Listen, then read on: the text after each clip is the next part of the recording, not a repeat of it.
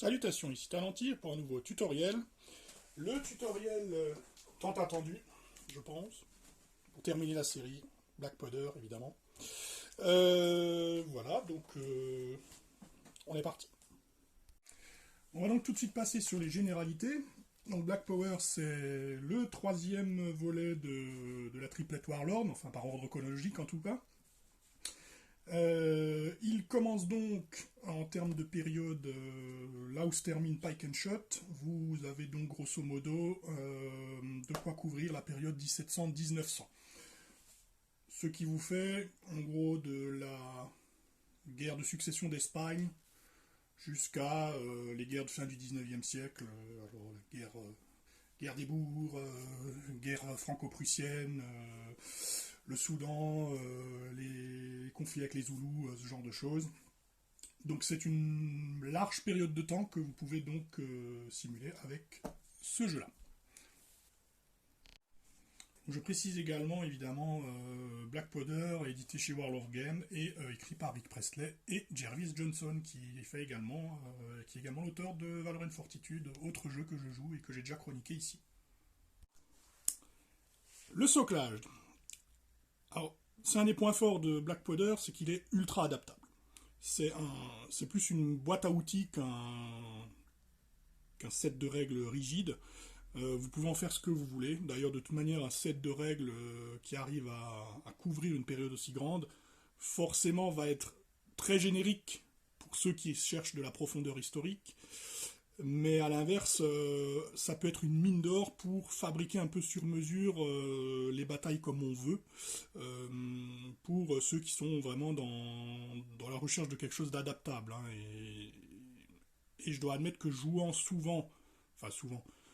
régulièrement en grande bataille multijoueur avec des joueurs qui ne font absolument pas d'historique à côté, on va pas leur faire apprendre 36 règles différentes par... enfin, je vais proposer, mais disons que sur le principe, si vous avez des gens qui sont des casuals, comme on dit, ou qui sont un peu rétifs au fait d'apprendre une règle différente pour chaque période, franchement, Black Powder, c'est royal. Hein. Déjà, il n'est pas compliqué à retenir, mais une fois que vous l'avez appris, vous pouvez tout jouer. Hein. Donc, si vous leur proposez une bataille, vous pourrez traverser plusieurs périodes.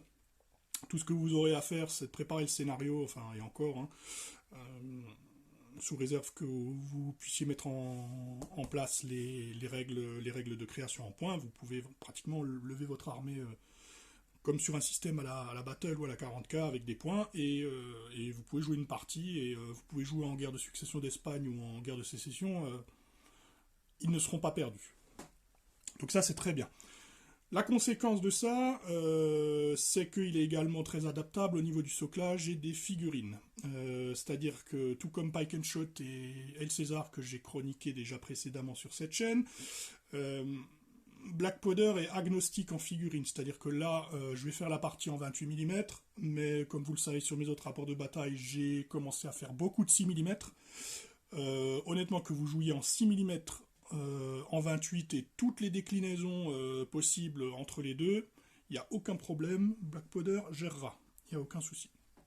C'est pour ça que souvent, en fait, quand je ne trouve pas un système qui me satisfasse, c'est un peu à la fois triste mais rassurant. Je reviens toujours à Black Powder parce que je me dis, bah, Black Powder, il fonctionne. Hein. Donc voilà. Mais ça, on verra plus tard. Donc le nombre de... La taille de figurines n'a aucune importance, vous adaptez. Il faudra simplement revoir les échelles de portée et de mesure. Mais ce sont des ajustements qui seront très simples à faire. Pour ce qui est des figurines, c'est pareil. Le nombre de figurines sur vos socles n'a aucune importance, puisqu'on ne retire pas les pertes. Vous aurez des compteurs ou des dés pour représenter les points de vie de l'unité. Moi, ici, ce sera du napoléonien. Et vous le savez, en napoléonien, j'ai fait un peu plus d'efforts en termes de modélisme, on va dire. Donc, j'ai fait des compteurs de pertes qui sont des soldats blessés ou morts. Donc, du coup, ça rend bien. Mais sans être aussi jusqu'au boutiste, vous pouvez vous contenter d'un dé. Alors je conseille pas les dés parce que les dés peuvent être percutés par les autres dés lancés en cours de la partie, on peut perdre le fil, mais vous pouvez avoir des compteurs de tricot, plein de choses. Mais bref, il faudra comptabiliser les pertes de l'unité, mais vous ne retirez pas les figurines. Ce qui vous permet donc de faire du multi-basing, alors pas du multi-basing absolu comme un King of War par exemple, mais du multi-basing sur socle, comme ceci. Le standard recommandé pour le 28 mm, c'est ça, 4 figurines sur un socle de 40 mm par 40 mm, carré donc. Évidemment en 6 mm où je joue avec des socles de 20 mm x 20 mm et avec des strips de 4 figurines, je peux en mettre 2, j'en ai donc 8 sur un socle, ce sera différent. Je vais essayer de vous montrer si je l'ai sous la main. Donc voilà. Donc pour le 6 mm, moi j'utilise ça. Petit socle battle classique de 20 mm par 20 mm. Il y a 8 figurines. Mais voilà, donc le nombre de figurines sur vos socles n'a aucune importance. En revanche, là où la question et le débat va se jouer, c'est au niveau du nombre de socles dont vous aurez besoin pour former vos unités. On est à l'échelle petit tactique, donc une unité est censée représenter un bataillon ou éventuellement un régiment. Vous pouvez utiliser le régiment pour augmenter la taille, pour jouer des batailles un peu plus grandes, mais sur le principe, on joue un bataillon. On pourrait, avec beaucoup d'ajustements, jouer même en grand tactique, avec comme brique la brigade, par exemple.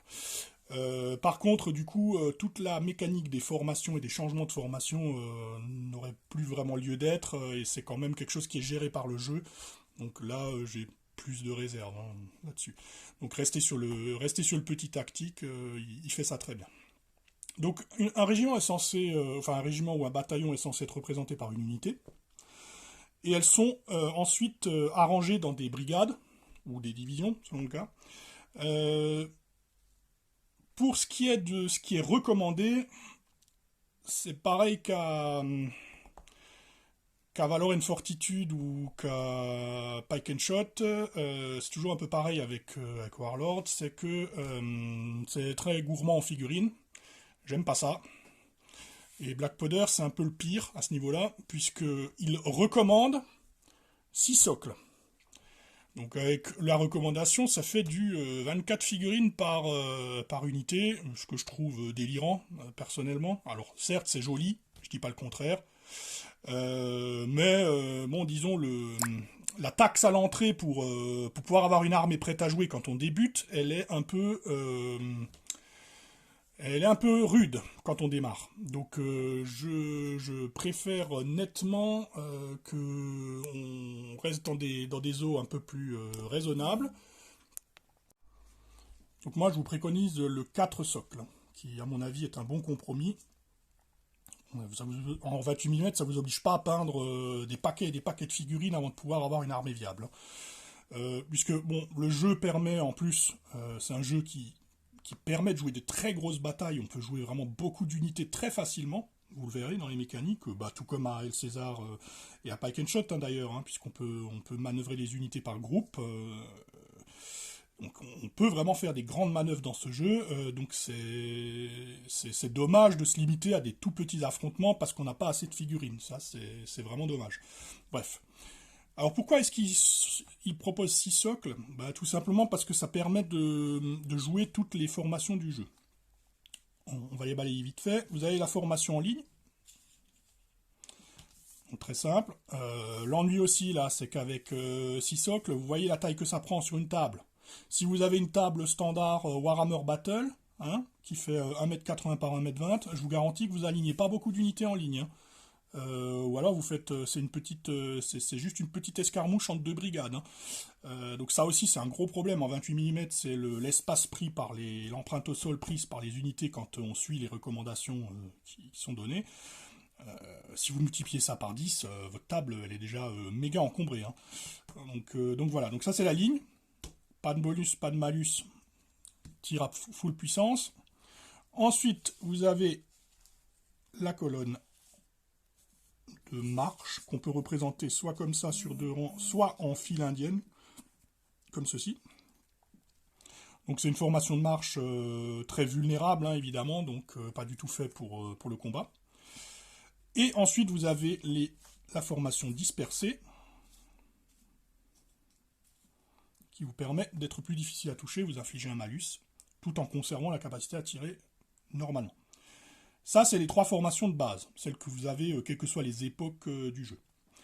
En napoléonien, là où c'est le festival des formations, vous rajoutez évidemment la colonne d'attaque, qu'on représente généralement comme ça, ou sur 2 rangs, ça dépend.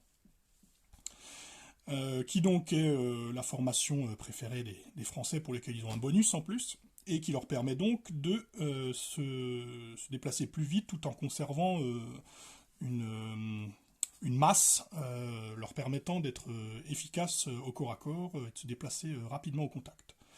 Vous avez ensuite le carré, donc là vous pouvez le représenter de la façon suivante, vous tournez vos figurines, celle-là comme ça, celle-là comme ça, celle-là comme ça, celle-là comme ça. Donc là pareil, formation pour contrer la cavalerie. Et enfin vous avez la dernière, c'est la fameuse formation de l'ordre mixte, qui un peu est la seule qui justifie les 6 socles, parce que du coup il préconise de sortir 2 socles, pour représenter en fait le nuage de tirailleurs devant l'unité, et les mettre comme ça. Donc c'est une formation mixte. C'est clair qu'avec 4 socles, vous n'arriverez pas à la représenter. Maintenant, on va être clair, cette formation-là, bon, elle est souvent pas représentée de cette façon dans les autres jeux napoléoniens. Par exemple, Valor and Fortitude, il fait une complète abstraction des tirailleurs qu'il intègre dans la phase de tir, sans les représenter sur la table, et je trouve ça très bien. Si vous enlevez cette formation-là, par exemple, honnêtement, 4 socles suffit amplement, vous pouvez tout faire. Hein. Vous pouvez faire le carré, vous pouvez faire la colonne d'attaque, vous pouvez faire la colonne de marche, vous pouvez faire la ligne, tout. Et en plus, ça vous prend moins de place et ça vous permet de monter moins de figurines. Donc pour le Napo, moi, ma religion elle est faite, je suis sur 4 socles et finissez. Donc voilà, ça fait une unité de 16 figurines, c'est un peu plus respirable. Il existe des suppléments pour ce jeu. Pour différentes périodes, vous en avez un pour la guerre de sécession, deux pour le napoléonien, un pour la guerre de la péninsule, un pour la campagne de Russie, qui sont des suppléments de l'ancienne version, mais qui sont 100% compatibles avec la V2, hein, puisque de toute manière les changements sont vraiment cosmétiques. Et vous avez un autre supplément qui vous permet de faire le XVIIIe siècle. Ce supplément-là, je trouve que c'est vraiment le mieux foutu de tous. Alors, j'ai pas vu celui-là de la guerre de sécession, donc je ne me prononcerai pas pour celui de la guerre de sécession, mais par rapport à ceux du napoléonien, je trouve que le supplément XVIIIe siècle, il est vraiment bien. Il vous donne des règles spéciales très simples, vraiment 3-4 règles spéciales qui vous permettent d'adapter en fait Black Powder à la période 18e, et avec ces tout petits changements, déjà vous ressentez la différence de façon de jouer entre le napoléonien et le 18e.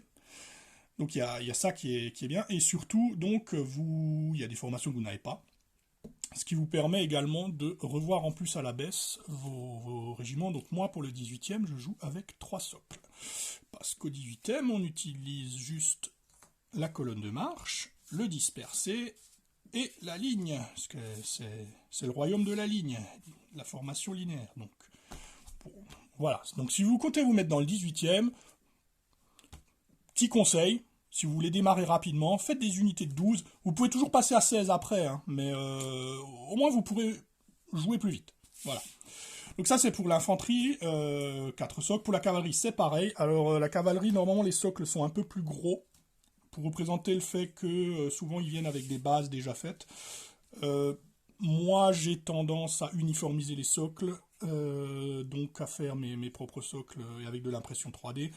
Donc ce que je fais, c'est souvent j'essaie de caser ma cavalerie sur le même socle que l'infanterie, ça fait un peu, c'est rationnel un peu tu veux, tous les socles sont de la même taille. Et donc les unités du coup ont la même taille aussi. c'est-à-dire qu'une ligne de cavalerie qui recouvre une ligne d'infanterie, c'est la même taille. On verra que dans ce jeu, il n'y a que des 1-1 en matière de combat. Ça, c'est un des points qui a été changé, il me semble, entre la V2 et la V1. C'est que on ne peut pas faire de 2 contre 1, c'est toujours 1 contre 1 V1. Vous avez des histoires de support, évidemment, mais les supports ne servent que pour le résultat de combat, ils n'apportent pas d'attaque effective dans le jeu, comme à El César, par exemple. Donc voilà, donc pour la cavalerie, c'est pareil. Alors la cavalerie, généralement, c'est soit dispersée, soit en ligne, soit en colonne de marche. Généralement, il n'y a pas d'autres formations.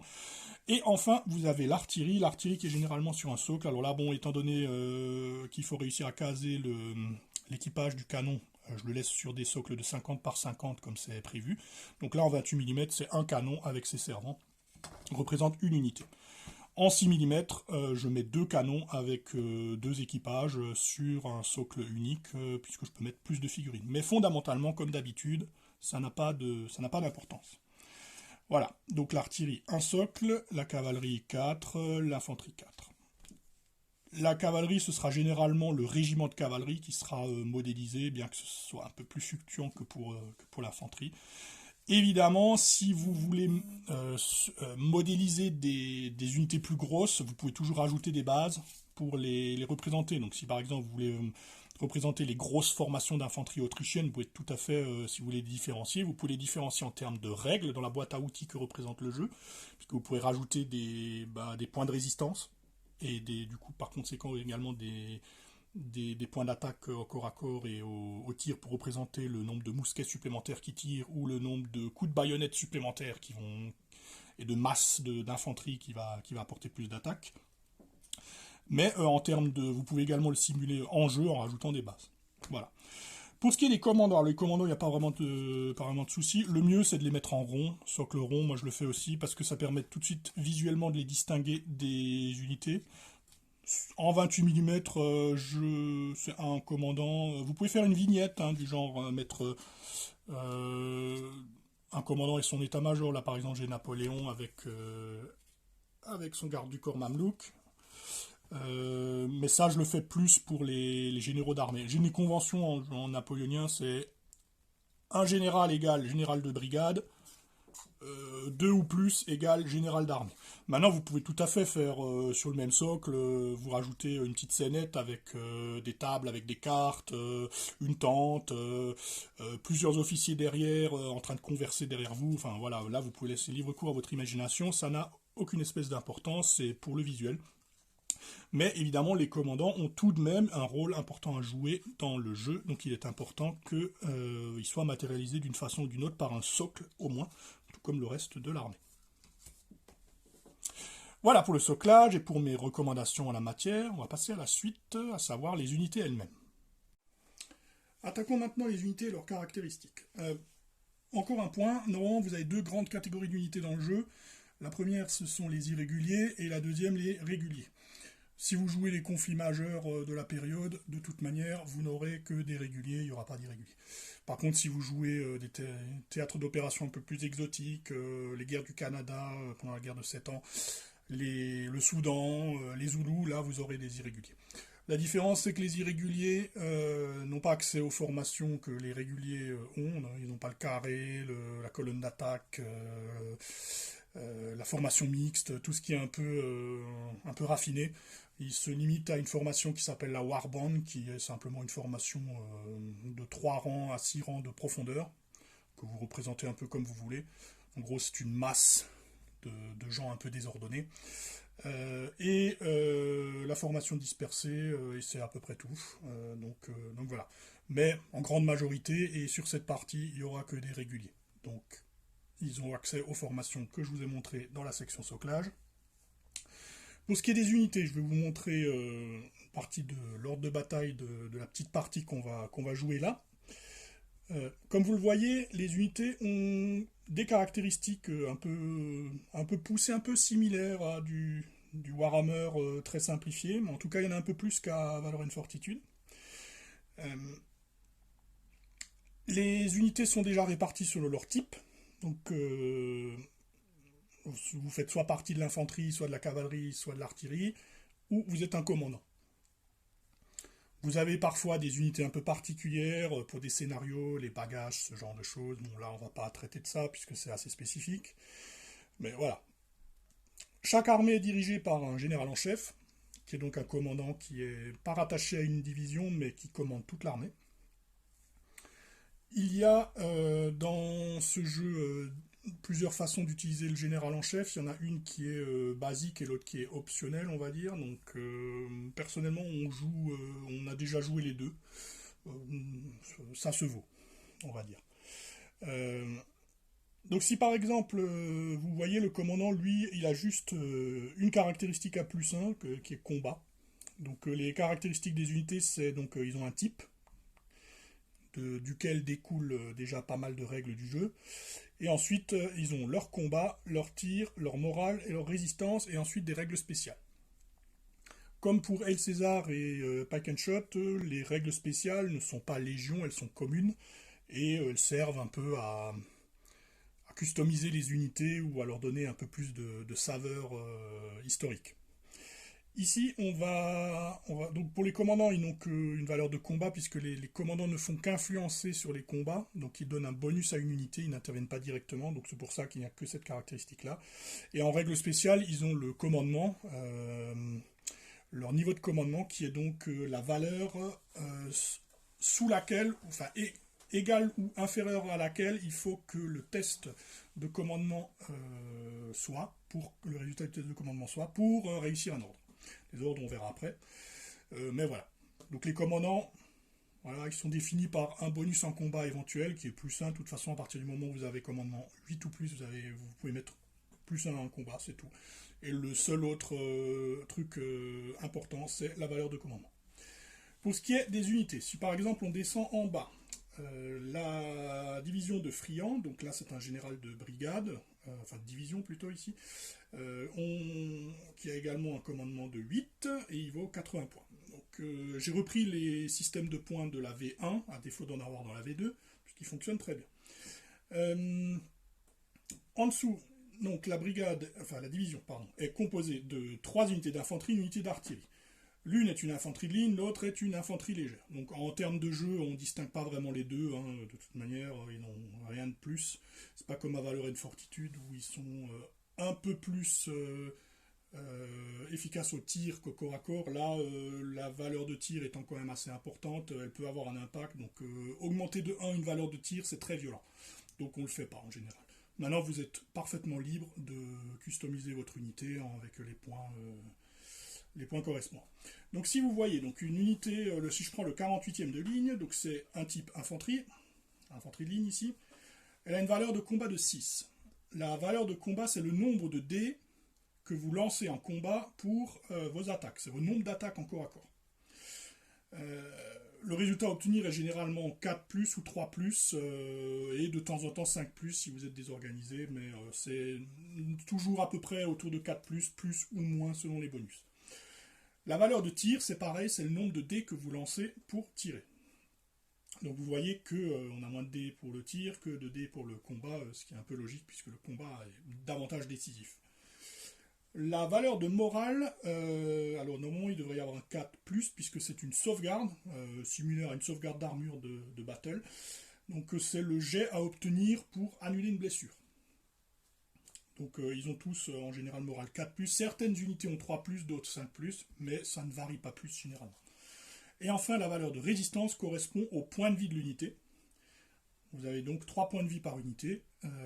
Si vous vous souvenez des profils d'unité de El César, vous remarquerez tout de suite que vous avez moitié moins qu'une unité de El César. Alors, El César étant un jeu où on met l'emphase sur la mêlée, c'est un peu logique, si on veut que le combat soit un peu palpitant, que les points de vie soient ajustés pour des combats de mêlée qui peuvent durer. Ici, 3 points de résistance, ça vole vite. La conséquence de tout ça, vous le verrez, c'est que le jeu est encore plus rapide que El César et Pack and Shot. Alors El César étant pas spécialement le plus rapide, parce que les combats sont très longs quand même à El César, on peut avoir plusieurs rounds de combat. Là, vous aurez rarement plus que 1 ou 2 rounds de combat, c'est rare. Généralement, ça se décante vite. Qu'est-ce qui se passe lorsque vous arrivez à 0? Eh ben, c'est pareil qu'à El César et à Pike and Shot, ça ne change pas, c'est toujours un peu le même squelette de règles, et pour les caracs pareil. C'est-à-dire, quand vous êtes à 0, votre unité passe au statut ébranlé, donc le statut ébranlé, vous ne pouvez plus déclarer de charge, vous êtes plus fragile pour le test de morale, et vous avez -1 à votre tir et à votre corps à corps. Sur les dés. Hein. Donc si normalement vous devriez toucher sur 4+, eh ben, vous ne toucherez plus que sur 5+. Donc voilà. Pour pouvoir sortir de l'état ébranlé, la seule solution étant d'utiliser l'ordre spécial ralliement qui est disponible pour les généraux. Voilà. Enfin, les règles spéciales, eh bien, il y en a différentes sortes. Alors ici, ce sont les règles spéciales qui sont propres aux napoléoniens. Vous aurez d'autres règles spéciales qui vont se rapporter au XVIIIe siècle. Par rapport au XVIIIe siècle, par exemple, vous avez la règle premier feu qui vous donne un dé en plus pour la première salve de la partie de chaque unité. Ça fait très 18e, on va dire. Ici, les règles, c'est du spécial napoléonien. Vous avez le carré. Et ici, pour les Français, en plus, le pas de charge, qui leur donne un bonus en commandement s'ils sont en colonne d'attaque, ce qui est énorme. Et l'ordre mixte, qui leur permet d'adopter la formation ordre mixte. Puisque l'ordre mixte, en fait, il n'est pas ouvert à tout le monde. Il faut avoir la règle pour pouvoir le faire. Ici également, on remarque que le 48e de ligne a reçu la règle acharné. Alors, je l'ai traduit acharné, on pourrait dire guerrier émérite aussi, on avait dit sur El César France. Acharné, je trouve ça pas mal. En gros, c'est Tough Fighter en anglais. C'est la règle qui vous permet de relancer un dé en mêlée, pour représenter le fait qu'ils sont assez costauds en mêlée. Et enfin, vétéran, la règle s'appelle crack en anglais, on va dire. Donc, elle vous permet d'avoir une relance de sauvegarde tant que votre unité n'a pas subi de blessure. Donc dès qu'elle a subi sa première blessure, ben, elle perd sa relance. C'est un petit bonus, mais qui peut quand même être utile. Parce que comme vous le voyez, avec 3 points de vie, esquiver une blessure, c'est important. Pour ce qui est de l'artillerie, vous voyez que le profil est un peu différent. Vous avez une valeur de combat qui est de 1, évidemment. Les canons ne sont pas très bons en combat. Mais vous voyez que la valeur de tir est distinguée 3, 2, 1. Qu'est-ce que ça veut dire? Ça veut dire que vous avez 3 dés par canon. C'est-à-dire qu'un canon équivaudrait au tir de tout un régiment d'infanterie quand il est à portée courte. Portée courte, c'est 6 pouces dans le jeu de base. C'est la mitraille en fait. 2 à portée moyenne, c'est-à-dire jusqu'à la moitié de la portée max. Et entre la moitié de la portée max et la portée max de l'unité, elle aura un dé. La valeur de morale est de 4+, aussi, donc elle a une sauvegarde, et par contre n'a que 2 points de résistance pour représenter le fait que y a moins de monde pour manœuvrer ce canon. Dans les règles spéciales, vous notez généralement la portée de la pièce, ici 48 pouces. Pour ce qui est de la cavalerie, si on descend un petit peu, on voit qu'on a par exemple le 3e hussard, donc en cavalerie, on a le 5e dragon qui est en cavalerie moyenne et le 10e chasseur pour les chasseurs à cheval. Donc hussards et chasseurs à cheval sont de la cavalerie légère. Ça se voit, ils n'ont que 6 en combat. La sauvegarde de morale est la même pour tout le monde et la résistance est la même. Donc la cavalerie légère est légère. Alors ça c'est un peu dommage par contre parce que à valeur et fortitude, le fait que la cavalerie gagne automatiquement contre l'infanterie la rend dangereuse même avec moins de dés parce que un craquage au dé est toujours possible. Là c'est un peu dommage à Black Powder. En fait les dragons et les hussards ont assez peu de bonus par rapport aux dragons et encore plus par rapport aux cuirassiers. C'est un peu dommage. Néanmoins, ils ont tout de même une règle spéciale qui s'appelle Maraudeur, qui les rend plus mobiles et qui vous permet de les contrôler en leur donnant des ordres, même lorsqu'ils ne sont pas dans le rayon de commandement de leur général. Ce qui vous permet de placer vos unités de hussards ou de chasseurs partout où vous voulez sur la table. Ils seront considérés comme à portée de leur général. Mais voilà, disons, à part cet avantage de mobilité, effectivement, il n'y a pas grand-chose qui les distingue les uns des autres et qui leur donne un intérêt par rapport aux dragons. Les dragons ont 8, comme on voit, et ils ont la règle cavalerie lourde +1 à l'inverse, qui leur donne +1 au résultat de combat en mêlée, puisque là, c'est une cavalerie de mêlée. Si on va chez les Autrichiens, eux, ils ont des cuirassiers, ils ont un régiment de cuirassiers. Alors, les cuirassiers, ils passent à 9 en combat, et ils ont cavalerie lourde plus D3 ainsi qu'une sauvegarde morale de 3+. Donc c'est vraiment de la grosse cavalerie qu'on verra peu du coup, puisque généralement ils sont dans les réserves. Mais comme vous voyez, ça peut être décisif et, eh ben, la charge d'une de ces unités fera très mal. Voilà pour ce qui est de la présentation des unités. Je vous laisse voir le reste des listes d'armées et puis on va passer à la suite. Passons à l'organisation de l'armée en elle-même. Alors, je précise cependant, si vous optez pour un soclage, pour une taille d'unité, donc par exemple si vous optez pour le 4 en standard, il est important que les deux joueurs aient le même soclage, hein, enfin la même taille d'unité. Parce que sinon, ça va tout fausser. Donc, enfin ça va fausser, ça va être plus compliqué. Mais bref, c'est la seule contrainte, vous pouvez faire ce que vous voulez du moment que les deux adversaires ont la même taille d'unité, même largeur de socle, c'est pareil qu'à El César. Voilà. Pour ce qui est des unités, dans tous les cas, vous avez des angles de vue. Ça c'est classique, c'est comme à El César. Donc ce sont les angles de 45 degrés, les diagonales des socles extérieurs, ici et ici. Donc vous avez le flanc là, le front là, l'arrière ici. Hein. Donc là, c'est à partir de là que vous définirez les règles de tir et les règles de charge de flanc, en sachant que vous aurez également besoin du leader d'unité, comme à El César, donc ce sera le centre du front. Pour ce qui est de l'organisation, vous organisez donc vos unités dans des brigades. Les brigades reçoivent tous un commandant. Contrairement à El César, où il est gratuit, dans les règles d'organisation de Blackwater, il valait des points. Honnêtement, si vous décidez de le faire en gratuit, je l'ai déjà fait aussi, ça n'a pas grande importance. Parce que le fait que ce soit payant, ça fausse un peu les points, je trouve, parce que 80 points par exemple pour un commandant standard, c'est énorme. Donc ça veut dire que juste pour avoir une petite division en plus, qui certes vous donne un peu plus de manœuvrabilité, mais bon, c'est pas ouf, c'est l'équivalent quasiment de 3 unités, de 2 ou 3 unités supplémentaires, alors que ça les vaut pas vraiment. Hein. Donc bon, personnellement, je préfère la version El César, mais bon, sachez-le, chaque brigade a un commandant.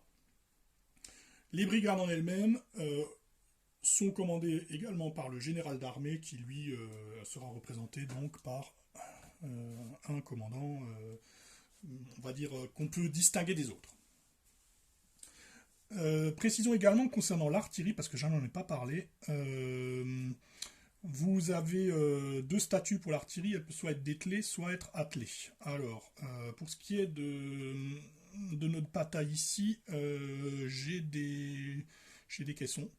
Donc comme ça elles seront attelées et comme ça dételées avec le caisson à l'arrière. Évidemment si vous n'avez pas le caisson, parce que je comprends que c'est casse-pied, c'est juste esthétique et ça coûte cher à trouver je trouve quand vous achetez vous-même, et c'est pas si facile que ça à imprimer non plus.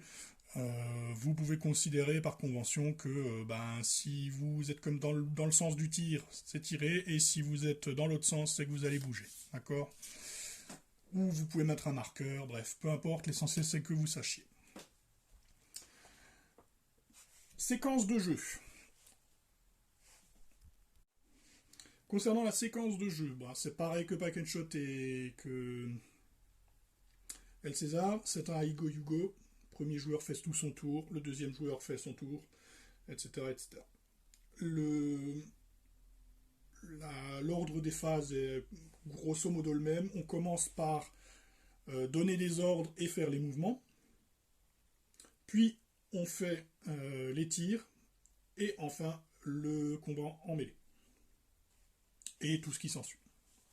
Donc ça change pas.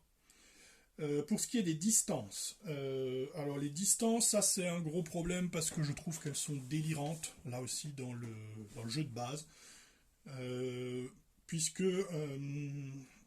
les distances de mouvement, je vais vous les donner. Alors, les distances de mouvement. Voilà. 12 pouces pour l'infanterie, en sachant que vous pouvez faire 3 mouvements, hein, comme à El César et à Pack and Shot. Hein, donc, 36 pouces au maximum en un tour. 18 pour la cavalerie, 6 pour l'artillerie poussée à bras, 12 pour l'artillerie régimentaire, quand vous l'utilisez, hein, ça c'est plus pour le 18e. Honnêtement, si vous avez une table standard Warhammer avec 120 cm de séparation, c'est ridicule. Hein. Alors, soit vous avez des zones de déploiement minimales, soit vous partez du principe que tout run vous vous faites charger. Donc ça réduit quand même d'autant les capacités de manœuvre. Bref, jouez pas avec ça à moins que vous ayez une grande table. Donc moi personnellement je joue aux 2 tiers. C'est beaucoup plus respirable. Et ici on jouera aux 2 tiers. Donc ce sera 8 pouces par mouvement pour l'infanterie, 12 pour la cavalerie et 4 pour l'artillerie poussée à bras. Sachant que l'artillerie, une fois qu'elle est attelée, elle se déplace soit comme de l'infanterie si c'est une artillerie à pied, soit comme de la cavalerie si c'est une artillerie à cheval. Je rappelle la différence entre les deux. Dans une artillerie à pied, le canon est tiré par les chevaux, les servants marchent à côté. Une artillerie à cheval, tout le monde est monté. Soit avec l'attelage de la cavalerie, enfin du canon, soit à côté. Mais bref, tout le monde est monté, donc tout le monde se déplace à la vitesse du cheval. Voilà. Donc jouer aux 2 tiers, ça vaut mieux. Si vous avez une table 120 cm, si vous voulez un tant soit peu avoir des manœuvres préalables, il faut jouer aux 2 tiers. Sinon, vous êtes obligé de jouer avec une table beaucoup plus profonde. Et c'est pas ça prend de la place. Donc ça, c'est des conventions qu'il faut avoir, sachez-le. Après, si vous avez une grande table, il n'y a pas de problème. Si vous jouez en 6 mm, ben là, il n'y a aucun souci, vous pouvez adapter. Et de toute façon, si vous jouez avec une échelle plus petite, il vous faudra adapter ces distances de mouvement. Voilà, il vous faudra juste adapter les mouvements, les commandements, les auras de commandement et les portées de tir. Et c'est bon, vous aurez adapté le jeu avec très peu d'ajustements et il fonctionnera nickel, quelle que soit votre taille de figurine. Pour ce qui est des commandants, eux, ils se déplacent à 36 pouces s'ils sont à pied et à 48 s'ils sont à cheval. Bon, comme je l'ai déjà dit sur les 2 autres, je vois pas l'intérêt de faire la distinction à moins qu'on ait vraiment un scénario où ça a eu une incidence. Mais bon, en général, on part tous du principe qu'ils sont montés et on utilise le 48 pouces. Voilà. Ensuite, on va passer à la séquence de jeu avec le déploiement des armées et on démarre. Voilà, donc le déploiement est fait. Alors, là aussi, un des points noirs, c'est qu'il n'y a pas du tout de ligne directrice sur ni la taille des tables, ni la façon de générer les champs de bataille, ni la distance de séparation entre les armées, ni les zones de déploiement, rien du tout. Vous faites au mieux, en gros. Ça, c'est vraiment dommage, parce qu'à Valorant Fortitude, il y a ça, et à Might and Region, il y a au moins la distance des zones de déploiement. Là, il n'y a vraiment aucune recommandation. Donc la seule qu'on peut faire, c'est éviter qu'une cavalerie puisse charger tout run, histoire que ce soit quand même pas que vous déployez une artillerie et puis votre adversaire vous fout une cavalerie devant, 3 mouvements, ordre suivez-moi, plus d'artillerie, quoi.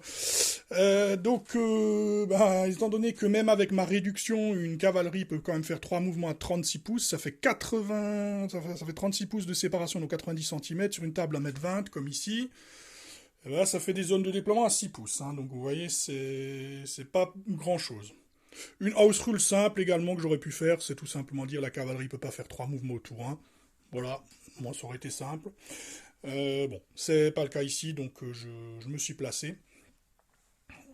Mais c'est vraiment dommage de ne pas avoir de ligne directrice là-dessus, hein, ça c'est vrai. Donc ce qu'on a fait ici, c'est que on a placé un terrain random, et puis j'ai posé les unités. Division par division. Donc là, c'est pareil pour ce qui est du déploiement, pas de ligne directrice. Hein. Donc soit vous avez un scénario, soit vous vous mettez d'accord avec votre adversaire. Donc ici, je me suis mis d'accord avec moi-même pour placer à l'arrache, mais en fait, on peut imaginer comme à El César, lancer un dé, le vainqueur choisit le côté et place une brigade, et puis l'autre fait pareil, etc. Ça peut être éventuellement quelque chose que vous pouvez faire. Voilà, donc niveau français, qui sont ici. Donc nous avons donc deux divisions sur la table et une division en réserve. Les Autrichiens, pareil, deux divisions sur la table, une division en réserve. Alors, les réserves, pareil, il n'y a aucune règle là-dessus. Là aussi, c'est dommage. C'est pareil, c'est vous faites, selon votre bon vouloir. Du coup, ici, on va les faire rentrer sur un jet de dés, comme à Warhammer à l'époque. Donc, allons-y. Donc, nous avons la division... où est-elle? La division Saint-Hilaire, qui est là. Avec donc une, deux, 3 et 4 unités d'infanterie, ainsi que 2 artilleries qu'on va mettre ici. Et la division de cavalerie Montbrun, j'ai mis les chasseurs à cheval ici, les dragons... Non, les chasseurs à cheval là, les dragons là, avec le commandant. Et, profitant de la règle maraudeur qui permet de les éloigner du commandant, j'ai mis les hussards ici. Côté autrichien, nous avons la division Vukasovic, qui est là. Donc là, j'ai mis des Grenzer en ordre dispersé, histoire d'utiliser des formations différentes. Il y a une artillerie, il y a un régiment d'infanterie de ligne.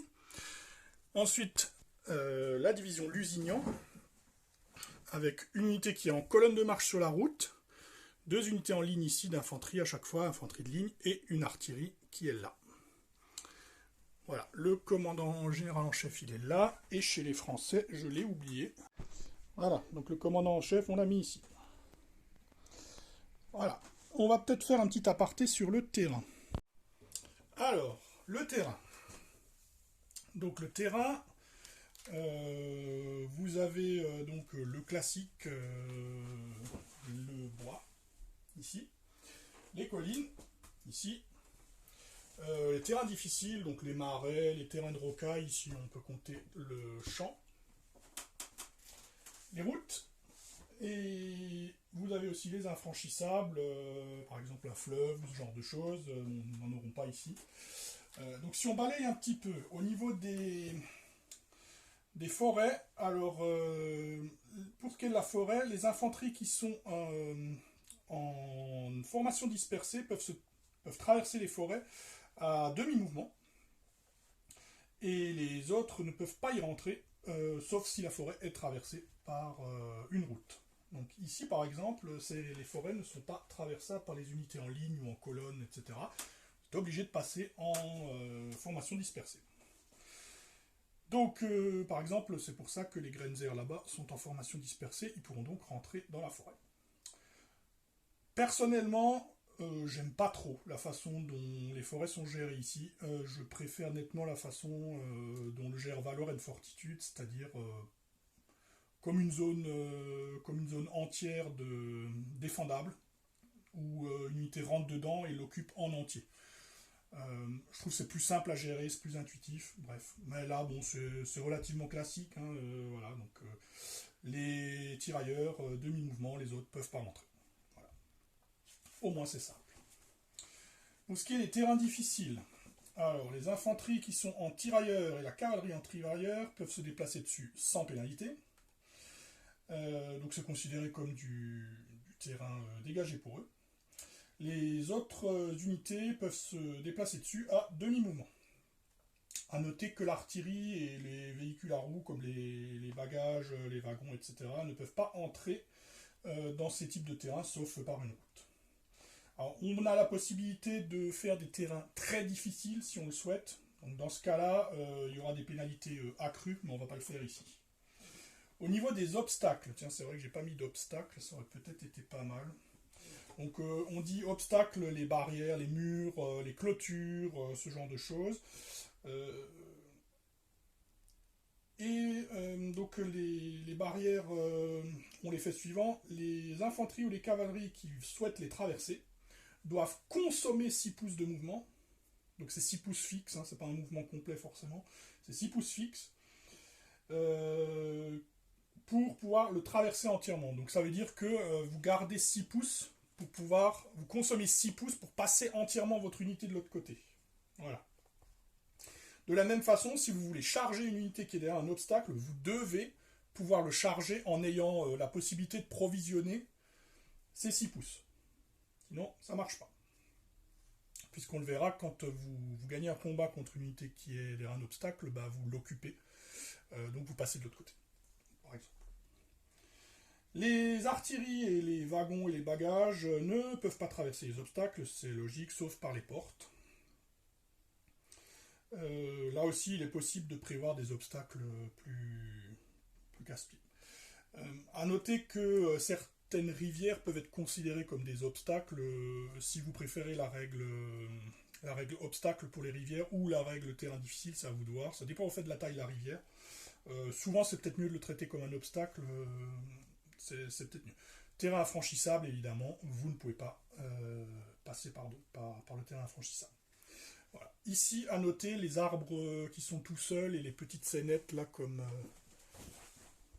ceci sont considérés comme du terrain décoratif. Hein. Il n'y aura pas d'incidence dessus. Hein. À noter qu'il n'y a pas de règle pour les routes. Ça c'est dommage parce que ça aurait pu être sympa d'avoir des règles pour les routes.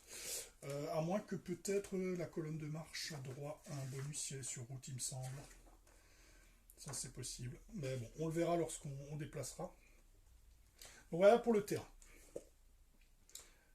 On va donc passer à la phase d'ordre. On va donc commencer par la première phase, la phase d'ordre.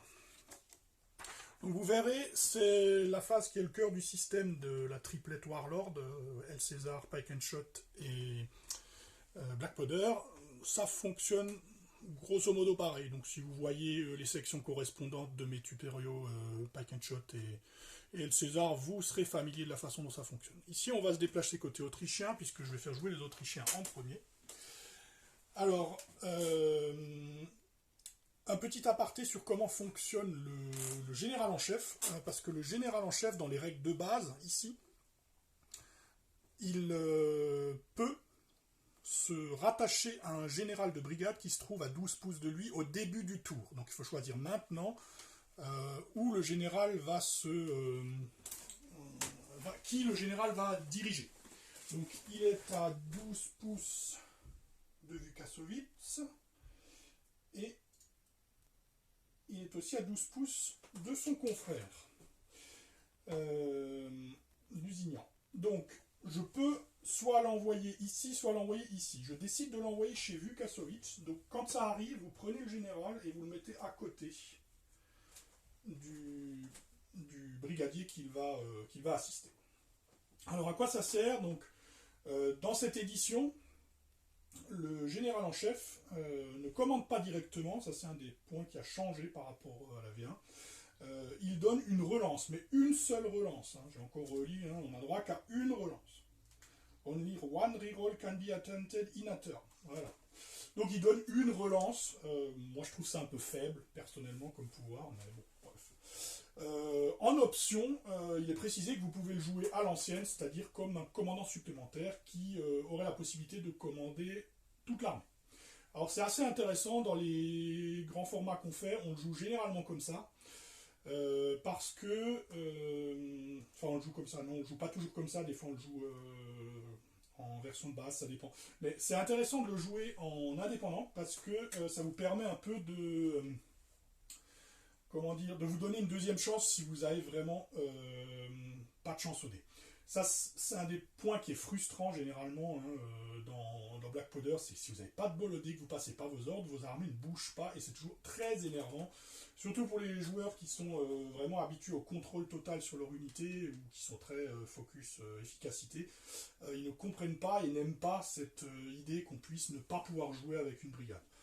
Alors ça arrive historiquement, je ne dis pas le contraire, mais c'est vrai que là, comme vous le savez, c'est un échec, c'est fini pour toute la division, c'est très punitif. Donc, ce qu'il faut faire, l'avantage quand vous jouez le général en tant qu'indépendant, eh ben, vous pouvez suppléer un échec. Par exemple, si vous avez donné un ordre à cette unité, vous le foirez, eh ben, tout le reste de la division, elle ne peut plus recevoir d'ordre du brigadier. Si vous jouez le général en tant que commandant indépendant, il pourrait venir donner des ordres à ceux qui n'ont pas encore été visés par un ordre. Donc évidemment, si vous avez donné un ordre, c'est toujours pareil, si vous donnez un ordre à une unité et que vous le foirez, vous ne pouvez pas redonner un ordre à cette même unité derrière. Mais par contre, toutes celles de la brigade qui seraient normalement coincées du coup par l'échec de la première unité, eh ben, vous pourriez éventuellement à ce moment-là les faire jouer avec le général. Donc ça c'est une option, vous pouvez le faire. Ici on va jouer la version de base, donc il va donner une relance. Il donnera une relance à Vukasovic. Maintenant, quand vous avez fait ça, vous choisissez une brigade pour commencer à donner les ordres. Une fois que vous donnez les ordres à une brigade, vous devez finir cette brigade. Vous ne pouvez pas picorer en prenant une unité par-ci, une unité d'une autre brigade, une unité d'une troisième, puis revenir dans la première, c'est impossible. Une fois que vous avez commencé une brigade, vous finissez les ordres sur la brigade. Les rayons des commandants sont de 12 pouces, que ce soit pour le général en chef, si vous l'utilisez en commandant, ou les généraux de brigade. Si une unité se trouve au-delà de ces 12 pouces, ça ne veut pas dire que vous ne pouvez pas la commander, mais toute tranche complète de 12 pouces supplémentaires de séparation infligera un malus de -1 à votre dé. Donc voilà.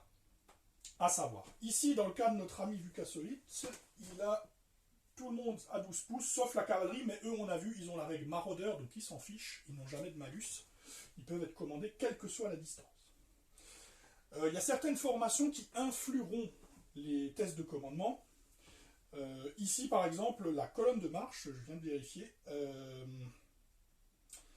Si vous donnez un ordre à une colonne de marche de base, vous avez un bonus de commandement, mais il est cumulatif avec un autre bonus que vous pouvez obtenir si vous faites tout votre déplacement sur une route. Donc ça rend le déplacement extrêmement fiable. Donc là, par exemple, on pourra voir après, pour le lancement d'ordre, comment ça fonctionne avec la colonne de marche. De la même manière que pour El César et Pike and Shot, vous pouvez grouper des unités pour leur donner un seul ordre. Parce qu'évidemment, si vous étiez obligé de donner un ordre à chaque unité individuellement, ça augmenterait d'autant la probabilité d'obtenir un échec et ce serait injouable. Là, tout l'avantage du système, c'est de pouvoir à un moment donné faire une grande manœuvre, la tenter, avec, pourquoi pas, une brigade complète du coup. Vous pouvez très bien prendre toute votre brigade si les unités sont toutes éligibles et la faire déplacer d'un seul tenant. Pour ce faire, c'est pareil que pour les deux autres jeux, les unités doivent se trouver à distance du commandant et elles doivent être dans un certain rayon les uns des autres. Voilà, brigade order. Alors, un commandant peut donc donner le même ordre à toutes les unités d'une brigade. Alors ça doit être le même ordre, hein, je précise. S'ils sont à 6 pouces les uns des autres, et que l'ordre ne les fasse pas dépasser cette zone.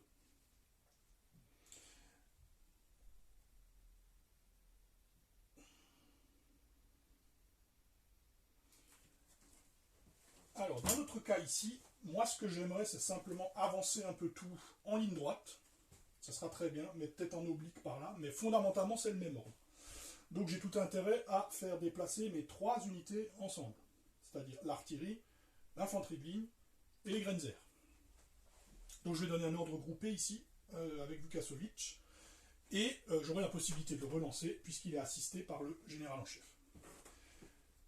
Pour donner un ordre, c'est pareil que pour les deux autres jeux, l'ordre doit être formulé clairement et sans ambiguïté. Il ne doit pas être conditionnel, il ne doit pas être vague, il doit être clair. C'est-à-dire, vous pouvez formuler par exemple, je veux que mon unité avance jusque là, ça c'est très clair. Vous pouvez dire, mon unité avance droit devant, mon unité contourne la forêt par là, etc. Mais si votre ordre est vague, votre unité fera le maximum de mouvement. Donc si vous ne souhaitez pas vous mettre par exemple en position à portée de tir d'une unité ennemie, précisons bien évidemment que tout est prémesurable dans ce jeu, il peut être intéressant soit d'indiquer l'endroit où elles vont s'arrêter, soit de dire elles vont faire 2 mouvements par exemple, jusque là, hein, de façon à bien cadrer votre ordre. Tout ce qui est vague se retournera contre vous potentiellement à ce moment-là. Il est également interdit donc de donner des ordres conditionnels du style je vais avancer cette unité là à condition que l'autre unité réussisse son ordre par la suite. Ça va pas. C'est impossible.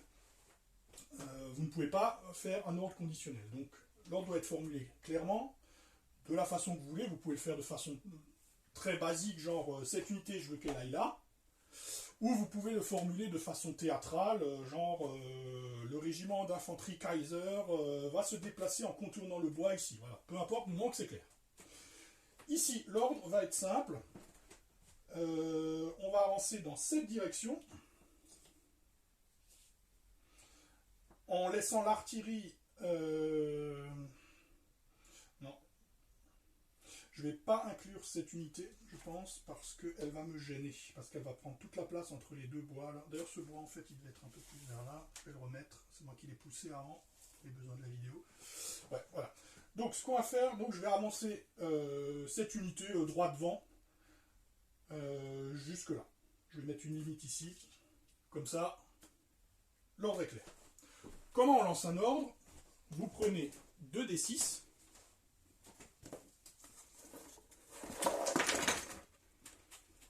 Mettre une petite piste de dés ici. Donc on prend 2d6 et on le comparera au niveau de commandement du général de brigade. Ici, Vukasovic, il a 8. Donc ça veut dire que si j'obtiens au moins 8 ou moins, de toute façon, ce sera une réussite. Si j'obtiens 9 ou plus, ce sera un échec. Donc là, j'ai fait 4. Donc, tout comme à Pike and Shot et à El César, vous avez des degrés de réussite. Si vous obtenez pile le résultat ou un cran en dessous, vous avez droit à un mouvement. Si vous descendez à 2 crans en dessous, vous avez droit à 2 mouvements. Si vous descendez 3 crans ou plus en dessous, vous avez droit à 3 mouvements. Vukasovic ayant 8, avec un 4, c'est une très forte réussite. J'ai réussi le maximum, c'est-à-dire j'aurai 3 mouvements. Donc ça voudrait dire que mon unité, comme je vous l'ai dit, les unités d'infanterie, ici on joue aux 2 tiers, hein, donc j'utilise pas le mouvement de base du jeu. J'ai réduit donc aux 2 tiers, 8 pouces par infanterie. 3 x 8, ça voudrait dire que l'unité pourrait aller à 24 pouces. Ça m'amènerait là-bas derrière. Mais comme j'ai limité, elles iront au maximum de ce qu'il aura été ordonné. Donc c'est pour ça qu'il est très important que les ordres soient formulés de manière claire. Mon ordre étant réussi, du coup, mon groupe d'unités va avancer en bloc.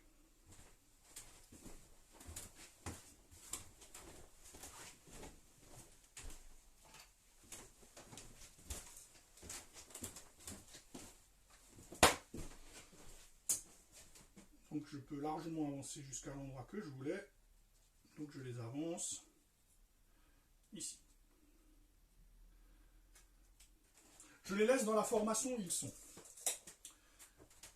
Il faut savoir que si maintenant j'avais voulu faire un changement de formation, j'aurais dû déjà le préciser dans l'ordre. C'est important de le préciser.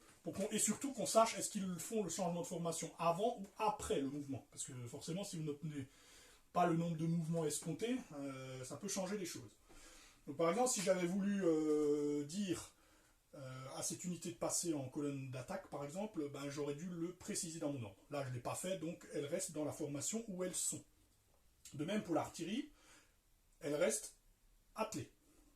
Changer une formation ou dételer une artillerie ou la réatteler coûte un mouvement complet. Donc l'artillerie ici, c'est une artillerie à pied. Elle monte donc au même mouvement que l'infanterie. Elle arrive donc là. Et ensuite, nous avons les Grenzer qui sont là. Donc là, attention, ils vont rentrer dans la forêt. Donc là, il faut que je compte. Ça me coûtera 9 pouces pour arriver jusqu'à la forêt. Mais vu que j'avais 3 mouvements, j'ai largement de quoi, même à demi-mouvement, me mettre dans la forêt ici.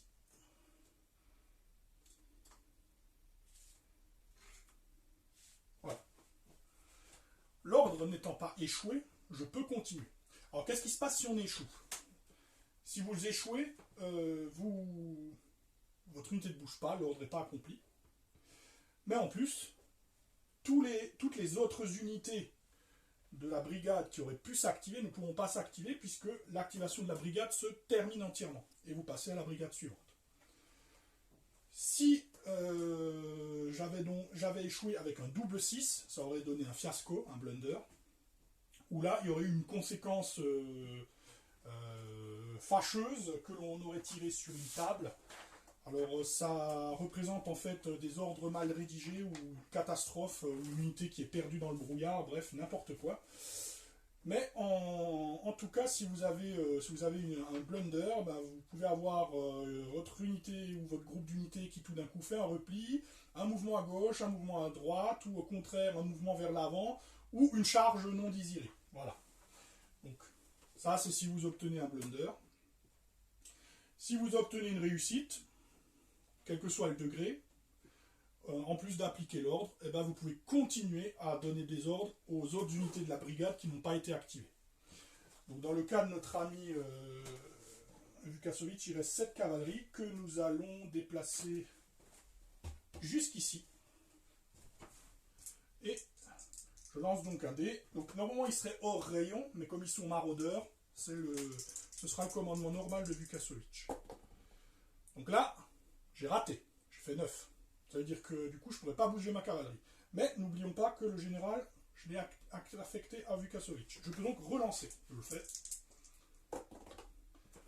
Voilà, j'obtiens un 8. Ce qui me donne juste un mouvement, mais c'est toujours mieux que de ne pas bouger. Le mouvement de la cavalerie étant de 12 pouces, j'ai droit à 12 pouces de mouvement. Ça ne me permet pas de compléter mon ordre, mais vous êtes quand même obligé de déplacer vos unités, puisqu'elles sont obligées de tenter de compléter leur ordre au mieux de leurs possibilités. Donc s'il n'y a pas assez de mouvement, ils font quand même le déplacement à l'endroit indiqué. Parce que comme dit, vous ne pouvez pas faire un ordre conditionnel du style ma cavalerie avance jusque là à condition qu'elle ait 3 mouvements, c'est pas possible. Voilà, Vukasovic a bougé. Toutes les unités ayant pu jouer, il est maintenant temps de déplacer le commandant de brigade. Les commandants de brigade se déplacent en dernier, une fois que toutes leurs unités ont bougé ou que vous ayez obtenu un échec et que la phase d'activation est finie. Donc dans notre cas, il se déplace de 48 pouces, puisque c'est un commandant monté. Je vais simplement le coller ici. Le général en chef, lui, il se déplacera lorsque toute la phase d'ordre de l'armée sera terminée.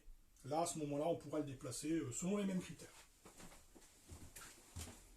Passons donc à la brigade suivante, à savoir Lusignan. Donc Lusignan, il est tout seul. Et il n'a que commandement 7. Donc déjà, il n'est pas super bon. On va donc commencer par la colonne, là. Ah oui, je vais faire un aparté parce que nous avons également les ordres spéciaux. Ils existent aussi à El César, ils existent effectivement à Black Fowler aussi. Donc les ordres spéciaux, il y a le ralliement, c'est un ordre. Les ordres spéciaux, par définition, vous ne pouvez les faire que strictement à 12 pouces, hein, vous ne pouvez pas faire au-delà.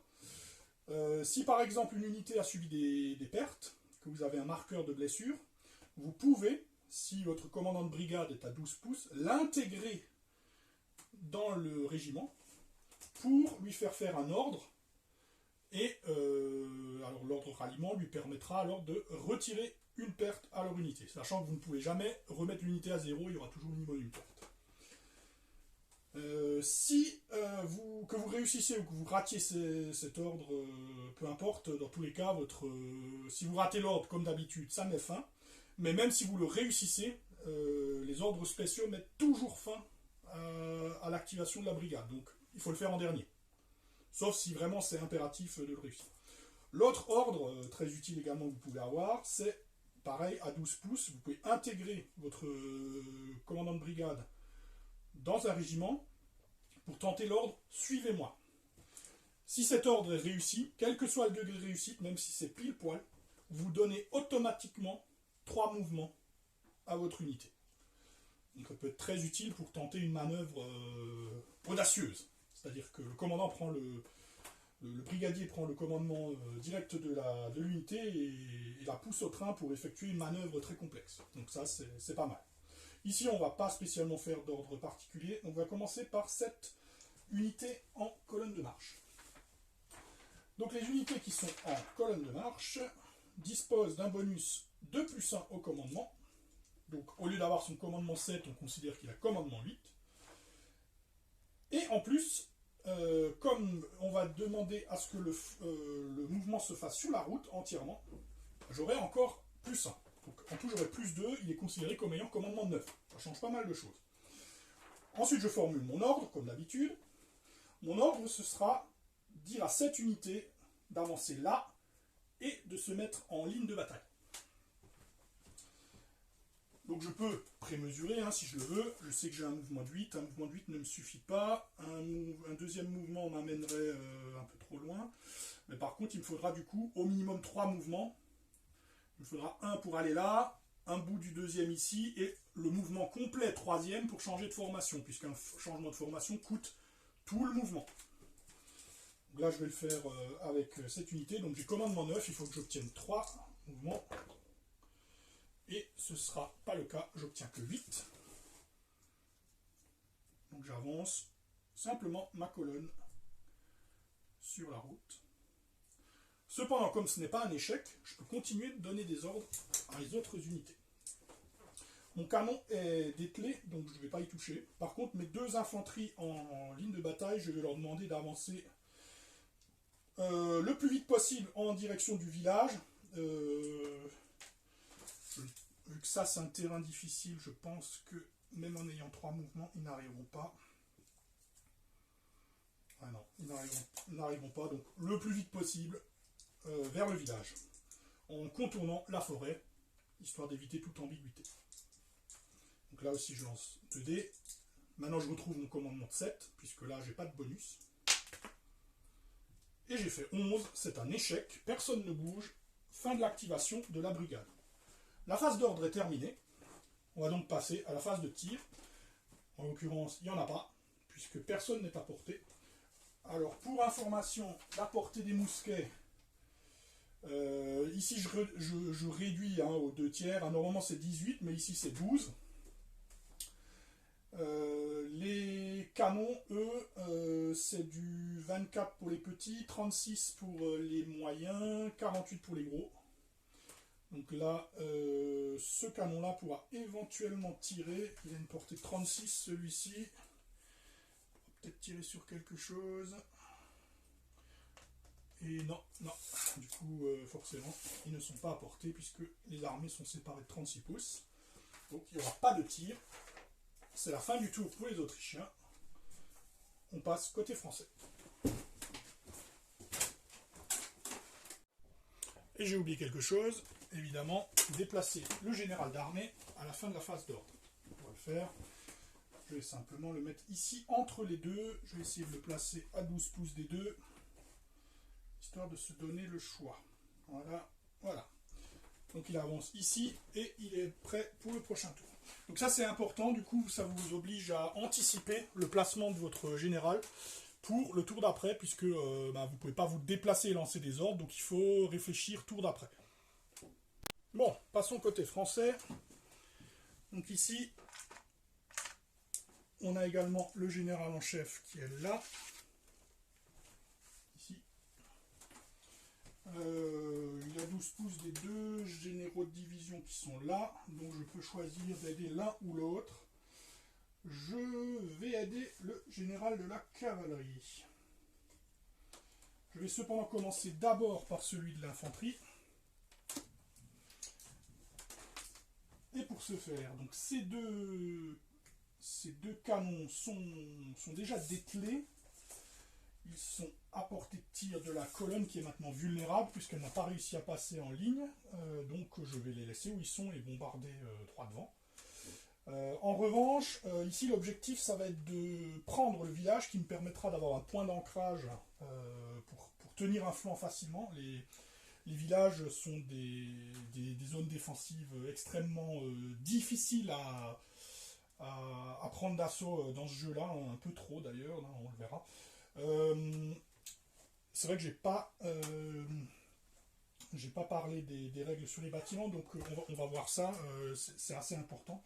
Alors les bâtiments, vous pouvez les gérer au bâtiment, c'est-à-dire un bâtiment égale une zone dans laquelle une unité rentre.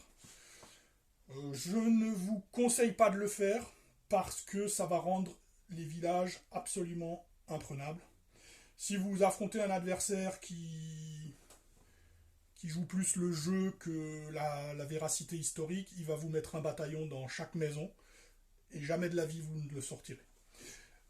Moi, personnellement, et comme beaucoup de joueurs, je joue par zone.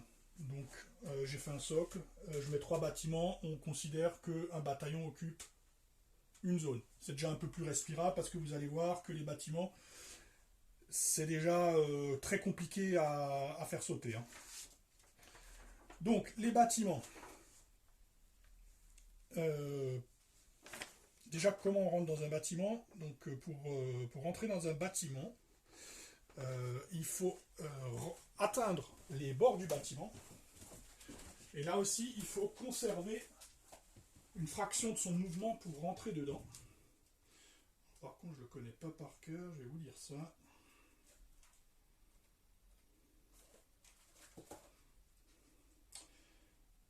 Eh ben, c'est 6. Donc, il faut avoir 6 pour rentrer dedans. Donc, quand vous touchez les bords du bâtiment, il doit vous rester 6 pouces de mouvement disponible pour occuper le bâtiment. Et donc, du coup, vous installez vos unités comme vous le voulez, de façon esthétique, pour tenir le bâtiment. Alors là, ce sera le village, donc on va mettre une unité par village dans ce cas de figure. Pour sortir l'unité du bâtiment, on déclare déjà que l'unité va sortir. Puis, on mesure un mouvement à partir de n'importe quel bord du bâtiment et on place le leader d'unité sur un point qui se trouve dans cette zone et on organise l'unité autour. Donc ça prend un mouvement. Si vous avez des mouvements qui vous restent, vous pouvez a priori les utiliser. A noter que l'artillerie doit être déployée au début du jeu si vous voulez les mettre dans des villages. Ils ne peuvent pas y rentrer en cours de jeu. Voilà. Pour ce qui est des autres bonus du bâtiment. Alors, on considère qu'ils n'ont pas vraiment de formation. Hein. On ne peut pas les prendre de flanc et de face, ils n'ont plus d'orientation. Ils tirent à une valeur réduite, donc c'est 2 dés maximum par côté. Ce qui veut donc dire que si votre unité a 3 tirs, elle peut en mettre 2 sur un ennemi qui est dans l'angle ici et 1 dans une unité qui est dans l'angle ici. Donc pour ce qui est des angles, vous faites les diagonales des zones, c'est ce qu'il y a de plus simple. Avec des carrés ou des rectangles, c'est relativement facile.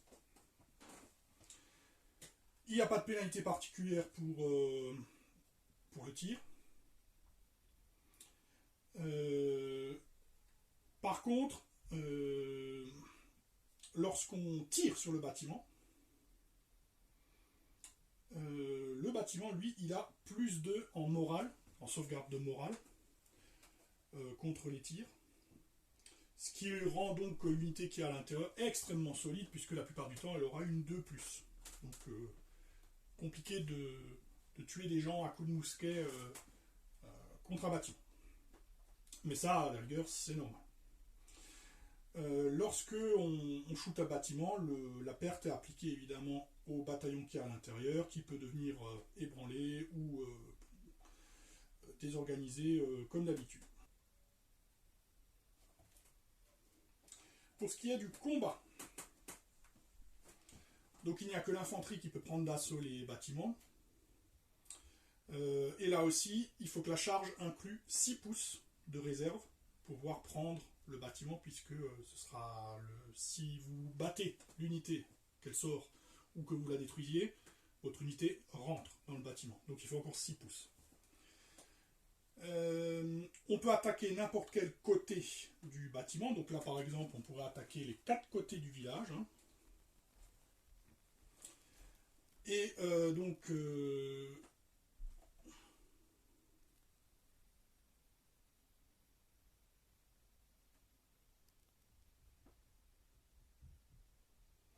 et donc ce sera à chaque fois limité à un attaquant. Hein. Donc c'est des 1-1. Là c'est une exception dans le sens où vous pouvez attaquer à plusieurs contre un bataillon retranché, mais un seul par face.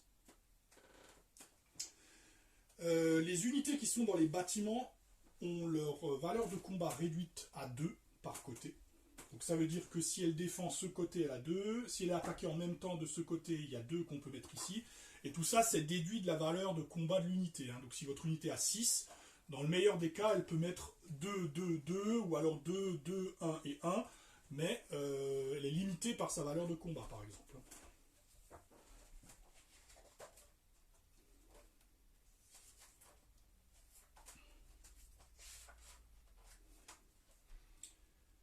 Ensuite,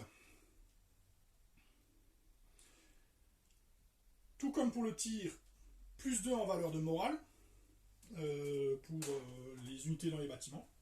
Alors à noter que les unités qui attaquent le bâtiment, eux, ils ont toutes leurs attaques. Donc c'est-à-dire que ce sera plus facile de scorer des touches pour l'unité attaquante, mais ce sera aussi beaucoup plus facile pour le défenseur de les sauver avec leurs 2+. Donc voilà. Ensuite, au niveau du résultat de combat, bon, on verra comment les mêlées fonctionnent après. Il faut savoir que le bâtiment vous donne un bonus de résultat de combat. Le bonus est généralement de +3. Honnêtement, je le trouve beaucoup trop puissant. Parce qu'entre la 2+, et le +3, c'est vraiment... ça nécessite un niveau de ressources délirant pour prendre un bâtiment. C'est-à-dire qu'il faut attaquer minimum à 3 contre 1. Ou alors d'un côté, mais avec full soutien, et il faut que l'autre ne sauve pas. Parce que même si vous gagnez, il faut encore passer par-dessus le +3. Donc si vous n'avez pas le full soutien, vous ne pourrez même pas annuler le +3. Donc le +3, je le trouve un peu violent. Moi, généralement, je le réduis à 2. Je garde le +3 pour les fortifications. Mais maintenant, bon, la règle, c'est +3. Hein, faut le savoir. Les unités dans les bâtiments, si elles perdent un combat, font leur test comme d'habitude. Elles peuvent donc être détruites, hein, évidemment, comme d'habitude. Par contre, tous les résultats qui l'obligeraient à battre en retraite sont annulés et sont transformés en indomptables à la place, donc l'unité reste sur place. Voilà. A noter qu'il y a également la possibilité pour les howitzers, les mortiers et les roquettes de mettre le feu au bâtiment. Hein. C'est une règle particulière, mais on ne va pas la jouer puisque nous n'avons pas de tels équipements dans l'armée. Donc voilà. Voilà comment fonctionnent les bâtiments. Ici, dans notre cas, je veux que le bataillon qui est là, enfin le régiment pardon, qui est là, rentre dans la maison. Donc du coup, je ne peux pas le coupler avec l'ordre de quelqu'un d'autre.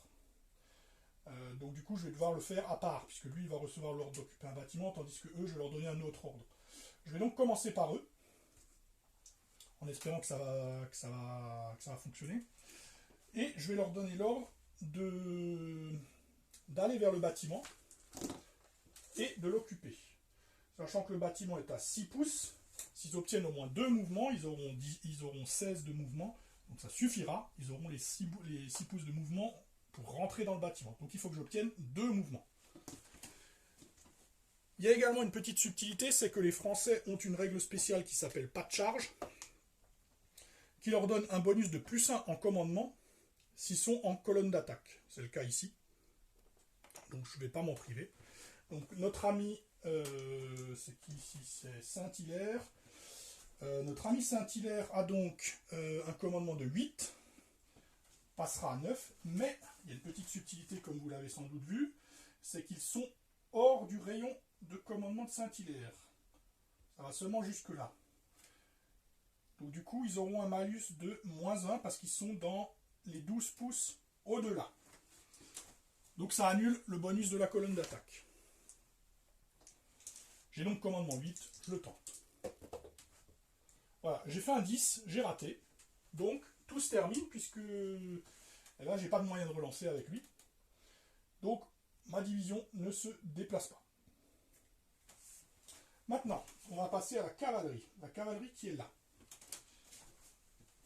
Alors j'ai mis mon général là-bas pour assister Montbrun, le général de la cavalerie. Et je dois admettre que j'hésite fortement à charger directement cette unité.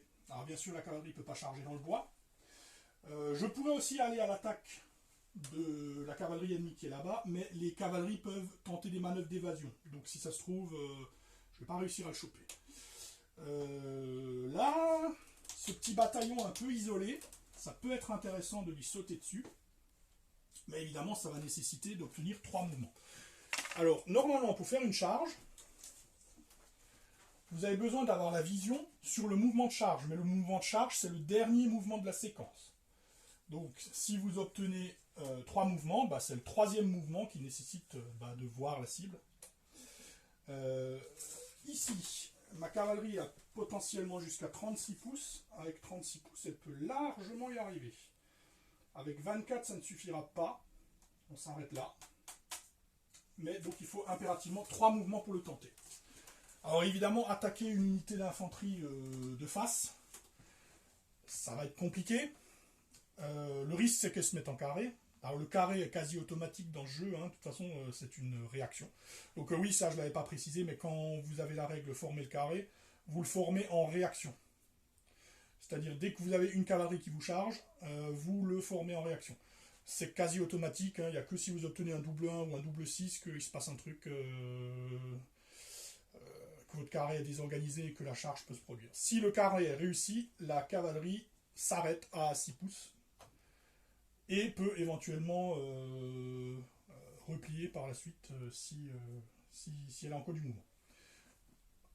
L'avantage de forcer l'infanterie à se mettre en carré, c'est qu'on bloque une infanterie. On bloque une offensive. Alors là, évidemment, pour le coup, du coup, je me demande si c'est vraiment une très bonne idée d'aller mettre mon unité là-bas. Alors, l'autre réaction que peut faire le joueur autrichien, c'est de faire un tir de contre-charge, mais bon, si vous avez une cavalerie qui vous fonce dessus, c'est certainement pas l'option primaire à envisager, sauf si vraiment la cavalerie en question est très affaiblie. Mais j'ai quand même bien envie de le tenter. L'autre possibilité, ce serait éventuellement de charger l'artillerie.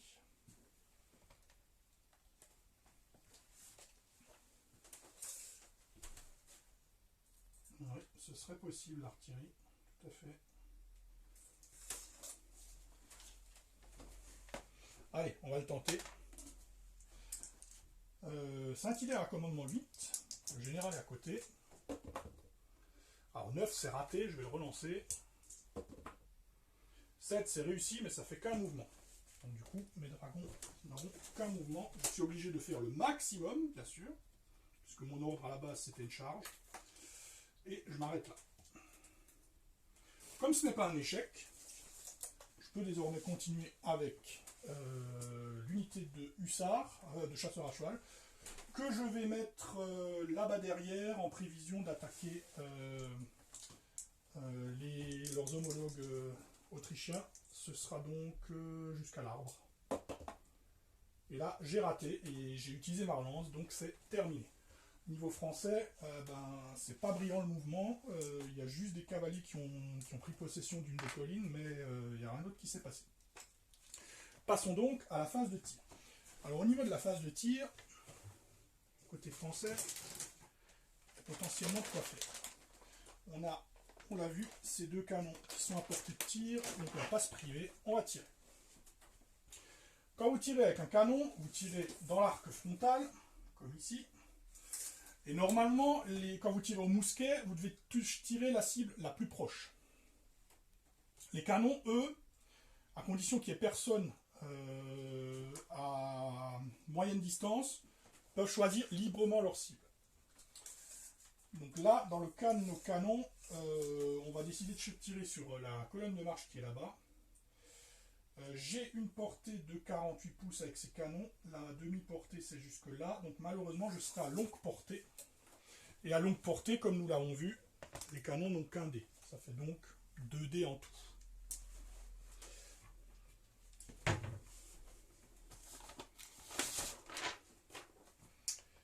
Donc les canons ont 2 dés.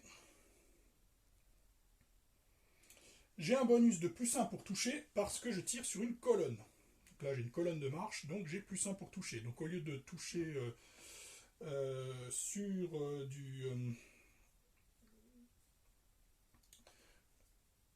non. Normalement, quand vous tirez à courte portée, vous touchez sur 3+. Quand vous tirez à moyenne portée, vous touchez sur 4+. Et quand vous tirez à longue portée, vous touchez sur 5+ de base. Donc là, normalement, mes 2 dés ils seraient sur 5+. Mais comme je tire sur une colonne, ils seront sur 4+.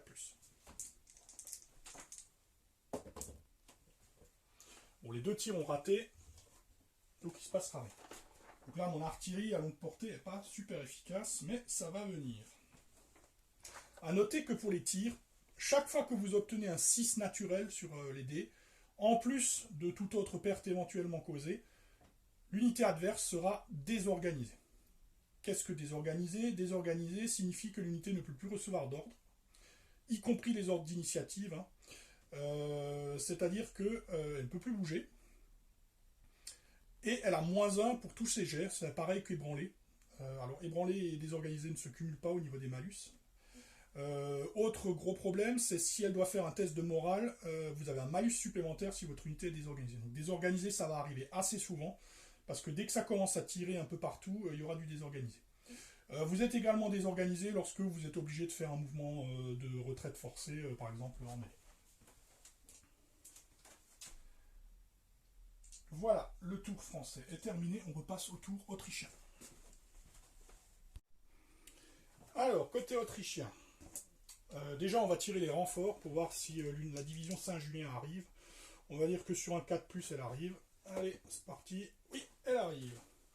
On va partir du principe qu'on peut la placer où on veut. Donc là, je sens que à un moment donné, je vais me faire bloquer par le village. Ça va être compliqué de le contourner en se faisant attaquer.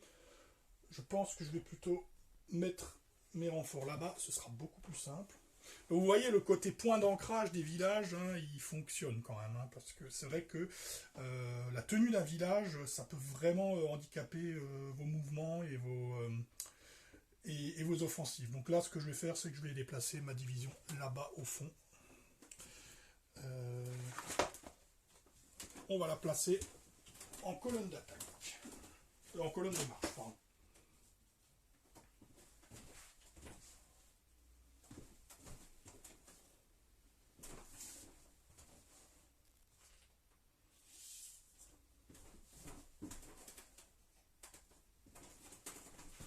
Bon, les renforts autrichiens sont arrivés vite en tout cas. Alors je les place, mais on va partir du principe qu'on mesurera à partir du bord de table. Hein. Alors tout ça c'est de la règle maison, hein, c'est pas dans les règles. Hein. Comme je vous l'ai dit, il n'y a pas vraiment de règle pour les renforts, vous faites comme vous voulez. Donc on va partir du principe qu'on mesurera tous les mouvements à partir du bout de la table. Hein. On fait comme s'ils étaient là. Mais ce sera plus simple.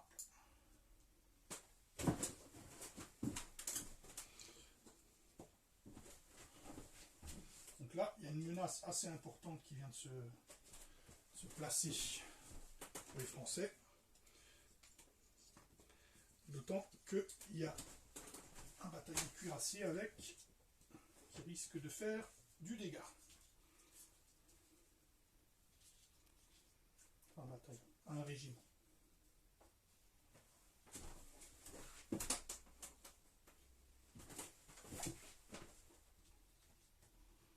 On va faire ça comme ça. On va les déplacer un peu plus vers là.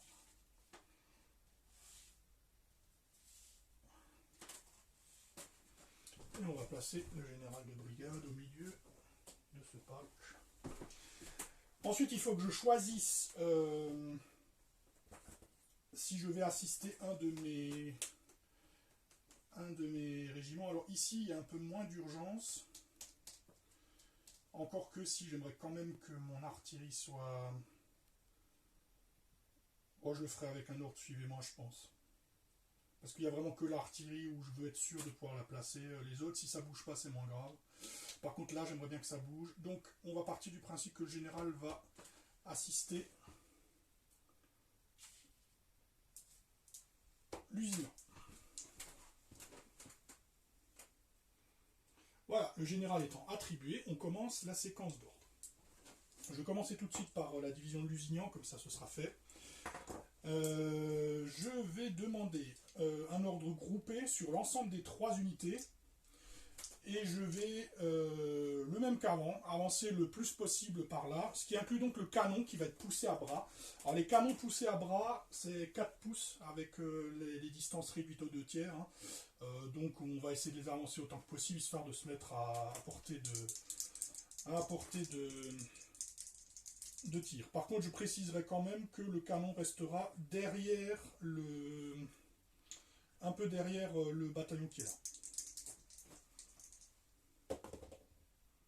Bon, ça commence bien, c'est raté, ça fait 9.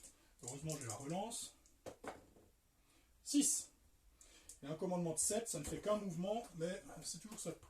Donc du coup, tout ceci avance de 8. Donc vous voyez comme les mouvements sont assez grands, eh bien, ça avance quand même assez vite, même s'il y a du déchet.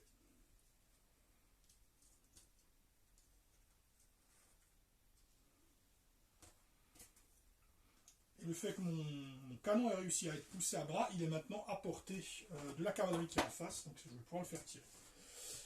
Ensuite, il me reste le bataillon qui est là, donc ce sera le même ordre qu'avant, avancer d'un mouvement et se mettre en ligne. Donc là, mon ordre était clair, j'ai fait un 8, j'ai le bonus de la colonne de marche sur la route, donc j'aurai 2 mouvements, c'est bon.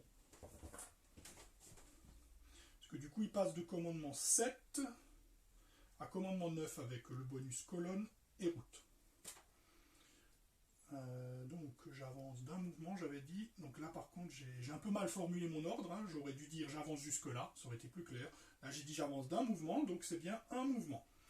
Donc le fait de devoir formuler correctement les ordres, ça c'est un peu comme si vous aviez mal rédigé votre missive que l'estafette est allée donner au général. Hein. Donc en cela c'est pas mal, mais du coup, au moins, ils donneront pas de bonus à l'artillerie adverse, c'est déjà pas mal. Par contre, ce faisant, je pense que je suis arrivé à portée moyenne avec ce petite erreur. Le régiment s'est un peu trop avancé. Donc du coup, ils pourront tirer, les Français en face pourront tirer avec 4 dés, ce qui m'inquiète un petit peu. Cette brigade est terminée.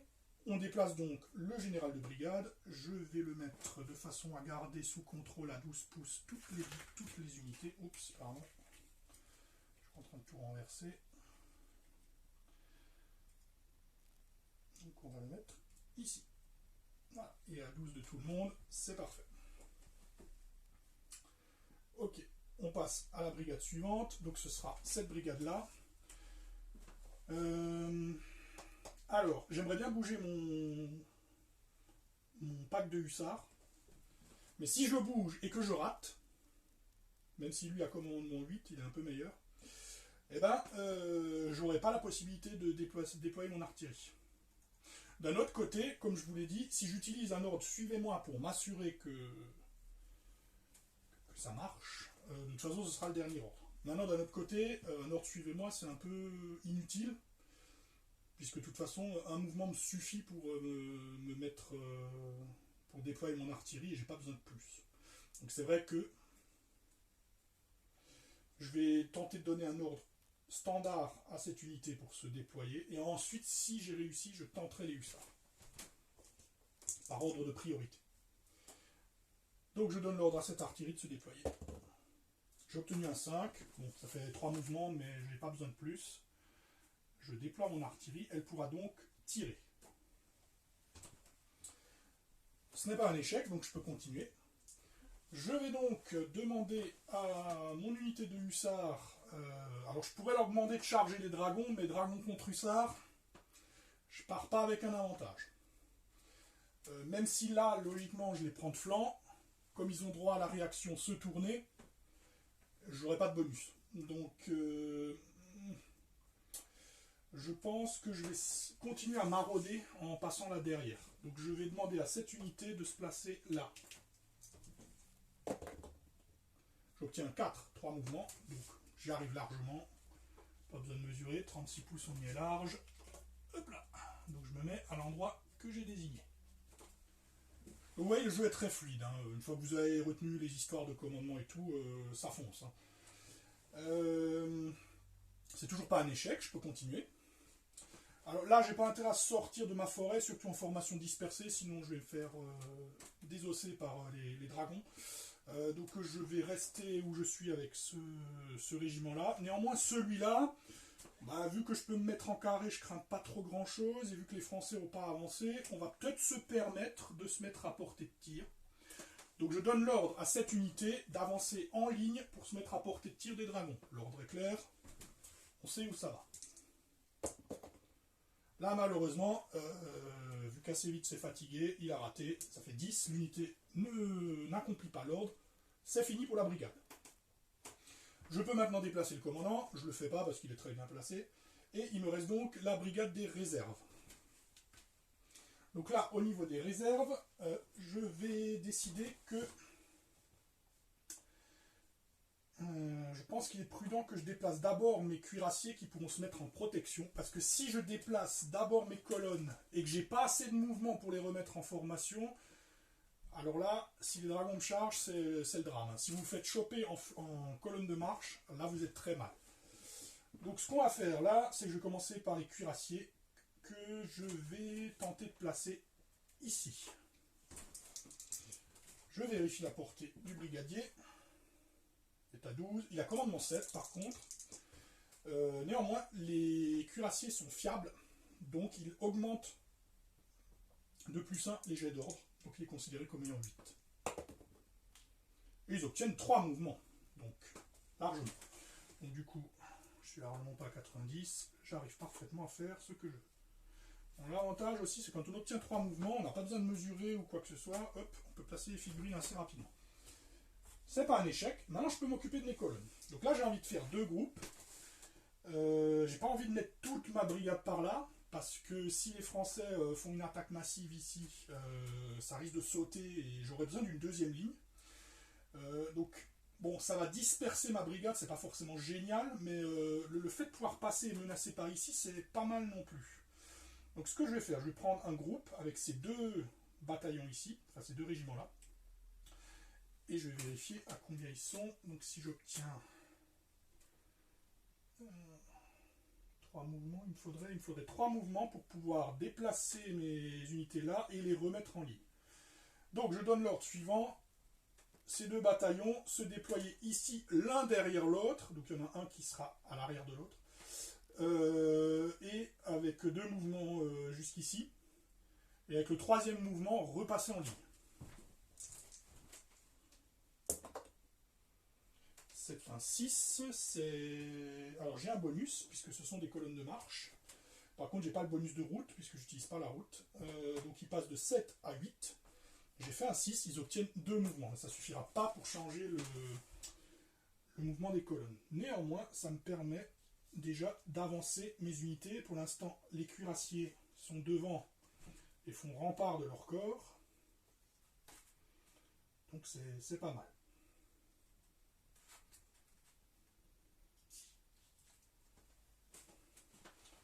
Ici c'est bon, c'est toujours pas un échec, donc je peux continuer. Là, ça va être simple. Ces 2 unités, on va les mettre là derrière. Et je vais...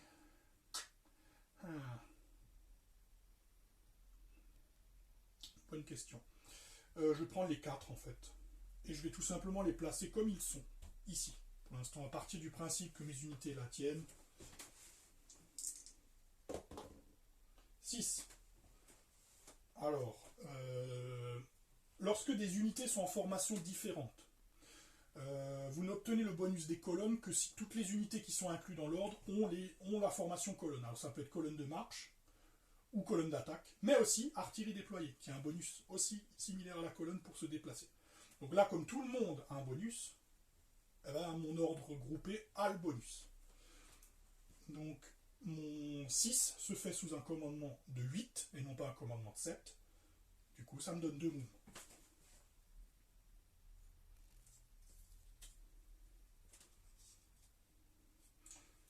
Voilà. Alors pour ce qui est de l'interpénétration des unités, c'est très permissif puisque vous pouvez le faire sans problème particulier. Hein.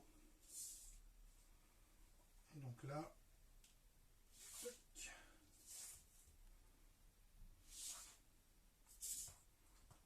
ok. Tous les mouvements ont été faits. Donc je vais déplacer mon brigadier. Ici, on a des mouvements avec un bonus, et c'est pas tellement urgent, donc c'est moins grave s'il y en a qui sont hors du rayon. Par contre, eux, il faut absolument que je puisse les passer assez rapidement en ligne, donc il faut que je sois au moins 12 pouces de ces deux-là. Donc je vais mettre mon brigadier ici. Donc Saint-Julien vient ici. Toutes mes brigades ont bougé. Maintenant, il faut que je déplace mon général d'armée. Avant la phase de tir, je vais le mettre ici, histoire qu'il soit toujours entre Lukaszewicz et son homologue. Tous les mouvements et les ordres ont été faits, on passe au tir. Alors, pour ce qui est du tir autrichien, pour l'instant, il n'y a pas grand-chose à porter, à l'exception du canon là en bas, celui qui est là, et qui va faire feu sur les hussards qui sont en face et qui sont maintenant à portée de tir. Je suis au-delà de la portée maximum de la pièce, c'est donc 1 dé avec un malus de -1, donc 1 dé sur 5+. Je rate, mon tir ne fait rien. Fin de la phase de tir côté autrichien. Du coup, on passe au tour français, au tour 2 des Français. Et non, car j'ai oublié quelque chose. J'ai encore un canon qui est bien placé là. J'ai failli l'oublier. Il est très bien placé ce canon. Donc il va me faire le plaisir de shooter ces vilains dragons. Et en plus, il est potentiellement à portée moyenne. Donc c'est tout bénef.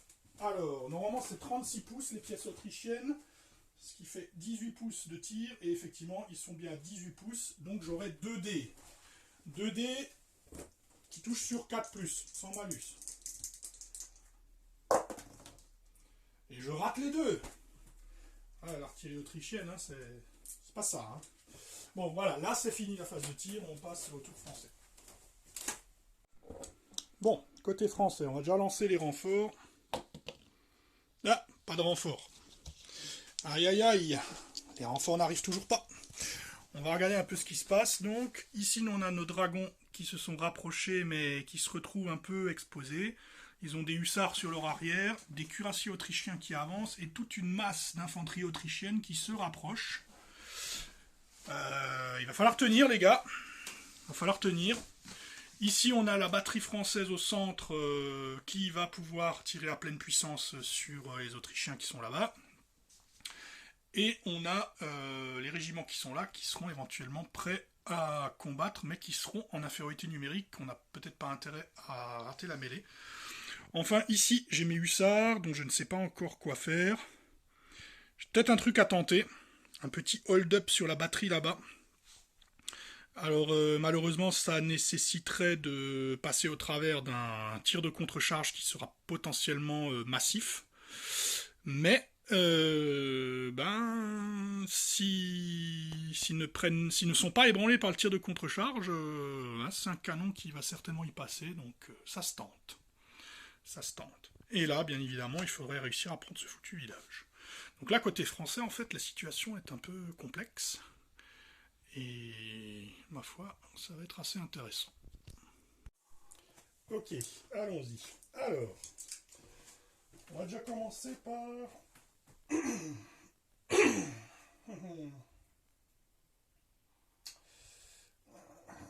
On va laisser le général ici.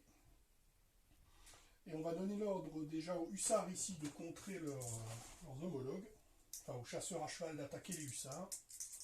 Ce sera un ordre de charge, individuel pour le coup. 7, ça donne un mouvement. J'ai potentiellement la possibilité de le relancer. Je ne vais pas le faire. Je ne vais pas le faire. Ce faisant, ça ne suffira pas pour charger. Non, ça ne suffira pas. Alors, le problème, c'est que si je relance et que j'échoue, l'ordre se termine. Je vais en rester là. Donc l'unité est censée appliquer l'ordre que vous avez donné, même si vous n'avez pas les mouvements suffisants pour le remplir. Donc elles doivent tracer vers l'ennemi ce qu'elles vont faire. Alors ce qui est bien, c'est que du coup maintenant, elles vont un peu contraindre les mouvements de cette unité-là, le temps de savoir ce que je vais faire avec les dragons. Alors, avec les dragons, j'ai pas trop d'idées. Tenter une charge serait assez, comment dire, compliqué. Donc, ce qu'on va faire, on va jouer la prudence. On va replacer nos dragons ici pour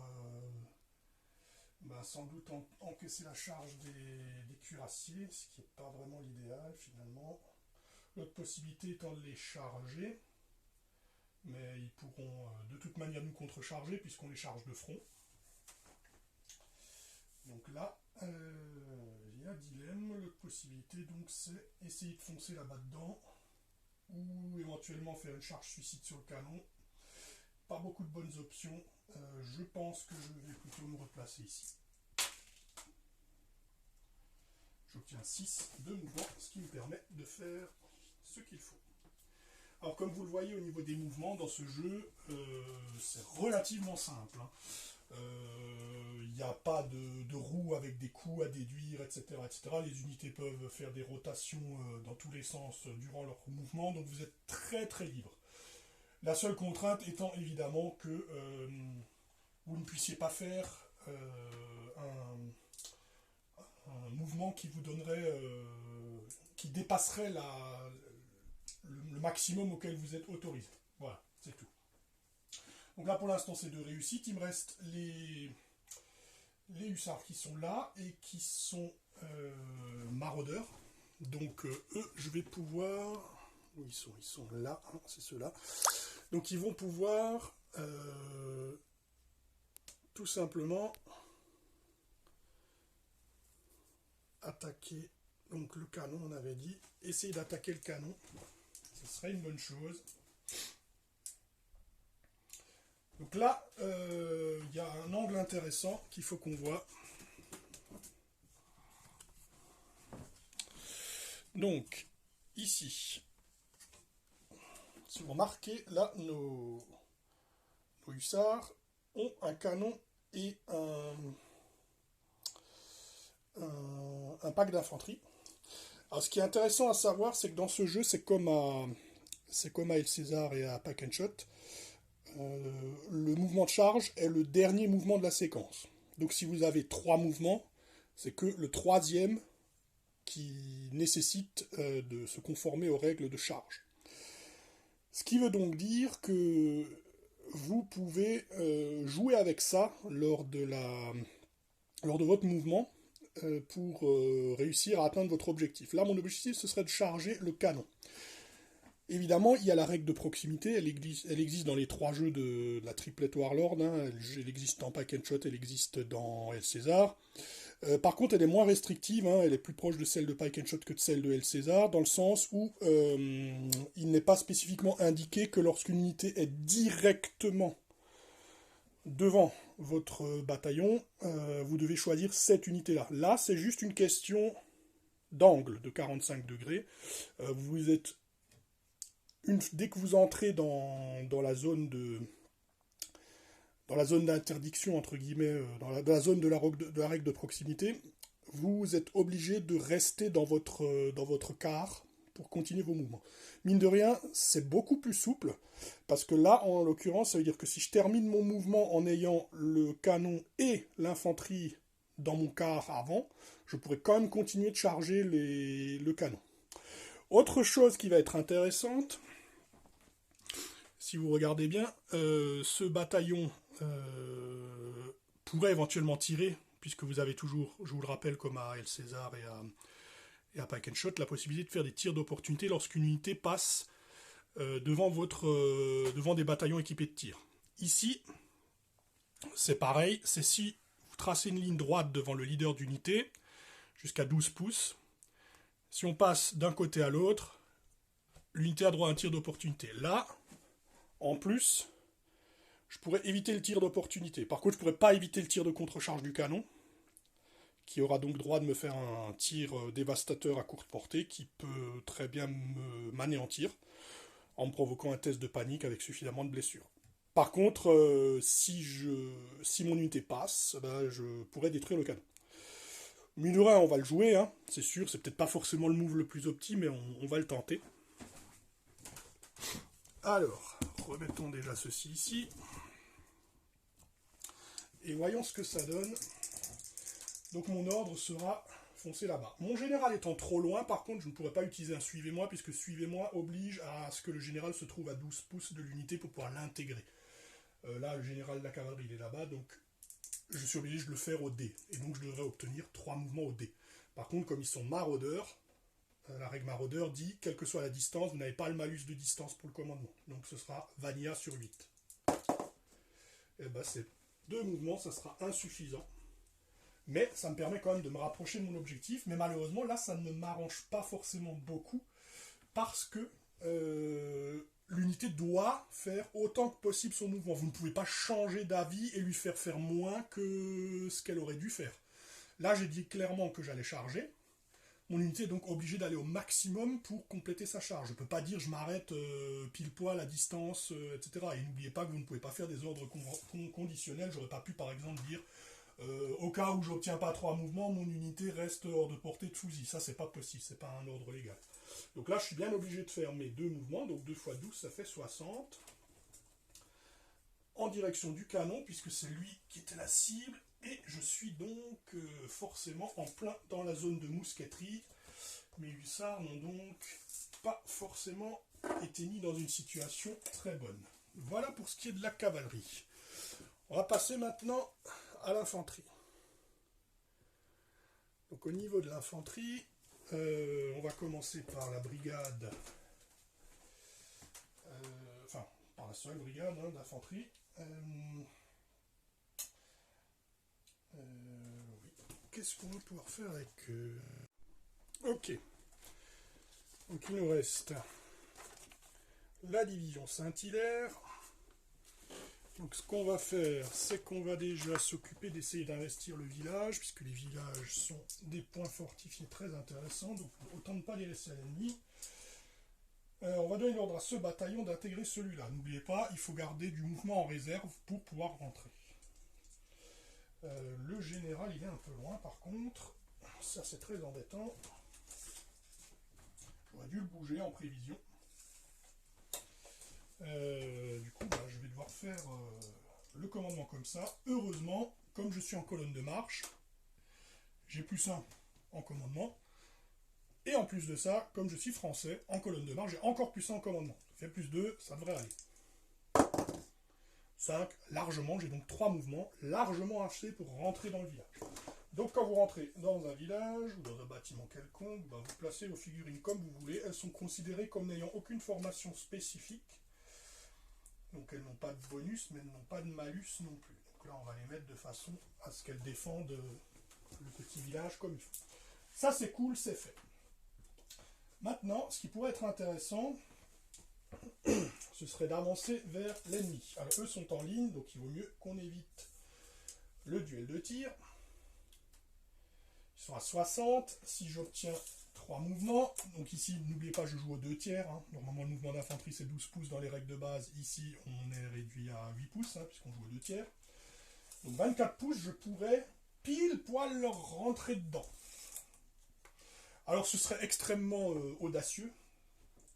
Mais évidemment, ça laisserait mon unité complètement seule dans la pampa, avec peut-être victorieuse, mais au milieu de l'ennemi. Donc je vais éviter. Ce qu'on va faire, c'est qu'on va simplement donner l'ordre à cette unité d'avancer jusqu'à être hors de portée de tir et hors de portée de la règle de mouvement d'initiative. Donc petit rappel. Le mouvement d'initiative, il est à 12 pouces normalement. Ici, on joue à 2 tiers, ce sera 8 pouces. En gros, c'est la distance d'un mouvement d'infanterie.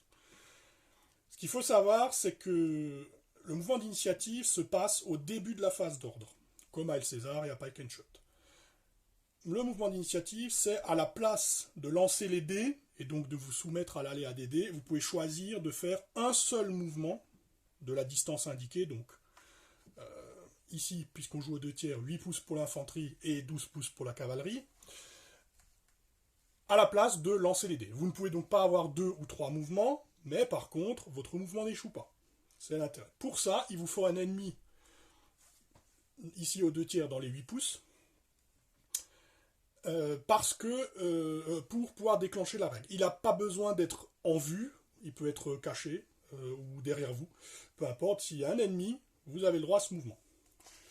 Donc là, ce qu'on va faire, c'est éviter de se mettre suffisamment près des Autrichiens pour leur permettre et de nous tirer dessus, donc 12 pouces, et de faire un mouvement d'initiative. Les obliger ici à lancer les dés, et donc éventuellement, potentiellement à échouer. Donc il faut se mettre à plus de 12 pouces, donc je vais donner l'ordre à cette unité d'avancer jusqu'à 13 pouces de l'ennemi. Voilà, c'est un ordre clair, avançons tout droit. Donc j'ai fait 5, j'aurai droit à 3 mouvements, mais évidemment, même si vous avez plus de mouvements que nécessaire, vous devez vous conformer à l'ordre que vous avez formulé. L'unité avance donc comme prévu. Donc je me mets à 13 pouces, c'est ici, et l'unité avance jusqu'ici. Et en plus, ce faisant, elle ne bloque pas la ligne de vue des 2 canons qui pourront continuer à tirer dessus lors de la phase qui vient. Les canons, parlons-en. On n'a pas spécialement besoin de les tourner ou de les bouger, donc là on va rien faire. Il me reste encore ces 2 unités-là que nous allons placer ici, je pense, de façon à nous aménager des attaques contre l'ennemi. Donc pareil, on va essayer de se... on va plutôt se placer là, histoire que les canons là puissent tirer au cas où.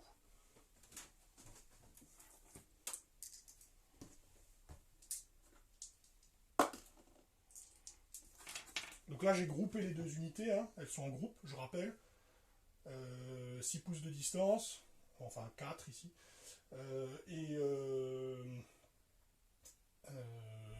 Même ordre pour tout le monde. Donc là j'ai fait 10, c'est un échec. J'ai pas de relance. Fin du tour pour cette division. J'ai tout joué, on passe à la phase de tir. Alors, pour ce qui est du tir, eh bien, j'ai commis une petite erreur puisque j'ai oublié que cette unité-là était une artillerie à cheval et qu'elle a donc une moins bonne portée que l'autre. Elle a 36 pouces, tandis que l'artillerie à pied à côté en a 48. Avec des canons un peu plus gros. Donc, j'aurais dû la pousser à bras en lançant quand même un ordre de mouvement, le tour d'avant, mais j'ai oublié, tant pis pour moi. Puis de toute façon, c'était un échec. Et là, du coup, je ne suis pas à moyenne portée. Donc, je rappelle, à moyenne portée, les canons ont 2 dés et ils touchent normalement. Et par contre, à longue portée, ils ont 1 dé et ils tirent à -1, donc à 5+. Donc là, malheureusement, je suis toujours à longue portée. Donc au-delà de la moitié de ma portée max, avec l'artillerie à cheval. Par contre, l'artillerie à pied, elle, maintenant, ce bataillon est passé, ennemi est passé à moyenne portée. Donc là, j'aurai mes 2 dés et je toucherai sur 4+. Donc je vais faire feu, évidemment, c'est ce qui est prévu. Je commence par l'artillerie à cheval, 1 dé sur 5+, c'est raté. Maintenant, je fais mes 2 tirs de l'artillerie à pied sur 4+.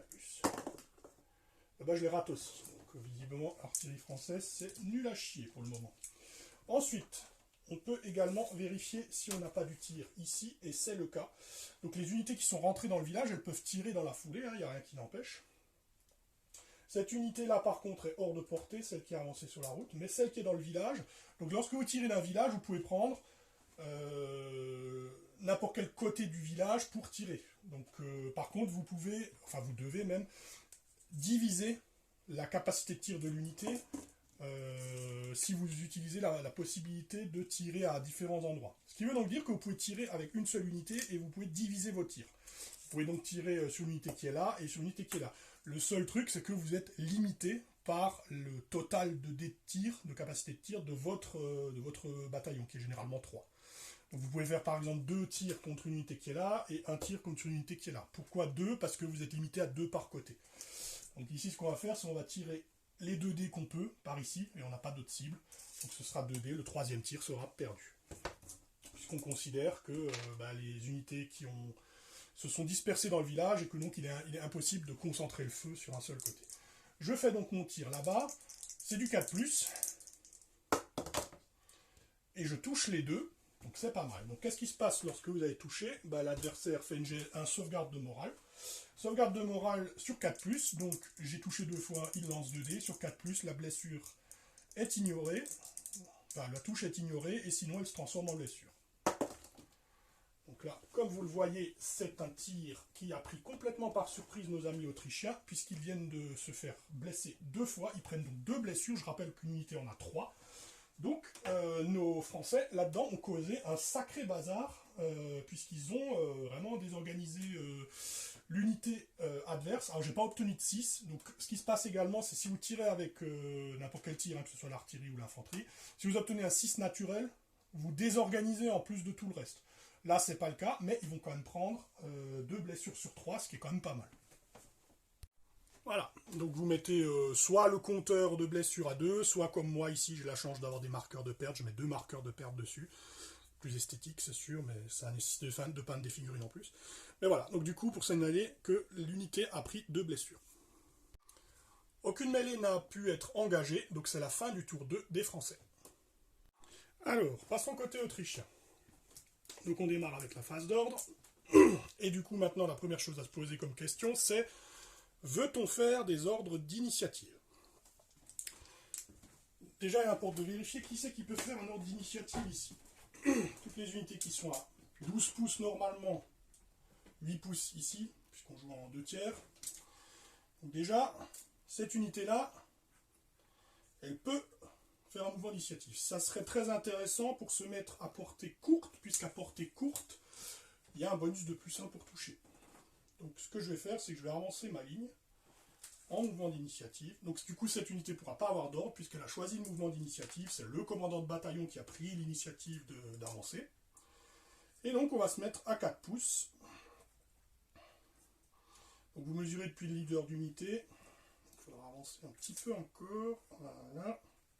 Puis on avance tout droit de manière à ne pas bloquer la ligne du canon non plus, parce qu'on veut que le canon tire là-dedans pour être sûr de détruire cette cavalerie française. Voilà. Il y a également les hussards là-bas au fond qui peuvent faire un mouvement d'initiative. Ils pourraient déclencher une charge. Alors les chances sont équivalentes, hein. Chasseur à cheval hussard, c'est le même profil. Néanmoins, pour mettre la pression sur le flanc français et profiter du fait que les Autrichiens ont reçu leur renfort, mais pas les Français, et donc sont en capacité d'avancer, c'est peut-être une bonne chose d'attaquer quand même. Donc je déclare que cette unité fait un ordre d'initiative charge. Vous pouvez évidemment faire une charge lors de l'ordre d'initiative. Ça suffit largement en mouvement. Du coup, par contre, quand il y a une charge, les unités de cavalerie ont généralement droit à une réaction. Si elles sont attaquées par l'arrière ou par le flanc, elles peuvent se tourner. Si elles sont équipées d'armes de tir, elles peuvent tirer, tir de contre-charge.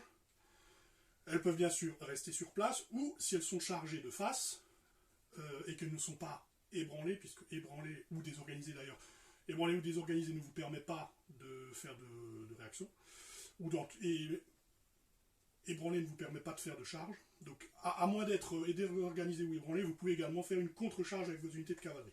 On va donc le faire. Lorsque ça se passe, les 2 unités se retrouvent à mi-chemin. Voilà, du coup on les aligne. Ici il y aura un combat. Les ordres d'initiative, vous avez également le bataillon qui est là, qui est à 8 pouces du village. Le village ça compte, hein. Donc je peux éventuellement, puisque je suis à 8 pouces, je pourrais déclarer un assaut contre ce village. Sauf que ça m'arrange pas du tout, puisque j'ai déjà pris 2 pertes, donc mon unité est plutôt en danger, elle est trop affaiblie. Par contre, je suis à 12 pouces.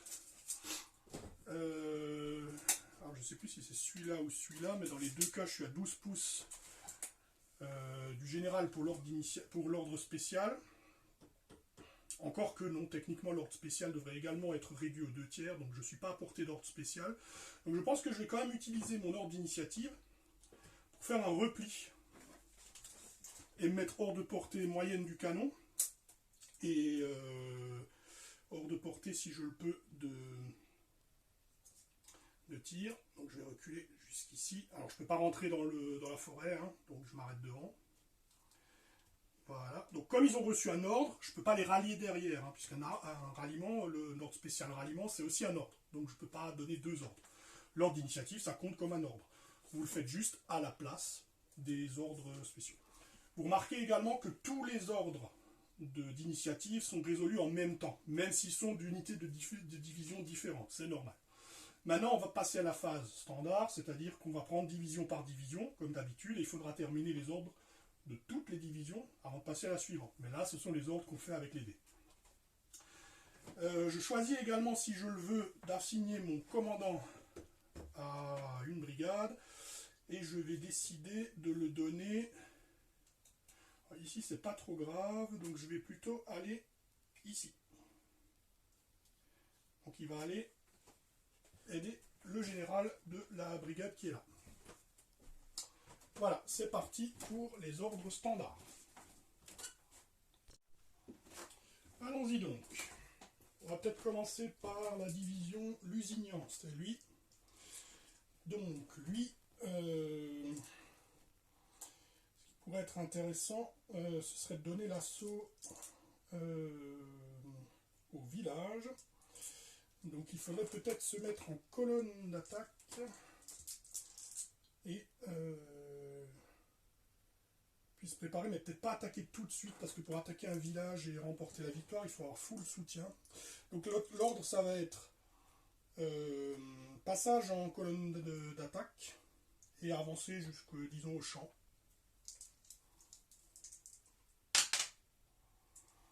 Bon, c'est raté, ça fait 9. J'ai raté un ordre. Fin de tous les ordres pour la division. Passons à la division de Vukasovic. Donc Vukasovic, il a ce canon, ses Grenzer et cette infanterie. Alors Vukasovic, on peut commencer peut-être à avancer son infanterie, parce que sinon ça va être l'embouteillage ici. Donc les Grenzer, oui, sont bien dans la forêt pour le moment. Le canon aussi est bien placé. Je vais donc lui donner l'ordre d'avancer son infanterie jusqu'ici, derrière le bois. 4, donc ça fait 3 mouvements, le maximum. Donc aucun souci, pas besoin de mesurer, on arrive largement à se mettre à l'endroit demandé.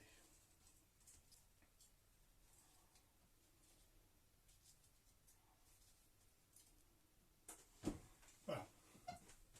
Ensuite, Vukasovic, c'est fait. C'était même pas la peine de mettre le général en relance, j'aurais peut-être dû le mettre là-bas, mais bon, tant pis. Du coup, il n'y a plus rien d'autre à bouger. On va passer à la dernière division, à savoir celle de Saint-Julien. Donc Saint-Julien, ce qui peut être intéressant, c'est de commencer à bombarder peut-être ce village, puisqu'on a un bonus pour viser les bâtiments, plus 1 pour toucher. Donc là, l'idéal, ce serait d'avancer à portée moyenne.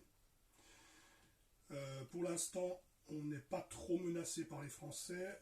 Simplement, il faut éviter de se mettre à portée de tir de mousquet, parce que même si l'artillerie, une fois attelée, est plus difficile à toucher, ce serait mauvais de les perdre, puisqu'ils n'ont que 2 points de vie, les canons.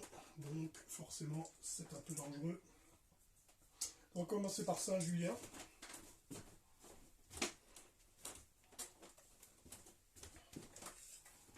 Donc je sais que le village peut tirer jusqu'à 12 pas, donc il faudrait que j'aille pas plus loin que ça. C'est embêtant parce que du coup je peux pas installer ma batterie devant le bataillon, puisque je risque de me faire shooter. Donc ce qu'on va faire, tout simplement, c'est déployer, enfin, continuer d'avancer tout simplement. Ces 2 régiments ici et ces 2 batteries juste derrière, et puis après on verra s'il y a les renforts français qui arrivent. Donc là j'ai un bonus de plus 1 parce que je suis en colonne de marche, et plus 1 également ici pour l'artillerie quand elle est attelée, c'est le même bonus. Donc mon commandant, donc Saint-Julien, à commandement 7, il passe à 8. Bah 8 ça suffit, ça lui donne un mouvement, c'est ce qu'on voulait. Je peux donc avancer mon artillerie là, comme c'était prévu. Et ici, je peux avancer mon infanterie.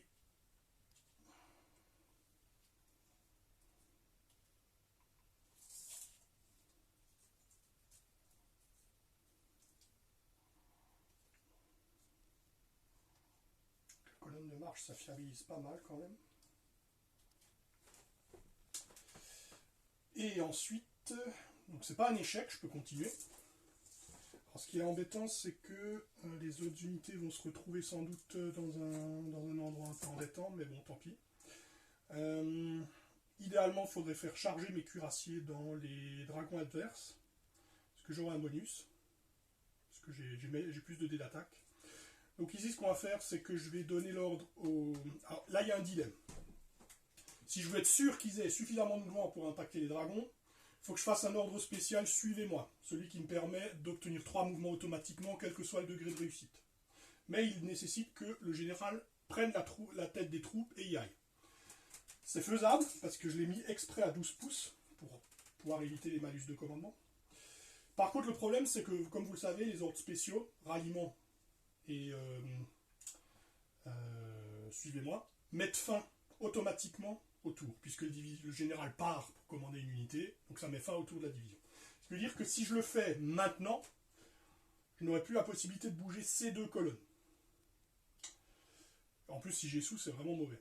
Donc ce que je vais faire, tant pis, je vais partir du principe que comme j'ai des bonus sur les colonnes, je vais réussir mon ordre.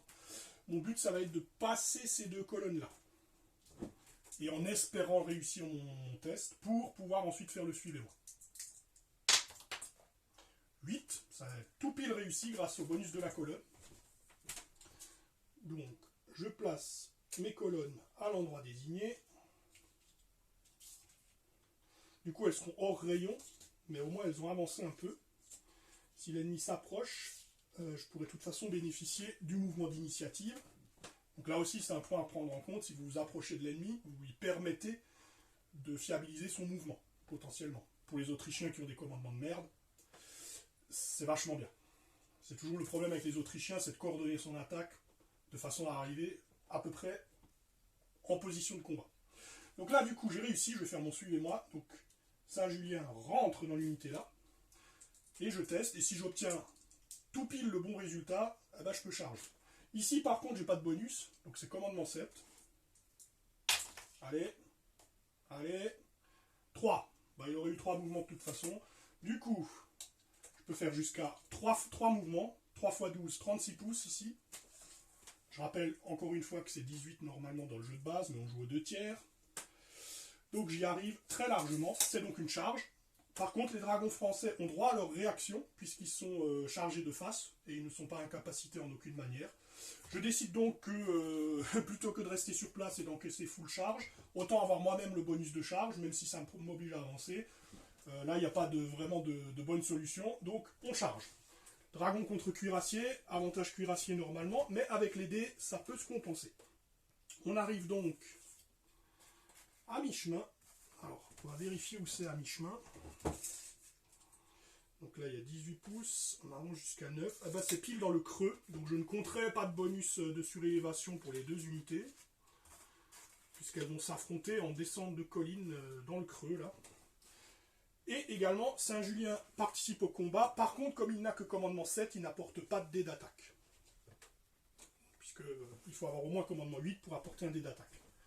Donc il est juste là pour faire joli et pour faire son ordre, suivez-moi. Mais c'est à peu près tout. Voilà, le tour autrichien est pas mal du tout. Saint-Julien a bien bougé. Là, le but, ça va être de faire du dégât là. Éventuellement, si on arrive à détruire les 2 cavaleries ou les affaiblir suffisamment. Après, logiquement, les renforts français vont arriver là, parce que c'est là que ça devient dangereux.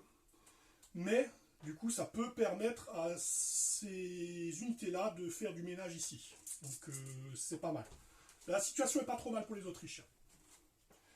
On va donc passer à la phase de tir. Alors, phase de tir, on va commencer par les malheureux hussards français qui n'ont pas réussi leur charge, et qui vont donc prendre... double ration, le canon, qui heureusement n'est pas à courte portée, mais ce sera quand même moyenne portée, donc 2 tirs à 4, et le bataillon qui lui s'est mis à courte portée et qui va donc leur envoyer 3 tirs à 3+, au lieu de 4. Donc, ça va faire mal. On commence donc par le tir du bataillon, sur du 3+, et c'est déjà très dangereux. J'ai obtenu 2-6, un 6 suffit pour désorganiser, donc déjà... Le régiment de hussards est désorganisé. Ça, c'est vraiment ultra embêtant, puisque maintenant, ils ne pourront de toute façon pas charger, quoi qu'il arrive. Ils sont cuits à ce niveau-là. Et ils ont 2 blessures à sauvegarder sur 4+, qui ne sauvegardent pas. Ils prennent donc 2 blessures.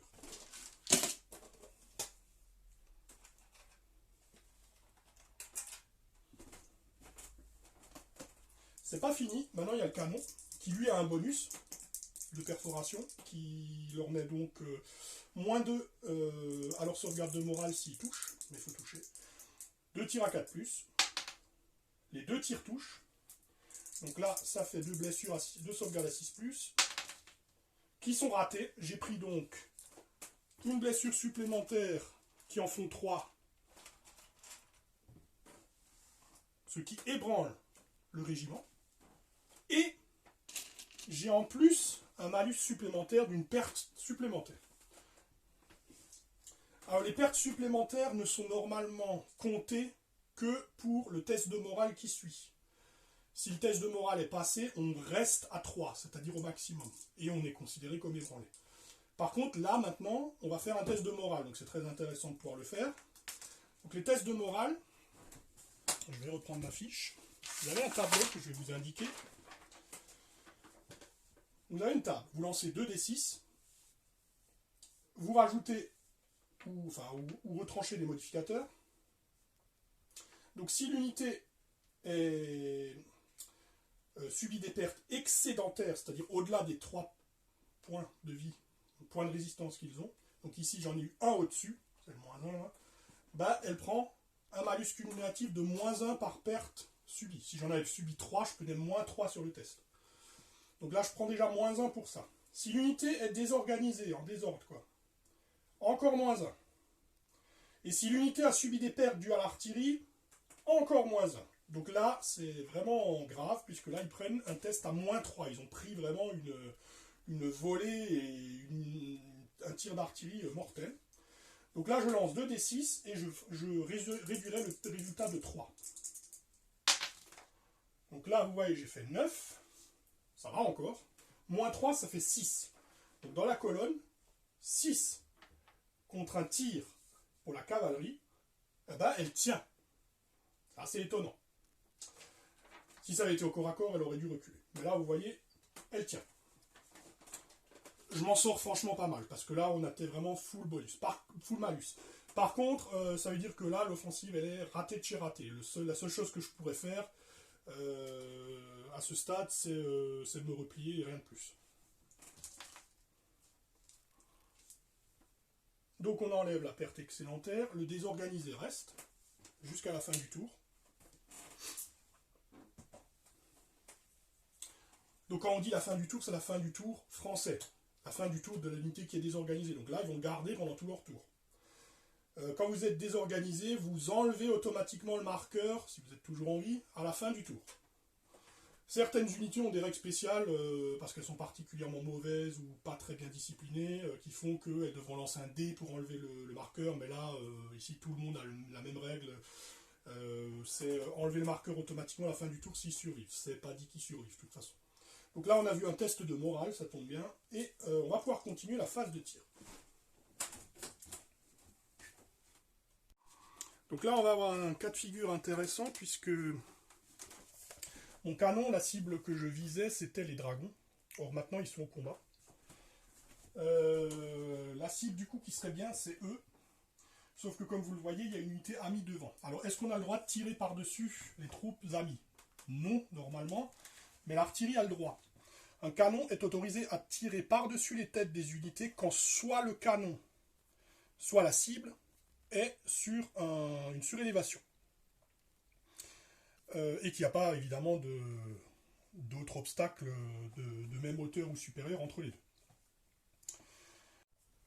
Par contre, outre le fait que les troupes qui sont sur le chemin ne doivent pas être surélevées, ou en tout cas pas à la même hauteur que le canon ou sa cible, il faut également qu'elles soient à plus de 6 pouces du canon et à plus de 6 pouces de la cible.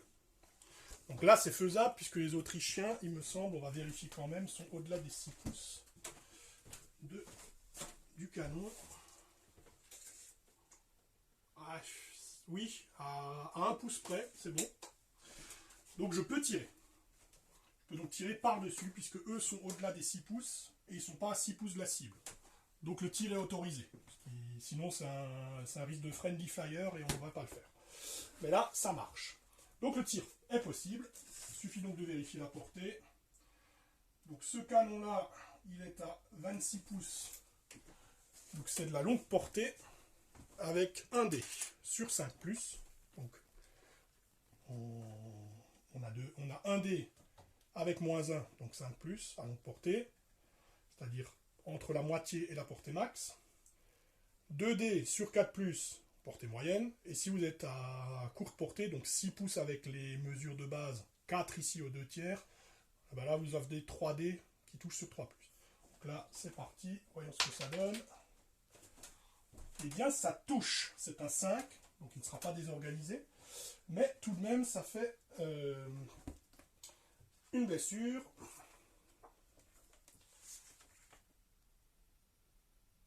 Et à longue portée, le modificateur est à -1 seulement. Donc l'armure de 4, le moral de 4+ de cette unité sera 5+. Elle rate, prend donc une blessure.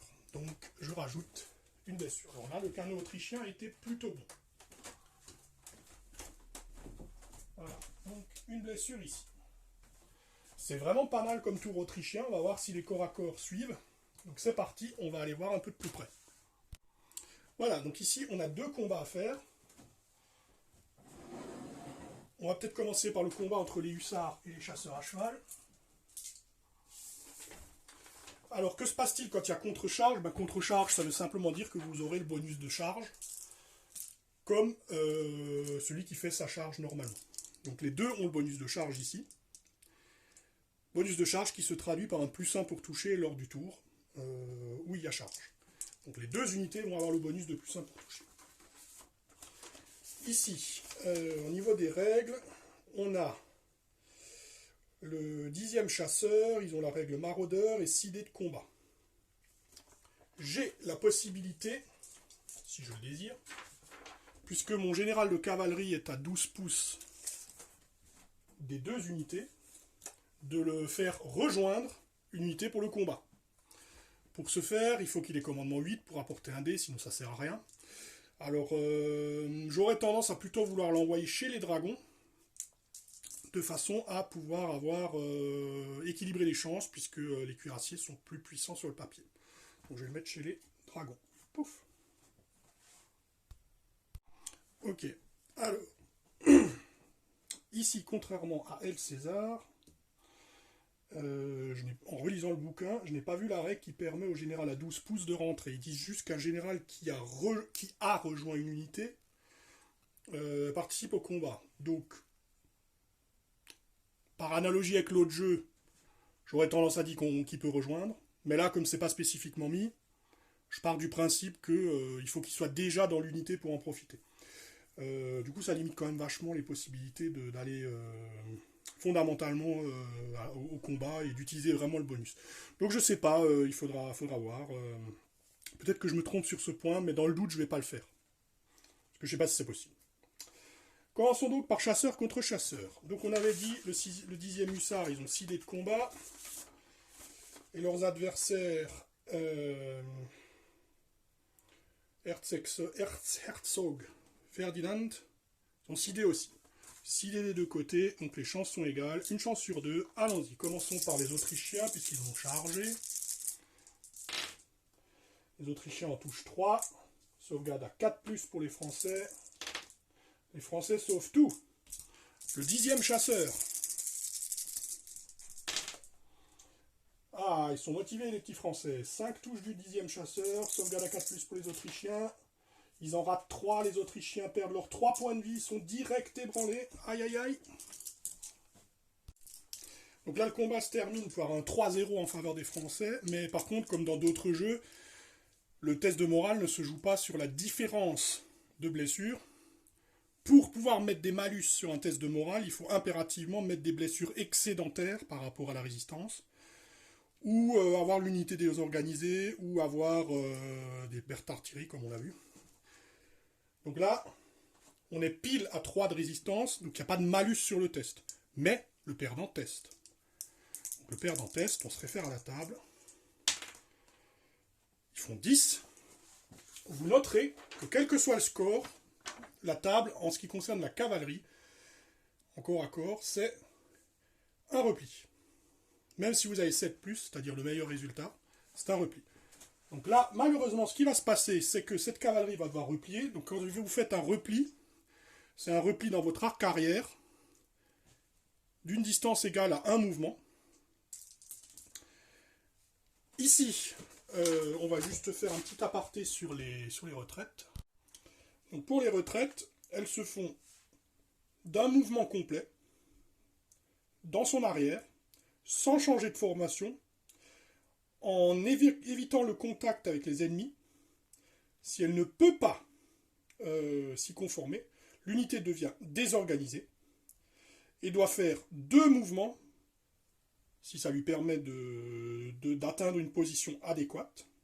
Si malgré ce deuxième mouvement, elle n'arrive pas à atteindre une position adéquate, c'est-à-dire hors de tout ennemi ou de tout obstacle infranchissable, etc., dans ce cas-là, elle est détruite.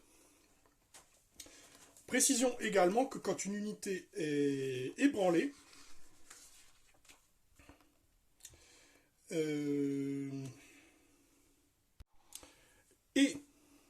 ce qui est également important à savoir, c'est qu'une unité qui est ébranlée et qui sort de la table ne peut plus revenir, elle est considérée comme détruite. Donc là, les hussards autrichiens, leur mouvement de retraite va les amener en dehors de la table, ils ne pourront plus revenir. Donc ils sont considérés comme détruits. On les retire donc de la partie.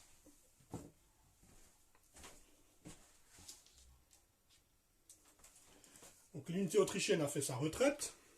Que font les vainqueurs? Alors les vainqueurs ont droit aux options suivantes. Elles peuvent avancer pour se mettre au contact de l'ennemi qui s'est retiré, pour continuer le combat. Si elles peuvent l'atteindre, bien sûr. Ou bien rester où elles sont, ou bien changer de formation, ou bien se replier d'un mouvement, ou bien effectuer une percée. Alors une percée, c'est un mouvement vers l'avant, ou alors faire une percée avec une charge. Alors ce mouvement-là n'est autorisé que pour la cavalerie.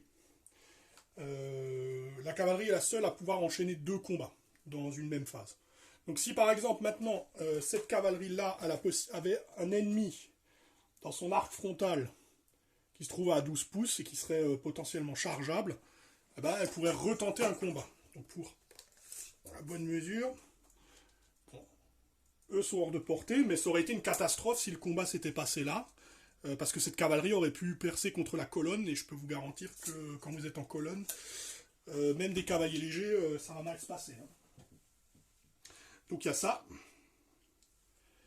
Et enfin, il faut également partir du principe que la cavalerie ne peut faire qu'une seule fois une percée avec charge. Donc une fois qu'elle l'a fait une fois, elle ne peut pas enchaîner un 3e combat. Voilà. Autre possibilité, c'est si vous avez remporté un combat contre une unité dans un bâtiment et que celle-ci est détruite ou en retraite, vous pouvez également, en tant que mouvement de victoire, mouvement de consolidation, de rentrer dans le village et de l'occuper à la place. Voilà. Donc ça, c'est les options du vainqueur. Ici, parmi ces options, je pense que je vais choisir celle de me changer de formation et de me tourner comme ceci. Donc évidemment, je ne peux le faire, me tourner, que si je n'ai pas d'ennemis dans les 12 pouces, enfin dans les 8 pouces de mon arc frontal, puisqu'il y a la règle de proximité. Là, il n'y avait personne, donc vous n'êtes pas obligé. S'il y avait eu des ennemis, je ne pouvais pas me détourner d'eux, c'était interdit. Maintenant, on va passer au deuxième combat. Alors, le deuxième combat, là, ça va être un peu plus tendu. On va commencer aussi par les Autrichiens. Les Autrichiens, donc c'est le régiment Ansbach, cuirassier, qui a 9 dés.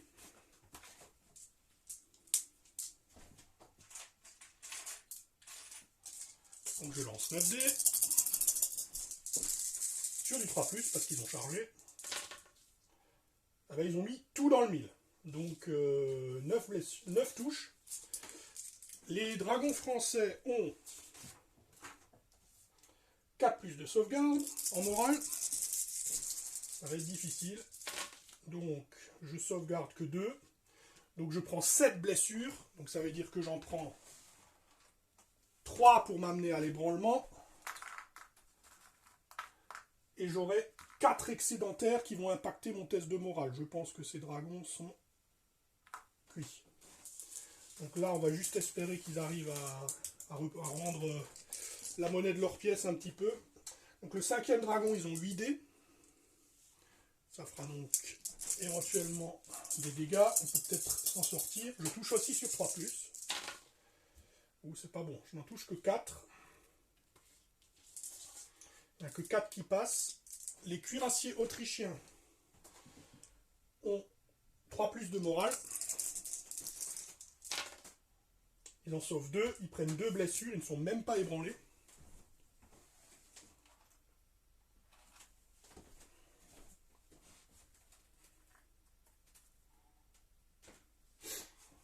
Ok, donc normalement, les cuirassiers, comme vous le voyez, ont la règle cavalerie lourde D3.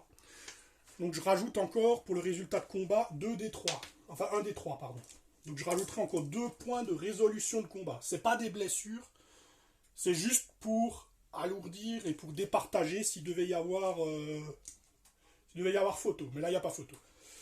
Donc là, on est à 7 contre 2. Les Français ont largement perdu. Le cavalerie lourde n'a servi à rien de particulier. Les dragons de cavalerie lourde +1. Donc, mais ça les sauvera pas. Donc ici, c'est les dragons qui vont tester, puisqu'ils ont perdu. Ils testent à -4, puisqu'ils ont eu 4 blessures excédentaires. Bah, je fais de toute façon double 1, ça voudrait dire que même s'ils avaient 0 blessure, bah, ils mourraient. Puisque 4 ou moins, c'est détruit. Donc du coup, hop là, il n'y a plus de dragons.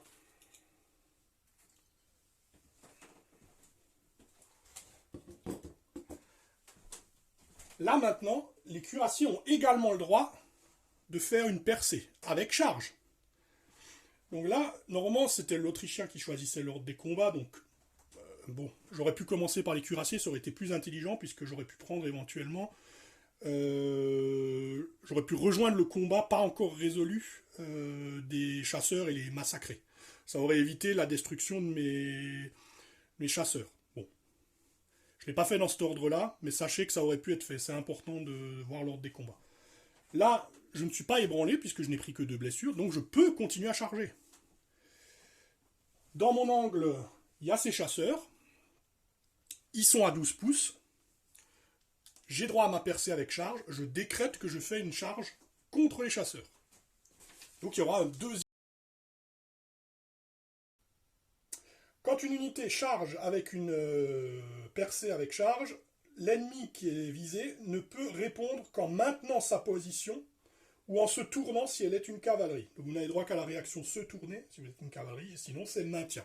C'est-à-dire que là, en plus, mes chasseurs ne peuvent même pas faire de contre-charge. Donc ils vont prendre plein pot, ils n'auront pas de bonus, alors que les cuirassiers auront toujours le leur. Donc du coup, boum, les cuirassiers continuent leur œuvre. On va pouvoir enlever ces blessures-là. Et c'est reparti. Donc les cuirassiers étant pas encore ébranlés, ils n'ont pas de malus, donc ils touchent toujours avec leur 4+, bonus de charge 3+, et ils ont leur 9 attaques. Donc on va les faire. Bon, c'est un peu moins dévastateur qu'avant, mais ça fait quand même 5 blessures à sauvegarder. Les chasseurs ont 4+. Non, ils n'en sauvegardent qu'un. Ils prennent donc 3 blessures, nos amis les chasseurs. Boum. Et une blessure excédentaire. Donc là, de toute façon, s'ils replient, ce qui arrivera forcément, cette unité est condamnée, ils vont sortir de la table, ils sont ébranlés, ils ne reviendront pas. Maintenant, est-ce qu'ils arriveront à amocher suffisamment les cuirassiers en retour? C'est jouable.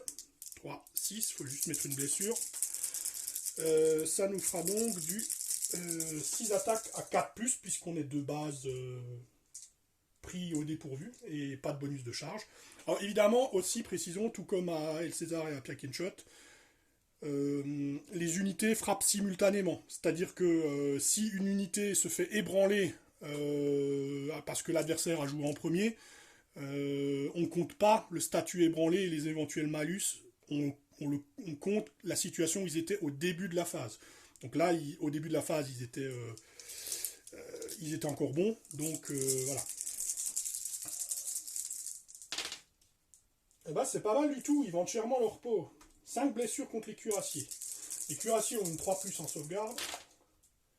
Bon, ils sauvegardent tout sauf un, mais ça suffira quand même à passer au travers et à les ébranler. Donc l'unité de cuirassier au moins ébranlée, mais c'est pas cher payé vu la destruction qu'ils sont en train de causer. Donc il y a eu 4 blessures ici, contre une ici. Pas la peine de lancer le cavalerie lourde des 3, puisque de toute façon ils ont gagné. Du coup c'est eux qui testent, avec un malus de -1, parce qu'ils ont un excédent. Et c'est pas la peine de lancer les dés, puisque comme vous l'avez vu sur la table, à partir du moment où elle teste, la cavalerie au corps à corps, elle a obligatoirement et au minimum le résultat repli. Repli signifiant sortir de la table. Sortir de la table en étant ébranlé signifie détruit. J'enlève donc les chasseurs. Alors la cavalerie ici ne peut plus faire de percée avec charge, mais bon, il n'y a plus personne à percer là. Néanmoins, elle a quand même droit à une réaction standard, et je choisis de lui faire un... Alors le commandant est à côté, donc c'est peut-être pas la peine de faire un repli, ou peut-être un peu quand même. Si, parce que les renforts risquent d'arriver. Je vais choisir de faire un repli avec eux. Donc je vais replier ma cavalerie, qui a bien œuvré. Donc les cuirassiers autrichiens ont très bien travaillé, c'est très bien. Alors je ne fais pas de test pour le général parce qu'il n'a pas la portée d'attaque, donc il ne se met pas en danger. Donc il n'a pas besoin de faire de test. Donc voilà, donc là très bon tour pour les Autrichiens, puisqu'au final, ils ont réussi à détruire les dragons et les chasseurs en perdant les hussards, mais pour le coup, les pertes vont être diluées, parce que les hussards font partie d'une division mixte, qui est encore en bon état, alors que les 2 unités de cavalerie perdues par les Français font partie d'une division qui est une division de cavalerie. Ça nous permet de voir un peu les règles de déroute des divisions. Donc pour ce qui est de la déroute des divisions, lorsque la moitié... donc on va discuter un peu brigade. Donc une brigade est considérée comme broken, brisée, déroutée. Dérouté c'est mieux, brisé c'est bizarre. Au début du jeu, chaque brigade comprend un certain nombre d'unités. Et une brigade est considérée comme déroutée si au début d'un tour de joueur, la moitié ou plus, formulation est importante, la moitié ou plus de ces unités sont soit détruites, soit ébranlées aussi. Hein. C'est-à-dire qu'elles sont physiquement sur la table, mais elles ont pris leurs 3 points de résistance, enfin leurs 3 blessures, ou si elles sont hors de table, c'est-à-dire hors de table même si elles avaient tous leurs points de vie et qu'elles étaient juste sorties à cause d'une retraite, elles ne comptent pas. Donc ça c'est important. Donc si la moitié sont dans l'un de ces états-là, eh ben, la division est déroutée. Qu'est-ce que ça veut dire? Ça veut dire que le jeu va très vite. Ça va vraiment super vite. Les brigades tombent comme des mouches, vous verrez, là je joue doucement et tranquillou. Mais vous pouvez faire des... C'est ce qui fait que ce jeu vous permet de faire des batailles gigantesques à une vitesse et à un rythme constant. Ça, c'est vraiment une des forces de jeu.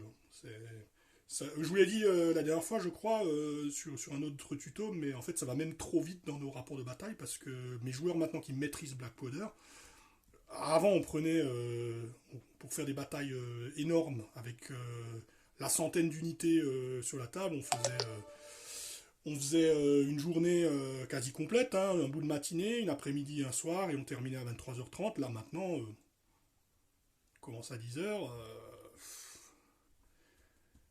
Des fois, enfin la dernière fois en tout cas, sur Lobositz, on a terminé à la pause repas du soir. Quoi. On avait fini. Le jeu va super vite. Donc si vraiment vous cherchez un jeu fluide, celui-là c'est le meilleur. Hein. Je vous le dis tout de suite, spoiler hein, pour la truc, ça ce sera un point positif, ce truc est rapide. Il est fun et rapide. Et vraiment il est simple. Alors, ensuite, donc du coup, on va revenir sur le sujet, je vais me recentrer. Digression terminée. Je pense que vous avez compris que la formulation égale, elle a son importance. Si vous voulez ralentir le jeu, c'est un des, comment dire, une des manettes que vous pouvez utiliser pour ralentir un peu le jeu. Je m'explique. Si maintenant vous choisissez simplement, d'un commun accord avec vos adversaires, de considérer qu'une brigade n'est déroutée que si plus de la moitié des unités sont ébranlées ou détruites, ça va avoir un effet mécanique immédiat sur le jeu pour le ralentir. Pareil, si vous décidez de, comme à El César par exemple, de laisser une chance de ralliement pour les unités ébranlées. Donc voilà, donc ça, si vous voulez toucher, on va dire, au curseur vitesse sans faire de bricolage dans les règles, ça c'est un bon moyen de ralentir un peu le jeu. Mais bon, ici on joue avec les règles de base. Les règles de base, telles que Prisley les a dit, c'est la moitié. Et d'ailleurs, il s'en expliquait de façon assez marrante je crois que c'était dans le vieux bouquin ou je sais plus si c'était dans un article, bref. Ça m'avait fait rire parce qu'il avait dit en gros, vous savez, je suis une personne âgée maintenant, j'aime bien me coucher tôt et donc il faut que la partie se termine vite. Mais bon, ça laissait entendre que si vous voulez que ça dure plus longtemps, vous pouvez le modifier. Voilà. Alors, ici, dans la division Montbrun, on a 3 cavaleries. Les 3 cavaleries sont ébranlées, dans le cas des hussards qui se sont pris l'assaut au tir à bas. Et les 2 unités chasseurs et dragons sont détruites. Donc de toute façon, ici, toute la division saute. Par contre, il y a quelques petites subtilités tout de même pour les unités. On ne compte pas dans la déroute les unités d'artillerie dans les brigades. Sauf si toute la brigade est une brigade d'artillerie ou si la majorité des unités sont des unités d'artillerie dans la brigade. Dans ce cas-là, on les compte. Mais sinon, si vous avez par exemple 4 infanteries et 2 artilleries, les 2 artilleries, elles ne comptent pas si elles sont détruites. Donc l'artillerie ne compte pas. Autre unité qui ne compte pas, les unités de maraudeurs. Donc là, par exemple, dans la brigade de Montbrun, la question aurait pu se poser parce qu'il y avait 2 unités de maraudeurs. Donc elle ne compte pas. La seule unité qui comptait, c'était les dragons. Donc si les dragons n'avaient pas été détruits, la division, elle ne sautait pas. Donc c'est important, puisque les maraudeurs, la plupart des cavaleries légères, ont la règle maraudeur. Mais là, la question ne se pose pas du tout, vu que de toute façon, toute la division a été soit ébranlée, soit détruite. Du coup, cette brigade saute. Pour ce qui est de la déroute de l'armée. Alors, je fais juste encore un petit aparté sur les brigades déroutées. Qu'est-ce qui se passe quand on a une brigade avec 2 unités? Alors là, c'est précisé, si une brigade n'a que 2 unités, il faut détruire les 2. Donc là, si vous avez des petites brigades fragiles à 2, si par exemple vous faites un scénario historique, ça m'arrive souvent des fois d'avoir des petits détachements où il n'y a que 2, qui sont représentés uniquement par 2 unités, vous partez du principe que les 2 unités doivent être déroutées ou ébranlées. Voilà. Donc ça, c'est un petit point qui est quand même bon à préciser. Ensuite, quand les unités... comment on gère les unités qui sont dans des brigades brisées? Alors, les unités qui sont dans des brigades brisées. Alors ici, pour Montbrun, ça va juste s'appliquer aux hussards, puisque c'est les seuls qui sont encore sur la table. Donc, brigade des unités brisées, comprendre celles qui sont encore sur la table. Alors, elles peuvent encore être non ébranlées. Simplement, la moitié de la brigade aura été déroutée. Ou alors, elles peuvent être également ébranlées. Donc voilà. Donc, les unités qui sont dans des brigades qui ont été déroutées ne peuvent plus recevoir d'ordre dans la phase de commandement. Ils doivent faire un mouvement de retraite. Le mouvement de retraite, c'est un mouvement qui est obligatoire, sauf si l'unité occupe une position défensive comme des bâtiments. Donc les unités qui sont retranchées ne sont pas obligées de se retirer de la partie. Ça, c'est important parce que du coup, ça veut dire que si vous perdez une brigade, bon, vous subissez quand même les conséquences du fait d'avoir perdu une brigade, hein, qui compte pour la défaite globale. Mais par contre, les unités qui sont retranchées dans des villages et qui sont toujours en état de combattre, elles continueront à combattre jusqu'à la mort. Donc ça, c'est bien. Ou jusqu'à la retraite du village. Si on les sort du village et qu'ils sont obligés d'abandonner leur position, après, ils subiront les effets de la déroute de leur brigade. Mais en attendant, ils restent. Donc, il faut faire ce mouvement de retraite. C'est un mouvement complet vers le bord de table.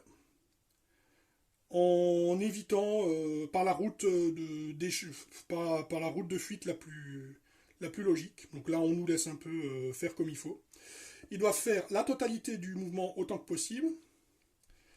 Et ils le font même s'ils sont désorganisés. Parce que normalement, quand vous êtes désorganisé, vous ne bougez pas.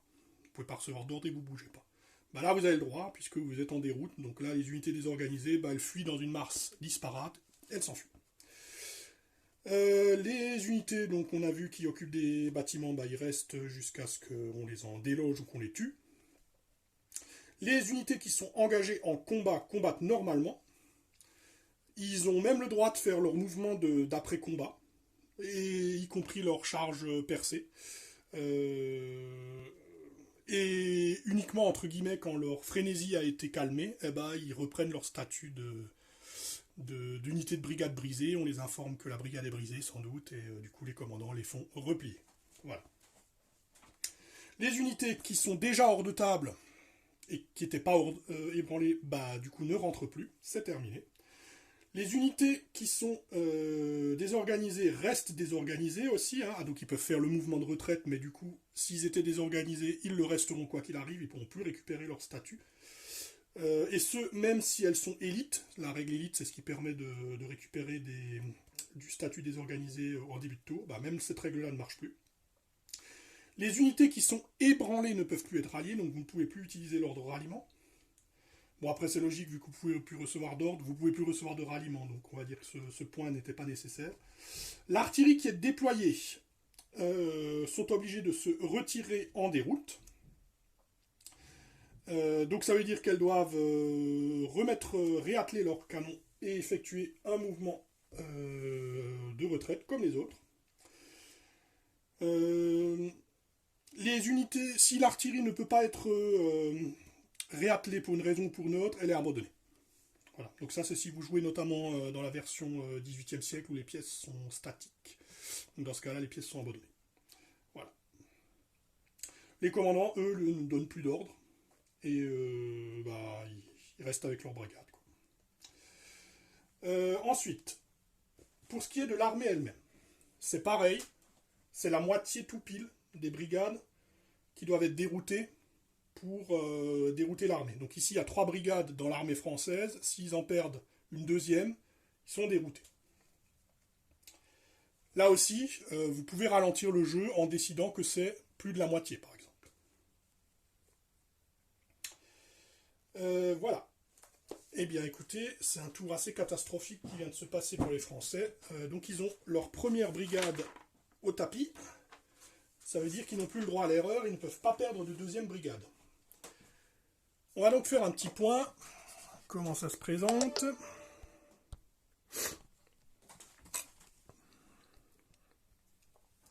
Alors, au niveau français, bah, il faut que les renforts arrivent, hein, c'est clair, parce que là, les Autrichiens sont en train de prendre la haute main. Donc, la dernière brigade restante, c'est-à-dire celle de Saint-Hilaire, est encore là. Elle est encore en bon état. Il y a juste un bataillon qui a pris des perdus à l'artillerie. Mais par contre, les Autrichiens, eux, font bien. Leur cavalerie est pour l'instant temporairement hors course puisqu'elle est ébranlée, mais on ne doute pas que Saint-Julien va tenter de les rallier rapidement.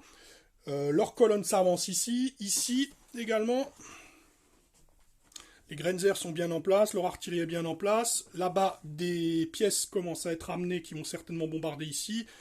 La cavalerie française ici ne représente plus une menace, elle va replier, ce qui va permettre à l'artillerie, à l'infanterie ici de préparer l'assaut du village là. Donc du côté français, ça va être compliqué. Lorsque Friant va arriver avec ses troupes, il dispose encore de 3 régiments et d'une artillerie. Alors soit il laisse Saint-Hilaire se débrouiller face à tout ce qui arrive là, et on va dire il joue safe et il essaie de défendre le village là contre les troupes de Lusignan. Ou alors, ils se mettent ici pour essayer de contre-attaquer là. Donc là, le problème, c'est que comme il n'y a vraiment plus aucune cavalerie, les possibilités, là, le dilemme va être cruel, côté français. Puisque dans les deux cas, cette partie-ci euh, ils sont en infériorité. Au centre, pour l'instant, ça devrait aller, mais là-bas, il n'y a plus personne. Donc ça va être un peu complexe. Évidemment, Friand ne pourra pas diviser ses efforts, puisque bah, même si vous mettiez une unité ici et le reste là-bas, elle sera tellement loin qu'elle bougera difficilement avec les malus. Donc il faudra faire un choix. Il faudra faire un choix tactique. En tout cas, là, ça devient intéressant. En tout cas, on a vu pas mal de points de règle aussi qui sont sympas. Et comme vous le voyez, le jeu est vraiment pas compliqué. Bon, passons au côté français. Alors, déjà, est-ce que la division Friand arrive? Oui, cette fois-ci, elle arrive. Et la question est, où est-ce qu'on va la mettre? Je pense que le village devrait suffisamment tenir. J'aurais peut-être quand même tendance à la mettre là-bas parce qu'il y a quand même du monde. Donc on va la faire entrer là-bas. Alors voilà, donc on va juste vérifier. Notre ami Friand est arrivé ici avec ses troupes.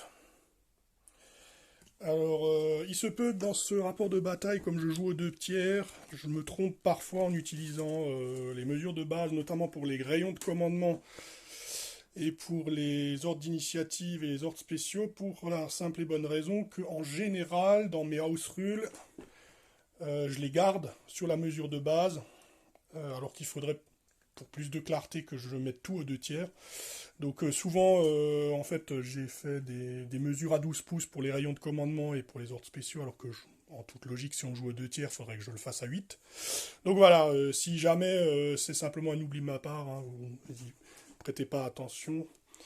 Donc ici, on va dire que je me suis mis à 8, histoire de pouvoir commander tout ça. Et donc j'ai décidé que le général en chef, il accompagnerait Friand, qui vient d'arriver, pour lui permettre de bouger. Voilà ce que ça va donner maintenant. On va essayer de bouger. Donc déjà, on va peut-être commencer par les mouvements d'initiative. Alors, en termes de mouvement d'initiative, on a déjà le mouvement de retraite de nos hussards, là, qui sont partie de la division brisée. Donc on va les faire replier, puisqu'elles n'ont plus que ça à faire. Tout ce qu'ils peuvent faire. Et donc ils ne peuvent ni enlever le marqueur désorganisé, comme on l'a vu, ni sortir du statut ébranlé, puisqu'ils ne peuvent plus être alliés, ils ne peuvent plus recevoir d'ordre. Donc cette unité-là est cuite. Ensuite, autre mouvement d'initiative, je n'en ai pas, l'ennemi n'est pas assez proche. Donc ce que je vais faire, c'est que je vais commencer les ordres standards. Le général a été affecté. On va peut-être commencer par... On va peut-être déchaîner les enfers sur ce régiment avec mon artillerie là qui est en bonne position. Je n'ai même pas besoin de la bouger, c'est parfait. Si j'arrive à déployer celle-ci, je serai également à portée moyenne, donc on va pouvoir lancer un déluge de tir sur cette unité.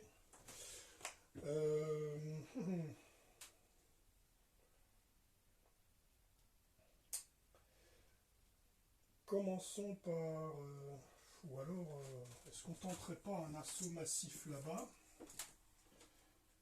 Puisque du coup, je ne pourrais pas déclarer de charge, sauf contre les cuirassiers. Alors, contrairement à Valorant Fortitude, où la charge des fantassins contre les cavaliers est interdite, ici c'est faisable contre de la cavalerie, c'est juste que la cavalerie dispose de la réaction spéciale évasion contre l'infanterie, et donc elle pourra m'échapper.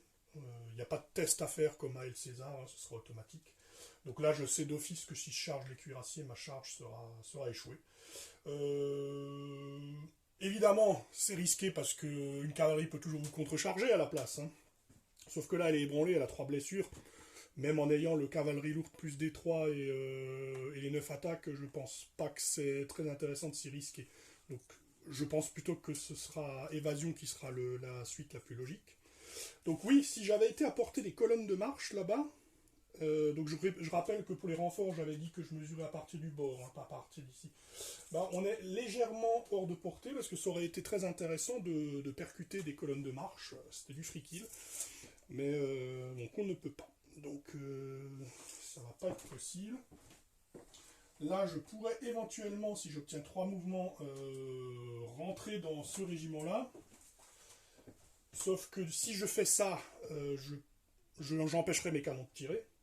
Donc c'est soit je vais leur rentrer dedans en espérant les détruire, et ce qui m'ouvrirait éventuellement la possibilité d'attaquer les Autrichiens là, qui seraient obligés certainement de passer en ligne en panique, mais l'infanterie c'est pas forcément le meilleur pour faire une percée de ce type, parce que comme ils n'ont pas la réaction percée plus charge, je peux pas détruire cette unité et tamponner ces deux là, donc ils auront de toute façon le temps de se remettre en ligne, puisque comme ils sont en colonne de marche, ils ont un mouvement gratuit.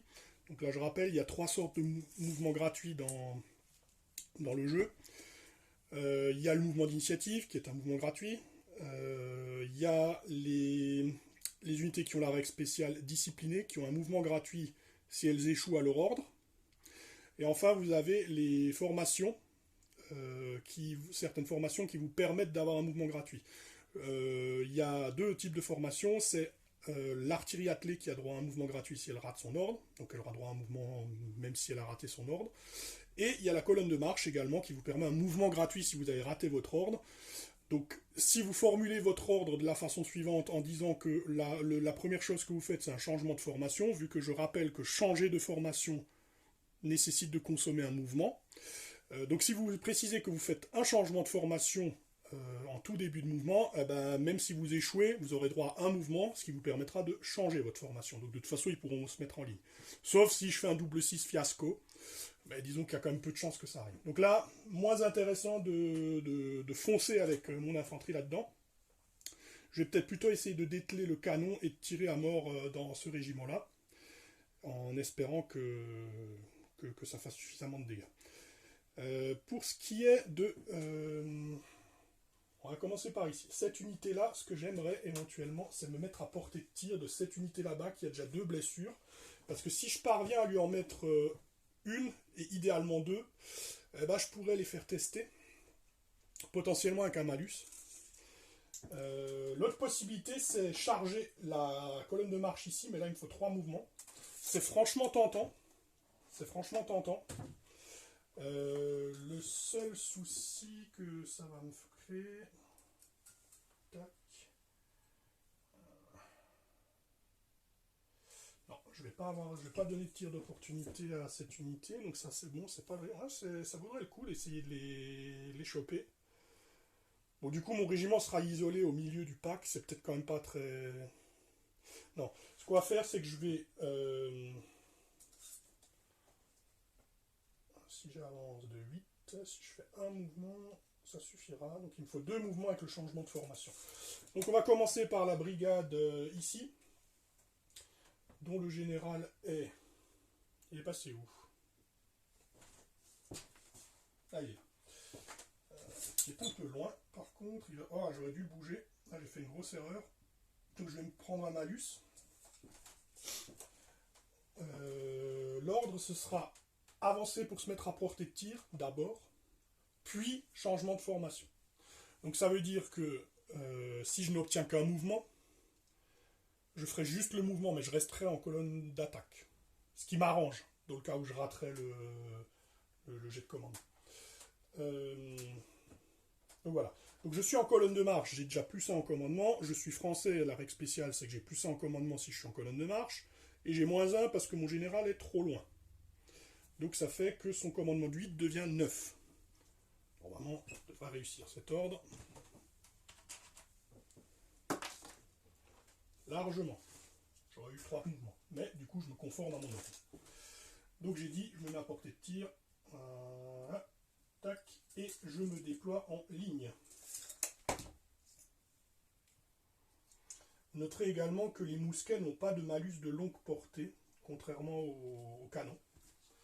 Donc se placer pile poil à portée de tir, ça suffit. Et maintenant je vais me poser la question parce que je pense que je ne pourrais pas tirer sur la cible que je pensais. parce qu'en fait la colonne de marche est plus proche et qu'on est obligé de tirer sur l'unité la plus proche. Donc ça va être la colonne de marche, mais vu qu'elle a un malus en morale, c'est pas forcément mauvais.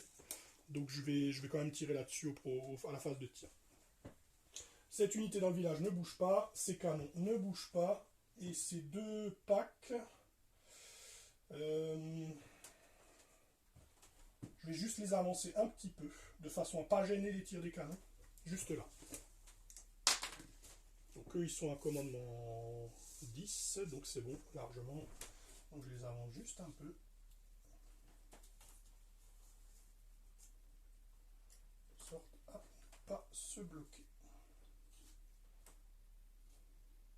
Voilà, les ordres de cette division sont faits, on passe aux ordres de cette division, qui dispose donc d'une relance, puisque le général s'y trouve. Mon premier ordre, ce sera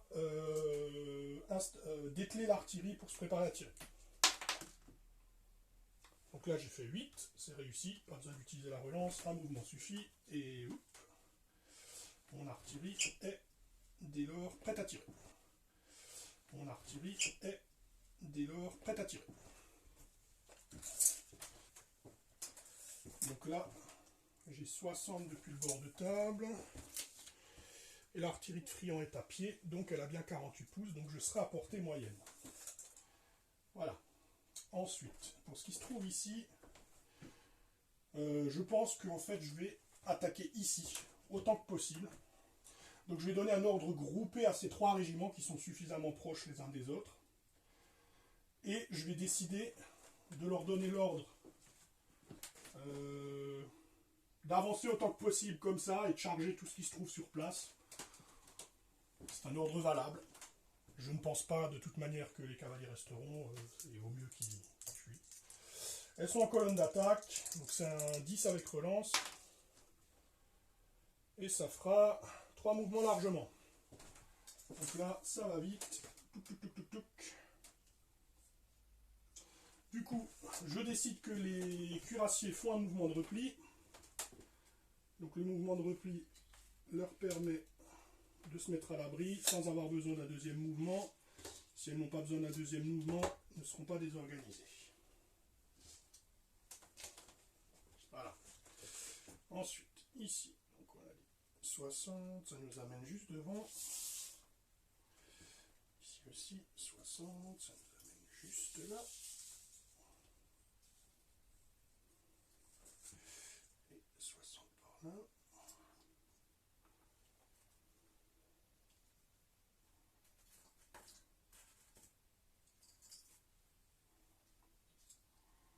Donc là, l'ordre groupé avec le bonus, ça fait que les Français vont quand même très très très vite. Mon ordre est réussi. Je décide donc d'en rester là, puisque de toute façon j'ai tout bougé. Et mon général va simplement suivre sa brigade par là-bas. Les mouvements sont faits pour les Français, passons au tir. La caméra était mal placée, donc voilà. J'ai fait mon assaut là. Comme vous le voyez, les cuirassiers ont fait un repli. Friand a suivi ses troupes. Le canon s'est préparé à tirer ici, sur cette unité, avec l'appui de ces deux-là. Et ces deux régiments ont avancé juste un petit peu. Là, j'ai réussi à me mettre en ligne.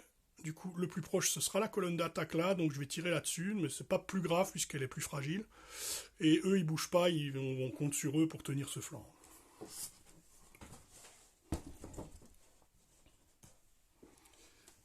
Alors,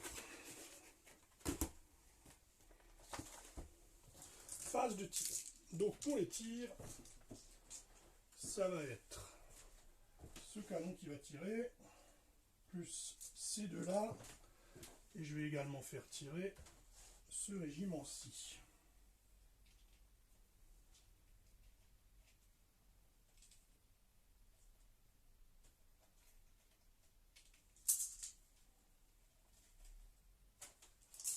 Voilà. Donc par contre, mon village n'est plus à portée de tir. Ah, ils sont pile poil hors de portée. Ok. Eux, ils sont toujours dans leur arc de tir, donc c'est bon. Et eux sont droit devant, donc c'est bon aussi. Alors, on va commencer par les tirs de l'artillerie. Les 3 batteries vont faire feu sur ce régiment. Ils sont toutes les 3 à moyenne portée. Donc ça fait à chaque fois 2 tirs sans malus, donc à 4+. Donc ça fait 2, 4, 6 tirs. 6 tirs à 4+.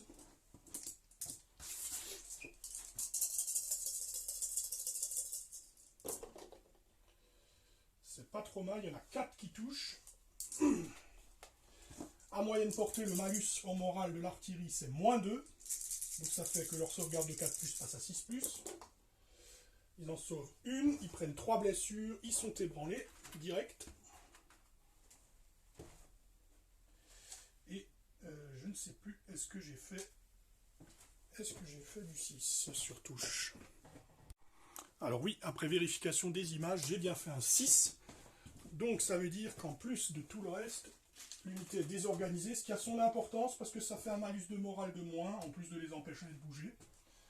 Donc le régiment là, il a pris tarif. Je n'ai plus rien d'autre à tirer sur eux. Donc on va faire le test de morale. Ils sont tout pile à 3, donc ils n'auraient normalement pas de malus. Mais comme ils sont désorganisés, ils en ont un. Et comme ils ont été touchés par l'artillerie, ils en ont un deuxième. Donc ça fait -2 quand même. Allez. Ça fait 8. -2 font 6. 6 pour de l'infanterie. Au tir, ça tient. Donc, rien de plus. Mais le régiment a déjà été bien secoué. Donc c'est pas mal. Ensuite, j'ai également mes 3 colonnes d'attaque là qui peuvent tirer. Alors, contrairement à la version 18e, si vous vous intéressez à la version 18e, qui a un supplément avec ses propres règles, là vous pouvez faire 3 mouvements et tirer. Dans la version 18e, vous êtes limité à un mouvement. Donc là, les 3 colonnes d'attaque vont tirer. Alors quand vous êtes en colonne d'attaque, par contre, évidemment, vous présentez un front plus restreint et donc votre capacité de tir s'en ressent. Ce qui veut donc dire que vous tirez avec seulement un dé.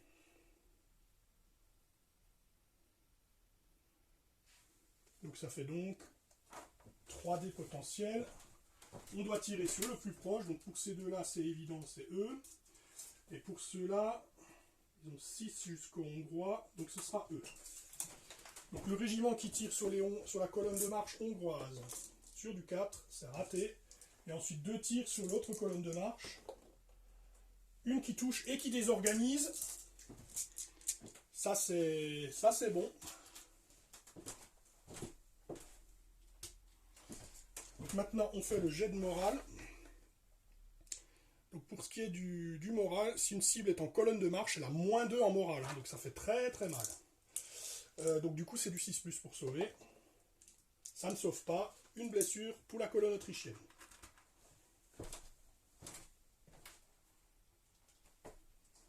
Voilà. Donc les 3 tirs ici sont faits. Il reste le tir du bataillon qui est là, qui va se faire également contre la colonne de marche là-bas. Donc là je les ai mis en ligne. J'ai donc mes 3 dés. Sans malus particulier, je les vois bien. Donc c'est du 4+. J'en touche une. C'est une colonne de marche. Ils ont -2 en morale aussi. Allez. C'est du 6. Non, raté, ils prennent une blessure.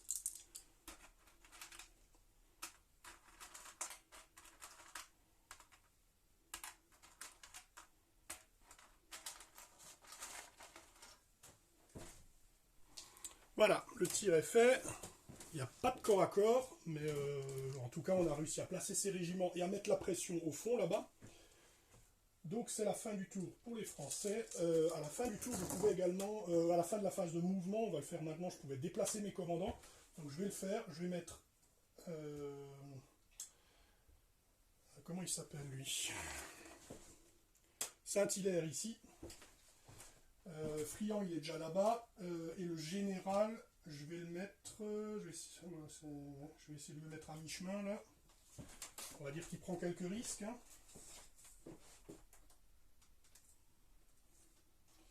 Est-ce que je veux soutenir Saint-Hilaire ou est-ce que je veux soutenir Friand? Friand il est bien placé, au pire je peux faire une charge d'initiative, donc non, je vais rester près de Saint-Hilaire. Donc je vais mettre le général en chef ici. Voilà, tour français fini. passons au tour 4 avec les Autrichiens. Alors, tour 4 Autrichiens. Donc là, du coup, on va peut-être commencer par ce côté-là, parce que là, il y a beaucoup à dire. Souvenez-vous, cette unité-là a été désorganisée. C'est un gros problème. Quand vous êtes désorganisé, vous ne pouvez pas recevoir d'ordre et pas faire non plus de mouvement d'initiative. Ce qui veut dire que là, elle ne peut pas elle ne peut pas se réorganiser en ligne. Et si elle se fait choper au corps à corps en étant en colonne de marche, alors là, c'est la catastrophe. Donc là, le souci qu'il va y avoir, ça va être de réussir à la sauver, cette unité. Désorganiser, c'est un statut assez courant dans le jeu, puisque vous l'obtenez dès que vous obtenez un 6 pour toucher au tir. Quand vous êtes désorganisé, vous ne pouvez pas recevoir d'ordre, vous ne pouvez pas bouger. Vous avez -1 sur vos tirs, -1 sur vos corps à corps, et vous avez -1 sur les tests de morale, enfin les tests de panique, pardon. Et alors attention, parce que des fois je confonds. Des fois je parle de tests de morale, parce que bon, j'ai l'habitude d'autres jeux, mais on dit bien test de panique, parce qu'il y a le moral, c'est la sauvegarde d'armure, si vous préférez. Voilà. Mais bon, si je vous fais faire le test sur 2d6 à la fin du truc, c'est bien le test de panique dont on parle, même si je l'appelle improprement moral pendant le rapport. Et la sauvegarde, c'est bien la sauvegarde de morale. Donc, pas confondre les deux. Voilà, donc ici, il faudrait réussir à sortir. Alors, l'avantage, c'est que la V2 de Backpowder vous permet un mouvement supplémentaire qui s'appelle la retraite en bon ordre. Enfin, la retraite désordonnée, justement. C'est en gros un mouvement qui peut être fait en initiative et qui permet à une unité qui est désorganisée de faire un mouvement de retraite. C'est le seul mouvement qu'elle peut faire.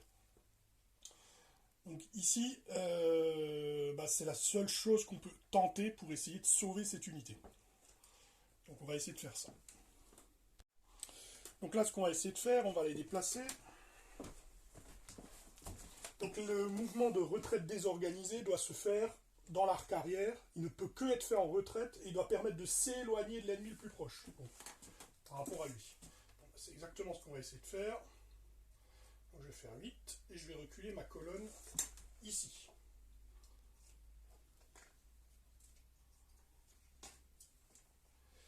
Alors ce mouvement a une conséquence qui n'est pas neutre. C'est que du coup, si vous l'utilisez, vous ne pouvez pas enlever le marqueur désorganisé à la fin du tour. Donc là, mon unité restera désorganisée. Cependant, maintenant, ce que je vais pouvoir faire, puisque vous pouvez faire les mouvements d'initiative dans l'ordre que vous voulez, cette unité, je vais pouvoir également lui donner un mouvement d'initiative, puisqu'elle est à portée de l'ennemi. Elle est à 8 pouces de l'ennemi. Donc 8 pouces, 12 pouces en basique. Hein. Je vais confondre les deux, parce que pour les mouvements d'initiative et les commandements, en général, je gardais les 12 pouces. À cause du fait que l'empreinte au sol fait que, au final, la distance ne change pas. C'est principalement à cause de ça. Bref. Donc là, je vais utiliser un mouvement d'initiative avec cette unité-là pour la remettre en ligne, histoire qu'elle soit en capacité de se défendre. Donc ici, mouvement d'initiative, changement de formation. Donc quand vous faites un changement de formation, vous le faites autour du centre du front de l'unité. Donc là, autour de ce socle-là. Donc vous dispatchez vos socles autour du premier. Voilà, donc ça c'est un mouvement d'initiative. Les cavaliers sont trop loin pour faire un mouvement d'initiative. Donc ici ce sera terminé. En revanche, les Grenzer peuvent en faire. Donc je peux éventuellement sortir les Grenzer de la forêt pour éventuellement faire un tir en enfilade si c'est possible. Quoique, il faudra peut-être beaucoup de mouvements pour y arriver, on va voir ça. Donc, les Grenzer peuvent sortir de la forêt éventuellement ici. Mais pour obtenir le bonus d'enfilade, donc le bonus d'enfilade c'est relance de tous les tirs, de tous les dés de tir qui ont raté. C'est un bon bonus. Cependant, ce n'est pas possible pour les unités qui ne sont pas équipées d'armes à feu et les unités qui sont en formation tirailleurs. Donc là, avec un mouvement d'initiative, ça n'ira pas, parce que si je bouge, j'ai besoin d'un deuxième mouvement pour me remettre en formation. Donc là, ça ne va pas. L'autre possibilité que j'ai, c'est tourner le canon pour tirer là-dedans. Ça, c'est possible. Donc je vais plutôt utiliser le mouvement d'initiative pour ramener les Grenzer vers là. Comme ceci. Et tirer plein pot sur l'ennemi.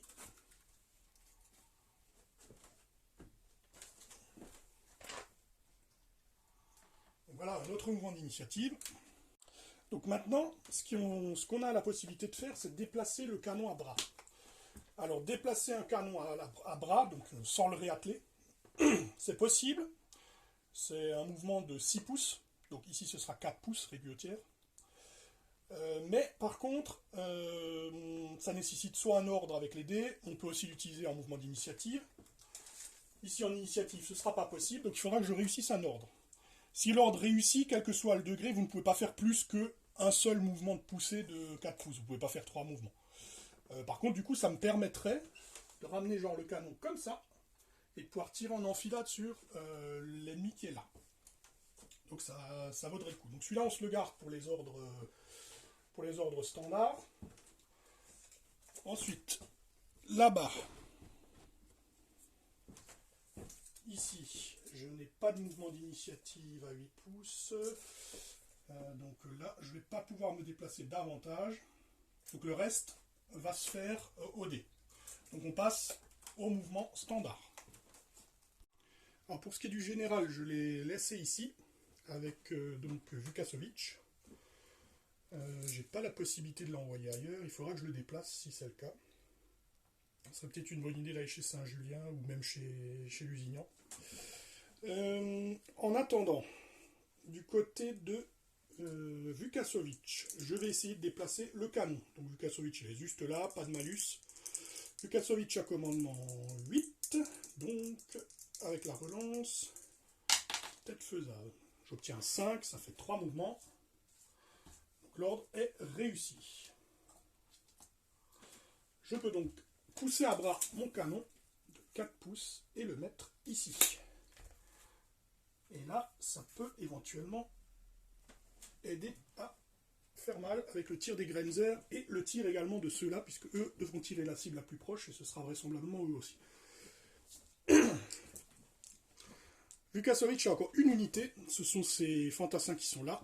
Alors l'idéal ce serait, vu qu'ils ont pris 3 blessures qui sont ébranlées, ça aurait été de les rallier. Malheureusement, ils sont désorganisés, donc ils ne peuvent pas recevoir d'ordre, y compris l'ordre spécial ralliement.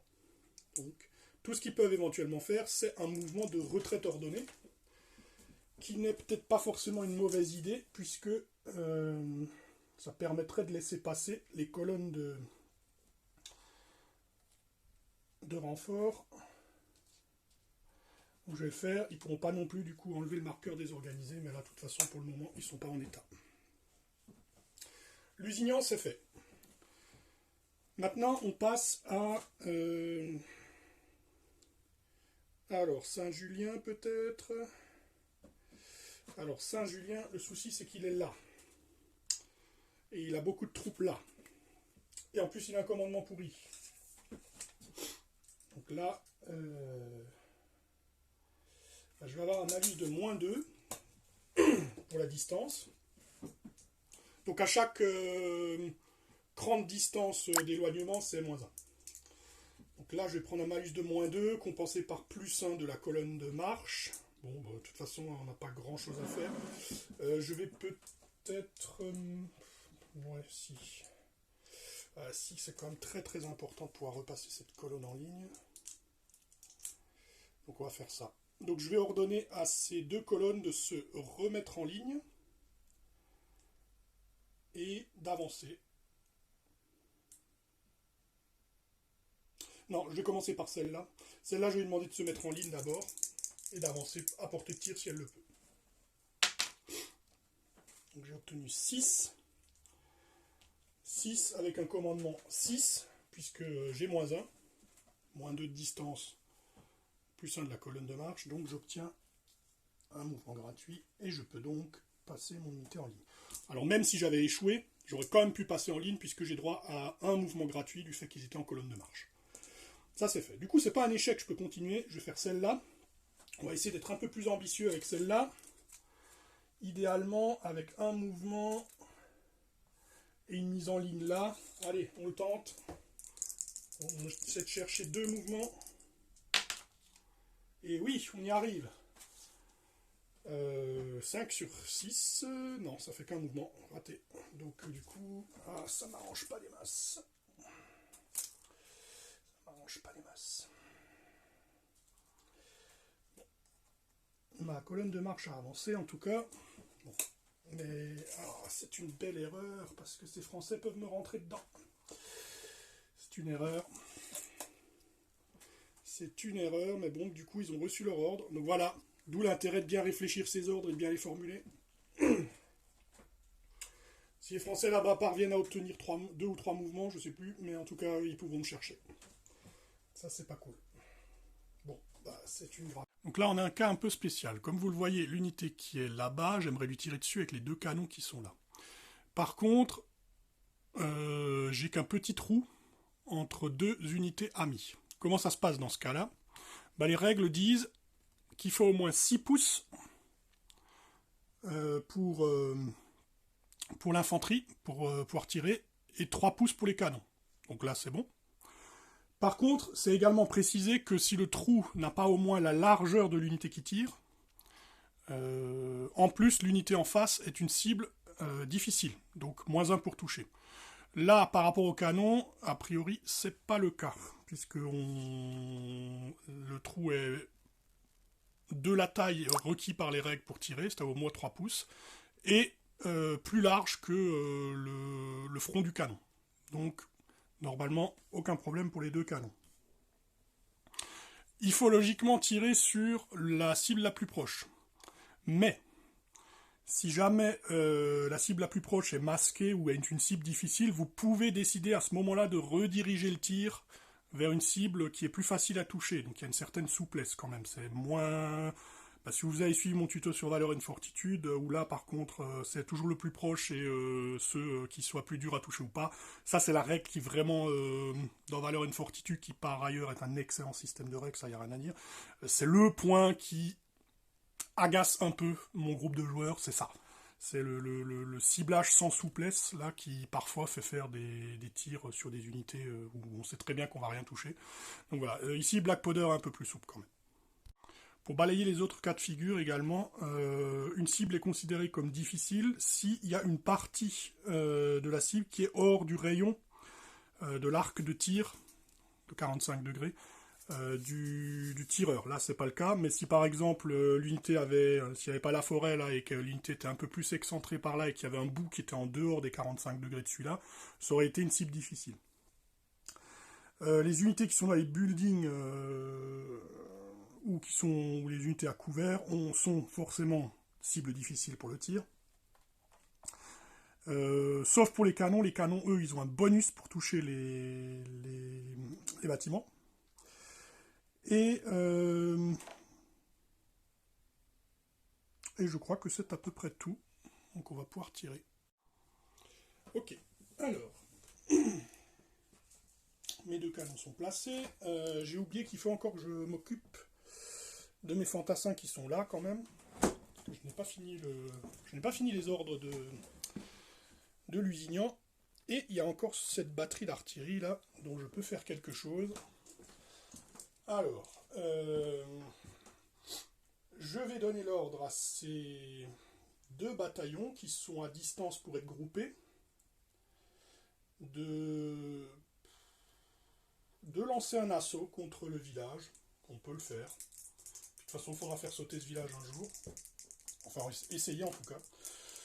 Lusignan a commandement 7, donc c'est du 7, puisqu'il n'y a pas de malus de distance. Là, il est juste à côté. Et c'est un échec, ça met fin au tour. Fin des ordres pour Lusignan. Donc passons tout de suite au tir. Alors, mon canon qui est là, ça sert à rien de tirer sur ça puisque ça fuit, donc on va pas faire tirer le canon. Ces amis sont devant, comme vous le voyez, donc il ne pourra pas tirer sur le bâtiment. Donc là, on va se contenter de faire tirer les canons qui sont là pour commencer.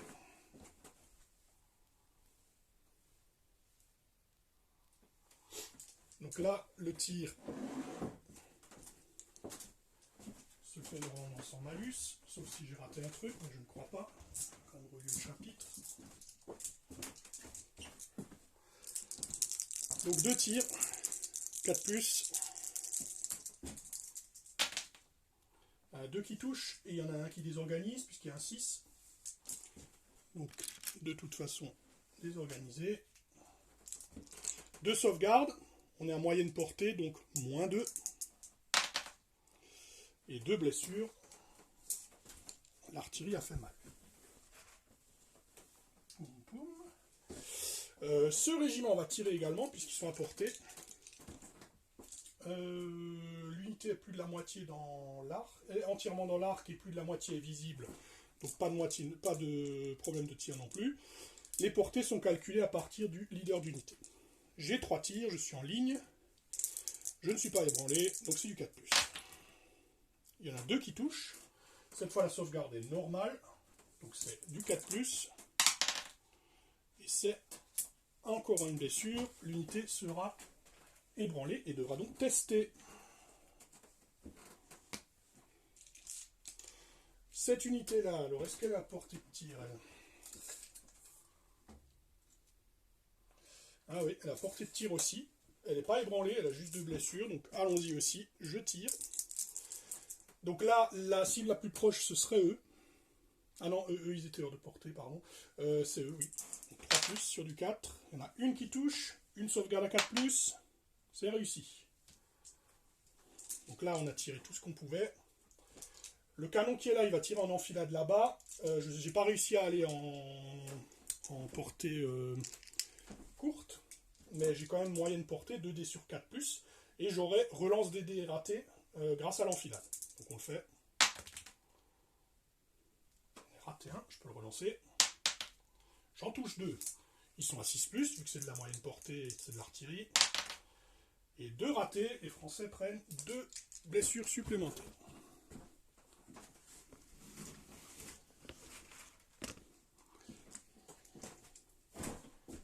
Allez, 2 déjà. C'est pas fini, les Grenzer vont tirer depuis la forêt. Donc les Grenzer, ils ont 3 tirs également. Sur le 4. Ça fait 2 touches. 2 sauvegardes à 4. Une qui est sauvée, mais une qui passe, malheureusement pour les Français. Et l'unité est ébranlée. On devra tester également. Et j'ai pas pensé à voir s'il y avait des 6. On va dire que non. Je vérifierai sur la vidéo. Si c'est bon, il y avait un 6 du canon. Donc désorganisé aussi. Ça va faire très mal ces tests.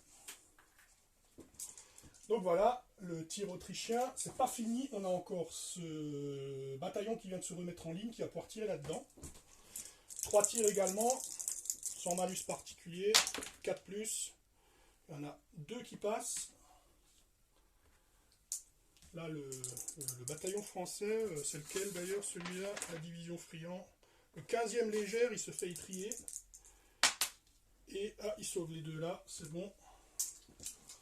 Mais ça sera quand même compliqué.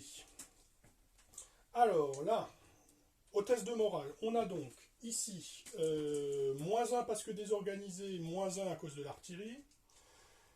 J'ai pas mis de blessures excédentaires, ils sont tout pile à 3, ça fait quand même -2. 6 -2, 4, à partir du moment où vous obtenez 4, c'est détruit. Donc le 15e légère déroute sous les tirs et les morts. Et est retiré de la partie.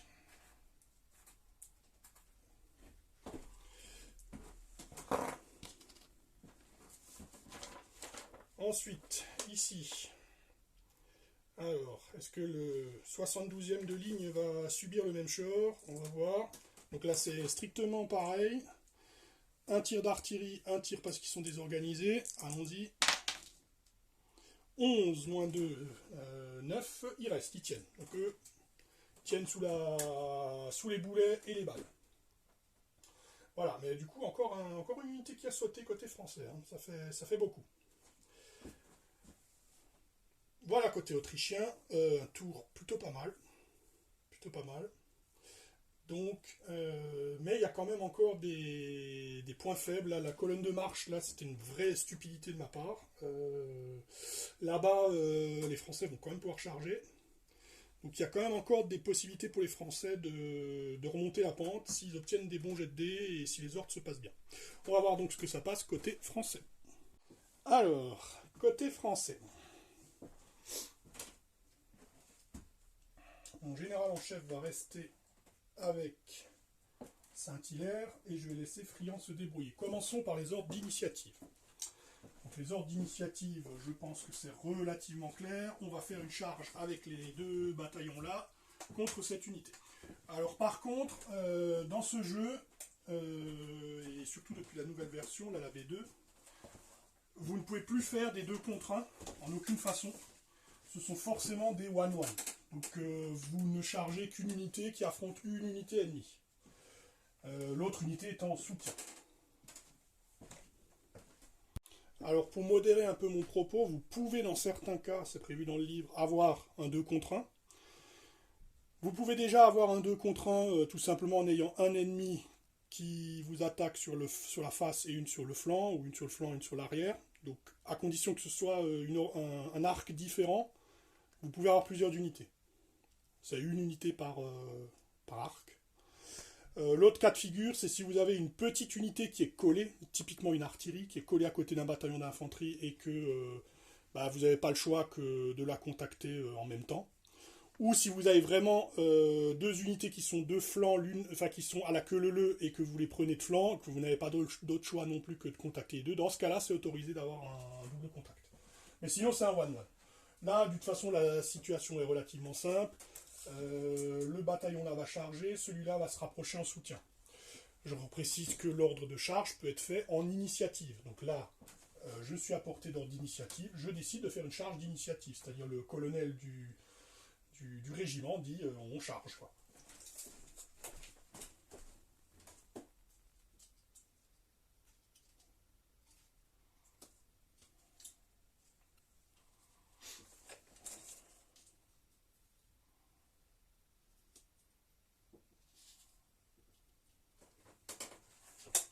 Donc ça c'est l'ordre d'initiative. Ensuite, alors on va peut-être faire un aparté juste sur ce qui se passe quand une unité est en soutien. Ça c'est intéressant. Alors le soutien marche différemment de Hail César. Il est similaire à Pike and Shot, dans le sens où le soutien ne vous rapporte pas de dés d'attaque et en échange ne nécessite pas que vous soyez au contact socle à socle. Le soutien dans ce jeu vous accorde un bonus au résultat de combat. Vous savez, comme le cavalerie lourde D3, là, un soutien c'est plus 1 au résultat de combat. 2 soutiens plus 2, 3 soutiens plus 3, 3 étant le maximum. Donc, les supports doivent se trouver à 6 pouces avec les mesures normales, 4 pouces ici pour le 2 tiers, de l'unité principale pour pouvoir apporter un soutien. Certaines unités ne peuvent pas soutenir. C'est notamment le cas. Ne peuvent pas être soutenues, être soutenues. Donc c'est l'artillerie. L'artillerie ne peut pas être soutenue si elle est prise au corps à corps. De toute façon, si une artillerie est prise au corps à corps, elle est cuite, quoi qu'il arrive. Les tirailleurs non plus ne peuvent pas bénéficier de support. Les carrés ne peuvent pas bénéficier de support. Les unités qui sont dans les bâtiments ne peuvent pas recevoir de support, mais vous verrez, si on a un combat dans les bâtiments, de toute manière, un bâtiment a déjà le plus 3 au résultat de combat, donc il ne peut de toute façon pas avoir plus. Moi, je le réduis à plus 2, mais la règle de base, c'est censé être plus 3. Voilà. Et les unités qui sont prises de flanc ou d'arrière ne peuvent pas non plus être soutenues. Les unités qui ont un combat en cours sur leur arc arrière ou flanc ne peuvent pas non plus être soutenus. Ça, on l'oublie souvent. Personnellement, je ne l'ai jamais fait. Et ensuite, il y a des unités qui elles-mêmes ne peuvent pas soutenir. Donc, c'est les unités qui sont engagées directement en combat ne peuvent pas soutenir. Donc, par exemple, si on a eu un autre combat là, cette unité, forcément, elle est en attaque principale là. Elle ne peut pas donner en plus un support. Les unités en colonne de marche ne peuvent pas supporter, logique, c'est pas fait pour ça. Et les artilleries qui sont attelées, donc prêts à rouler, ne peuvent pas non plus soutenir, c'est logique. Vous noterez donc que les canons peuvent soutenir. Ensuite, quand quand au moins 2 ou plusieurs unités sont positionnées sur le flanc ou l'arrière d'une même unité, le bonus reste plus 1. Vous ne pouvez pas avoir plus qu'un point de bonus par flanc. Donc le maximum que vous pouvez avoir, c'est plus 1 pour un support à droite, plus 1 pour un support à gauche, et plus 1 pour un support à l'arrière. C'est le maximum que vous pouvez avoir. Ok. Donc ça, c'est le mouvement d'initiative ici. Ensuite, ici, est-ce que j'ai de l'initiative? Non, donc là ce sera ordre normal. Par contre, j'ai encore les hussards là, qui doivent continuer de se replier. De toute façon, là je vais pouvoir les enlever, ils vont atteindre pratiquement le bord de table. C'est pas la peine de les laisser, comme ça on évitera de les oublier. Donc voilà, les restes de la division de cavalerie Montbrun sont en déroute et se replient en dehors du champ de bataille. Il ne reste plus qu'à faire les ordres standards.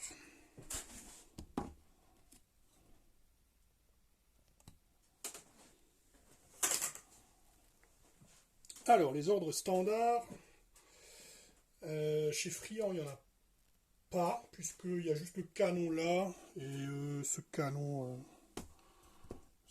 là, il est bien placé pour tirer sur la colonne. Par contre, là, ce serait bien de pouvoir choper ce régiment. Ça, ce serait vraiment la priorité. Donc, deux options. L'option assurer le coup, c'est je mets le général, je fais un suivez-moi comme ça, quel que soit le degré de réussite, j'ai 3 mouvements et je rentre dedans. L'option gourmande, c'est de faire un ordre groupé. Donc là, je suis à... Il me faut 2 mouvements pour impacter. Honnêtement, avec le bonus colonne de marche, plus pas de charge, la règle des Français, ça se tente largement.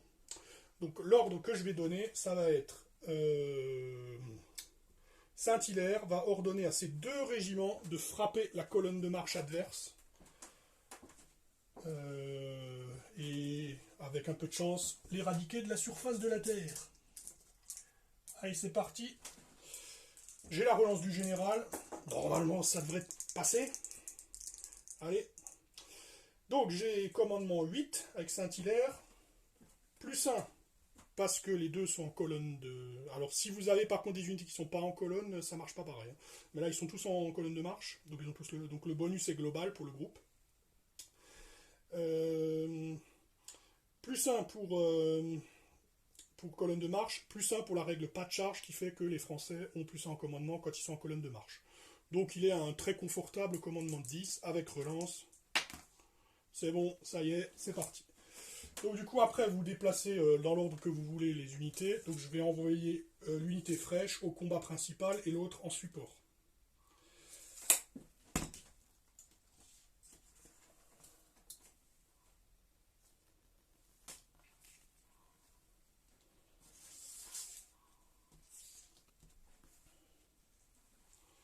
Voilà, donc là, on lance l'assaut à cet endroit-là.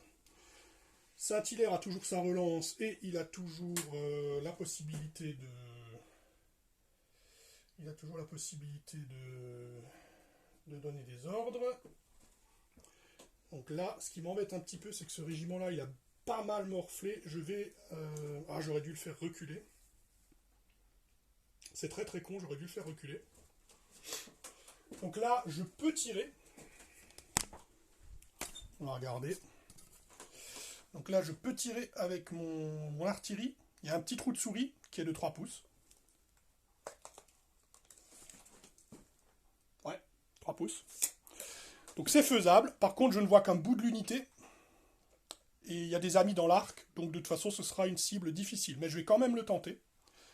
Je vais tirer mes 2 tirs sur le régiment là-bas, histoire d'appuyer un peu mon régiment. Mais très clairement, celui-là, j'ai fait une erreur. Pendant la phase d'ordre d'initiative, j'aurais dû lui faire une retraite désorganisée. C'était le seul mouvement qu'il avait le droit, vu qu'il est désorganisé. Mais là, c'est embêtant. C'est peut-être une grave erreur, parce que du coup, ça va peut-être me le coûter. Et on ne peut pas se permettre de perdre des régiments, on en a déjà perdu beaucoup trop. On va donc passer au tir. Donc, le tir. On va commencer par le canon ici. Alors, il n'y a pas beaucoup de cibles. J'ai la possibilité de frapper ce régiment. Mais je ne vois pas la moitié de ces troupes à cause du fait que mes amis sont en train de les masquer. Mais j'ai quand même les 3 pouces. Donc, je vais tirer dessus. Ce sera du... Ils sont en moyenne portée quand même, donc ce sera 2 tirs, mais à 5+, puisqu'ils sont considérés comme cible difficile. Ça s'est cassé. C'est raté. ça ne touche pas. Ensuite, ce canon-ci, c'est un artillerie à cheval, il a moins de portée, donc cet artillerie est à longue portée. Donc à longue portée, c'est 1D et à 5+, cible difficile 6+. C'est raté. En précisant que si vous touchez sur 6+, un 6 désorganise. Hein, quand même. L'autre tir, il va normalement être à portée moyenne. Oui. Donc 2 tirs à 5+, comme là-bas. Et c'est raté aussi. Donc là, on n'a pas vraiment réussi à aider nos troupes. Maintenant, on va faire le tir des régiments. Alors, je précise que les unités qui sont ébranlées ou désorganisées, même si elles sont limitées dans leur mouvement, elles peuvent tirer. Elles ont juste un malus de -1. Donc là, mon unité désorganisée peut riposter. La cible la plus proche, c'est eux. Ça me va très bien. Ils sont à portée de mousquet, je leur tire dessus. Je suis en ligne, j'ai toujours 3D. Par contre, j'ai -1 parce que je suis désorganisé, donc c'est du 5+. Ah bah, je fais un triple 6. Donc je désorganise les Autrichiens, et ils ont droit à faire 3 sauvegardes. Et ils en ratent 3. Donc ils prennent 2 blessures qui les amènent à ébranlement, et une blessure excédentaire pour le test de morale. Ça, c'est inespéré. Alors là, le 72e de ligne, il avait envie de se venger. Hein. Il avait vraiment envie de se venger. Alors le bâtiment, lui, ne pourra pas tirer. Il n'est pas porté pour le moment, mais de toute façon, c'est l'ancrage de ce flanc, donc on n'a pas trop le choix que de le laisser où il est. J'ai oublié de déplacer mes commandants. Je vais déplacer Friand ici, à la fin du tour, et je vais déplacer Saint-Hilaire ici, à la fin du tour, et je vais déplacer le général en chef ici, peut-être. Non, je vais le laisser avec. Donc, le tir, c'est plutôt pas mal. On va passer au corps à corps. Ah non, il y a le test de morale à faire. Alors, test de morale. Ils ont -1 parce qu'ils ont été désorganisés et -1 pour la blessure excédentaire. Ça fait donc quand même un -2. Eh ben, 6, -2, 4. Le régiment autrichien est démoli. Ah, ça fait plaisir.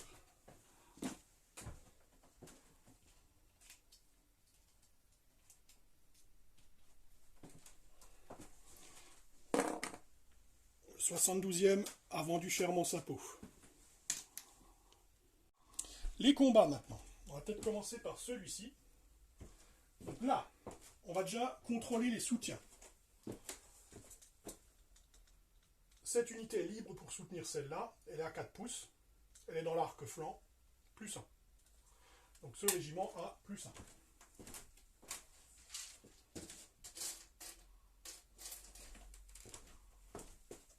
Voilà. Côté autrichien, ils peuvent aussi avoir des soutiens. Donc là, à 4 pouces, ils ont potentiellement les cuirassiers qui peuvent les soutenir. Ça fait +1. La colonne de marche ne peut pas soutenir, puisqu'on ne peut pas soutenir avec une colonne de marche. Et il y a également les Grenzer. Alors les Grenzer, je vais juste vérifier s'ils peuvent le faire depuis la forêt. Oui, a priori, les Grenzer peuvent soutenir, donc ça fait encore +1 pour les Autrichiens. Donc les Autrichiens ont +2 en résultat de combat, et les Français auront +1. Donc maintenant, c'est les blessures qui vont faire la diff. Alors là, les formations vont être importantes. Les Français sont en colonne d'attaque. La colonne d'attaque, c'est une formation très puissante à Black Powder, beaucoup plus qu'elle ne l'est à Valor et de Fortitude. Ce qu'elle donne, c'est vous combattez normalement, mais vous avez +1 en sauvegarde de morale, ce qui est énorme. En échange, vous ne tirez qu'avec 1 dé. Et vous avez en plus un bonus en mouvement qui, dans le cas des Français, est doublé, puisqu'ils ont un deuxième bonus avec la règle pas de charge. Donc c'est vraiment une formation faite pour aller au corps à corps et se déplacer vite. C'est vraiment la règle des Français. Hein. La ligne, quant à elle, c'est la formation pour tirer. Elle vous permet de tirer au maximum de votre puissance. Par contre, elle n'a pas de malus ni de bonus spécial en matière de corps à corps. Donc la différence, c'est que les Autrichiens, ils ont leur sauvegarde de morale standard qui est de 4+, tandis que les Français, ils ont 3+. On va commencer par celui qui charge, hein, les Français, même si, rappelez-vous, tout est simultané. Hein, on ne compte pas, si une des unités est ébranlée en cours de route, on fait comme si elle ne l'était pas, si elle ne l'était pas au début. Voilà, donc, bonus de charge, comme d'habitude, unité qui charge, à plus 1 pour toucher, 3 plus pour les Français. Donc là, les Français en ont touché 5. Les Autrichiens doivent faire 5 sauvegardes sur 4 plus. Oh, bah c'est une catastrophe. Donc ils prennent 3 blessures. Donc ils prennent direct ébranlé. Voilà.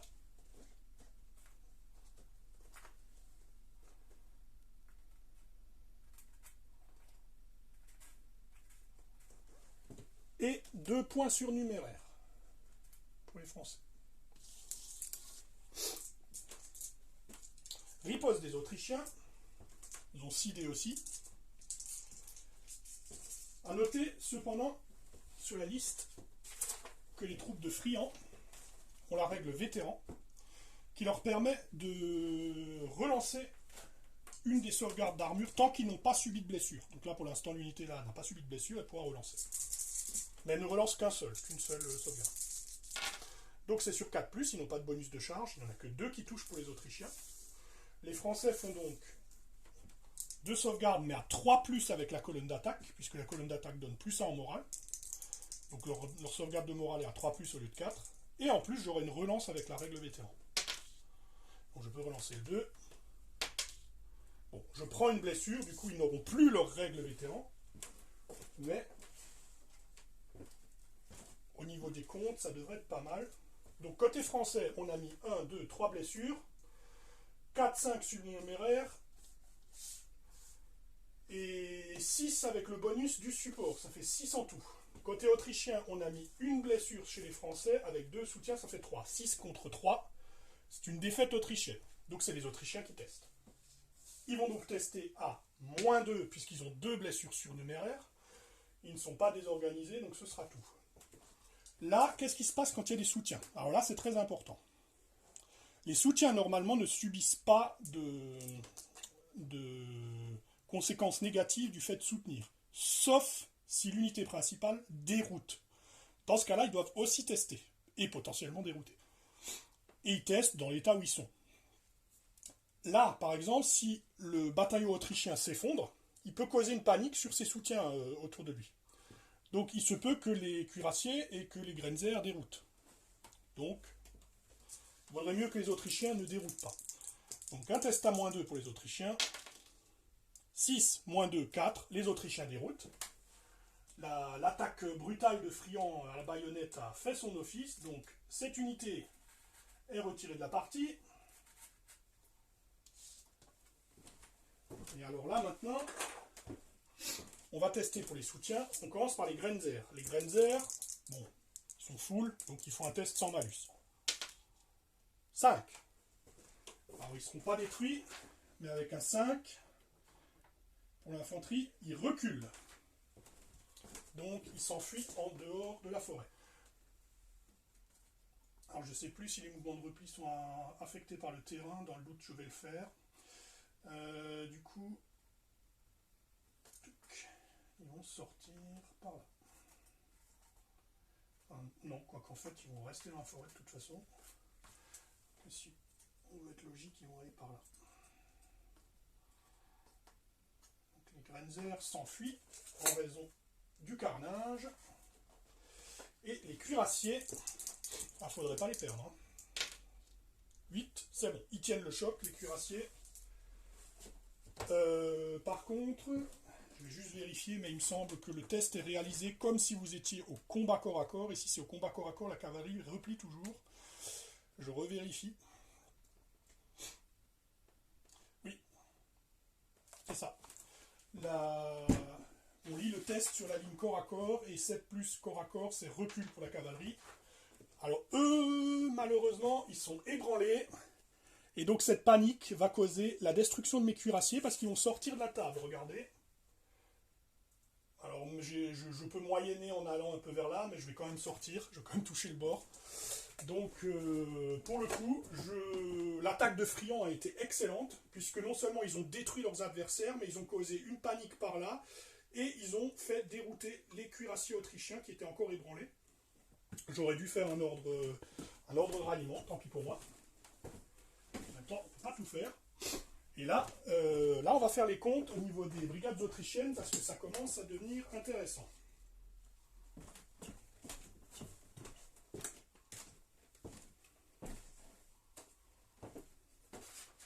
Alors, là, on est dans la division Saint-Julien chez les Autrichiens. Donc, il y a un bataillon qui a sauté, les cuirassiers qui ont sauté, il leur reste la colonne de marche qui est là.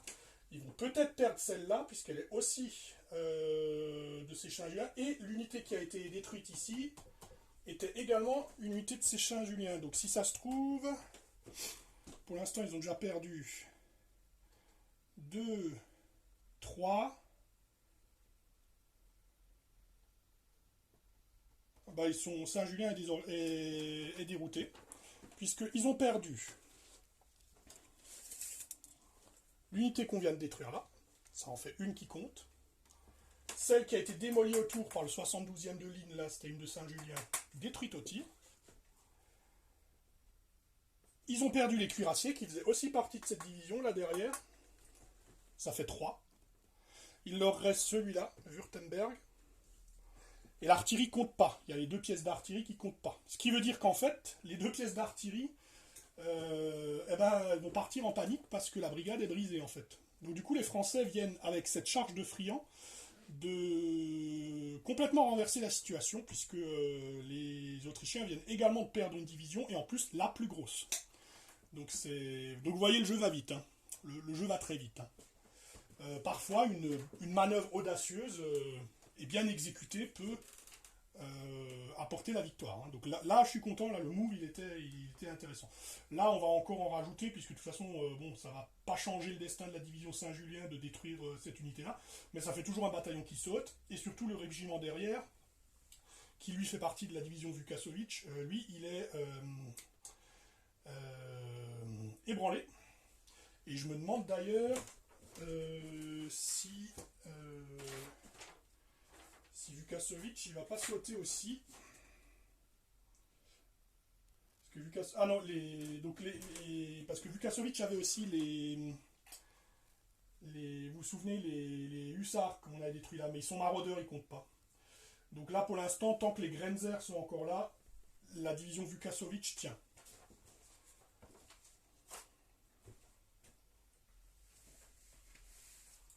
Ok. Non, je dis une bêtise. Normalement, Vukasovic est dérouté aussi. Puisqu'en fait, la règle c'est pile la moitié. Donc normalement, la division devrait sauter. Mais comme il n'y a que 2 unités qui comptent, rappelez-vous, il faut détruire les 2. Et dans cette unité, il y a l'artillerie qui ne compte pas et les maraudeurs qui ne comptaient pas. Donc s'il n'y a que 2 unités dans la brigade qui comptent, il faut détruire les 2. Donc Vukasovic tient à un cheveu, mais il tient. Du coup, ça fait aussi dire qu'il faut détruire les Grenzer pour faire sauter Vukasovic, ce qui est compliqué. Mais voilà. Donc ça, c'est un excellent round français, ma foi. J'ai droit à mon mouvement de victoire. Je ne peux pas faire une percée avec charge. Mais je peux me préparer à attaquer. Je vais juste me rapprocher. Ensuite, ici, on va faire ce combat-là. Les Français ont de nouveau 6 attaques. Le régiment est frais. C'est du 3+. J'en touche 4. C'est une colonne de marche, rappelez-vous. Ils ont moins 2 en morale. Donc ça fait du 6+ de sauvegarde. Elle en sauve 1, elle en prend 3. Donc la colonne est ébranlée. Bon, la division saute déjà, mais voilà. Tac, tac, tac. Riposte de la colonne d'attaque. Je ne sais même pas si elle peut. Alors, est-ce que la colonne d'attaque peut riposter à quelque chose? Colonne de marche. 1 dé de combat. Qui touche. Sauvegarde 3+, puisqu'on est en colonne d'attaque. Ça fait rien. Du coup, les Autrichiens testent. 5. Ils sont en repli. Donc repli, alors la colonne de marche c'est relativement mobile, donc ils vont pouvoir se replier et battre en retraite vers le bord de table puisque leur unité est brisée. Donc ils sont ébranlés, ils ne pourront plus se rallier. Saint-Julien est foutu. Mouvement de victoire pour eux. Alors le mouvement de victoire, on va pas se priver, ça va être comme ça. Et celui-là, je vais le rapprocher du canon là. Bon, le canon va certainement nous tirer dessus à bout portant. Mais c'est plus le moment de faire des calculs, là, faut y aller.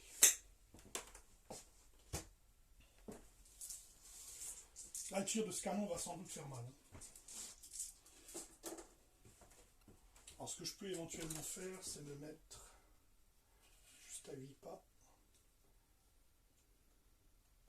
Ou plutôt au-delà de 8 pas. Comme ça, il ne pourra pas se mettre à courte portée de ce régiment, qu'il a plus de chances de dérouter que celui-là qui a tous ses points de vie. Voilà. Alors, écoutez, super tour des Français, ma foi. Friand a fait le job. Ces troupes ont percé. C'est pas mal. Voilà. Le tour 4 français se termine. On va passer au tour 5 autrichien. Alors, le tour 4 autrichien. Non, le tour 5 autrichien. Le tour 5 autrichien. On va commencer par les mouvements d'initiative.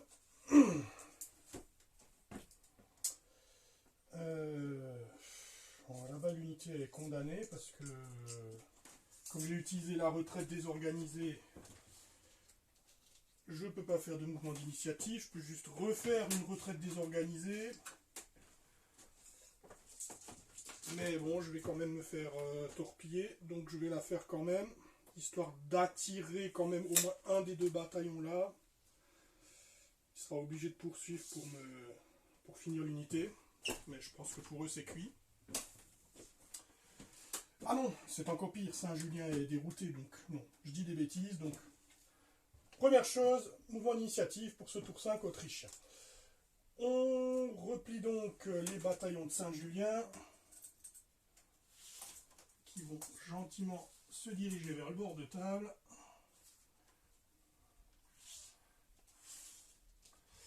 L'artillerie se réattelle. Hop là. Et elle se prépare à partir.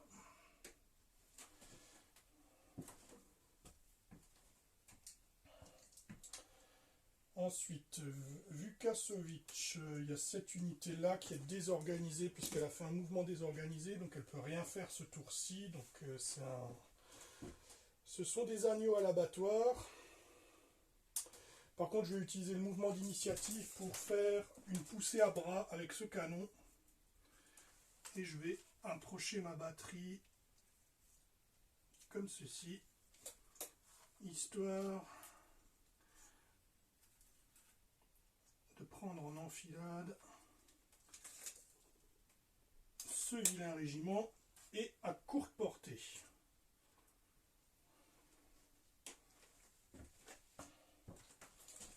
Là du coup je tirerai avec mon régiment désorganisé. Donc du coup maintenant c'est surtout Lusignan qui va devoir travailler. Donc ce qu'on va faire, je vais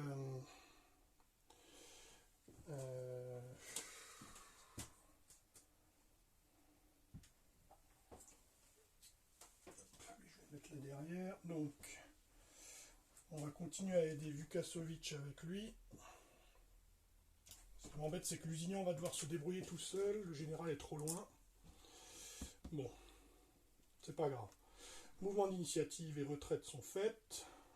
Passons maintenant aux mouvements normaux. Bon, on va commencer tout de suite par Lusignan. Donc ici, je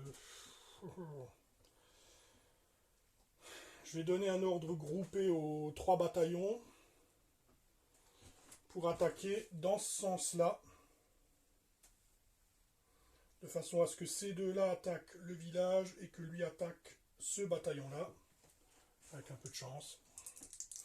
Malheureusement, je n'ai qu'un commandement de 7, il va me falloir, je pense, au moins 2 mouvements, voire plus. Ah, 5. 2 mouvements. Donc eux, là-bas, ils parviennent à charger. Eux, alors, ils parviennent aussi à charger, malgré le terrain. Et eux...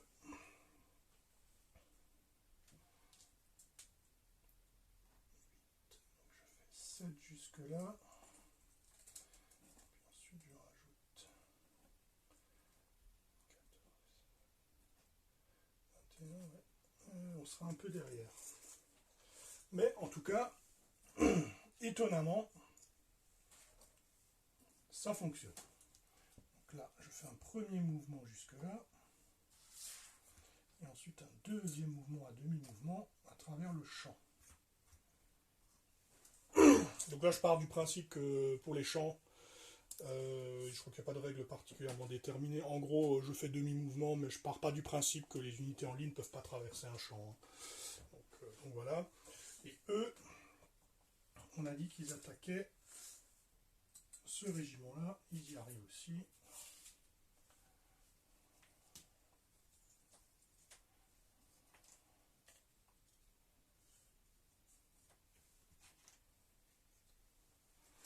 Donc là, du coup, on a un tir de contre-charge, puisque les unités sont équipées d'armes de tir, elles sont attaquées de face, elles peuvent faire une réaction tir de contre-charge, elles le font. Le tir de contre-charge se fait à courte portée, donc sur 3+. Je suis en ligne, j'ai 3D, par contre je suis ébranlé et désorganisé, alors les deux malus ne se cumulent pas, c'est que -1. Mais du coup, au lieu de toucher sur 3+ à courte portée, je toucherai sur 4+. J'en touche une. Les Autrichiens sauvegardent. Non, ils prennent une blessure, ce qui les ébranle. Et du coup, c'est très important, parce que comme je viens de les ébranler, ils vont tester. Et ça peut provoquer une retraite et donc faire échouer leur charge. Donc, les Autrichiens font leur test. Oula, 3 détruit. Le tir de contre-charge du 72e de ligne vient de détruire le bataillon autrichien qui tentait de les prendre d'assaut. Eh ben, c'est plutôt pas mal. Ceux-là, ils en veulent, hein. Ceux-là, ils en veulent. Bon, bah, du coup, ça fait un régiment en moins. Lusignan, il y a encore des canons là-bas. Ce qu'on va faire avec cette batterie, alors c'est celle de Lusignan, c'est une artillerie à pied. Donc, on va... Est-ce que si je les pousse à bras, j'ai une vue dessus? Ouais. Ouais, je vais pousser l'artillerie à bras. Donc je lui donne l'ordre de faire un déplacement vers là pour pouvoir viser cette unité. C'est bon. J'ai fait un 6, ça fait un mouvement. Parce que j'avais un malus de -1 de distance, mais ça suffit. Mon canon se rapproche. Et là, je suis à 24 pas. Alors, je ne verrai pas tout à cause du champ. Je ne verrai pas la moitié de l'unité. Donc, ce sera une cible difficile. Mais je serai à moyenne portée, donc c'est pas mal. Avec un peu de chance, je vais réussir à les défoncer avec l'artillerie, là où les autres ont échoué. Ok. Ensuite, on passe à Vukasovic. Alors, Vukasovic, il me reste les Grenzer, que j'ai très envie de mettre en enfilade ici maintenant. Donc, on va essayer de le faire. Sauf que en enfilade, il va me falloir un mouvement, 2 mouvements, 3 mouvements pour se remettre en ligne.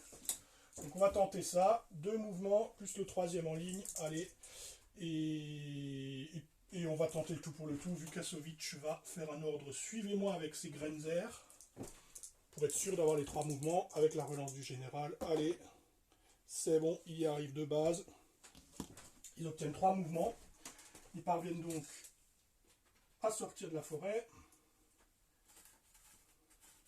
se mettent en ligne, et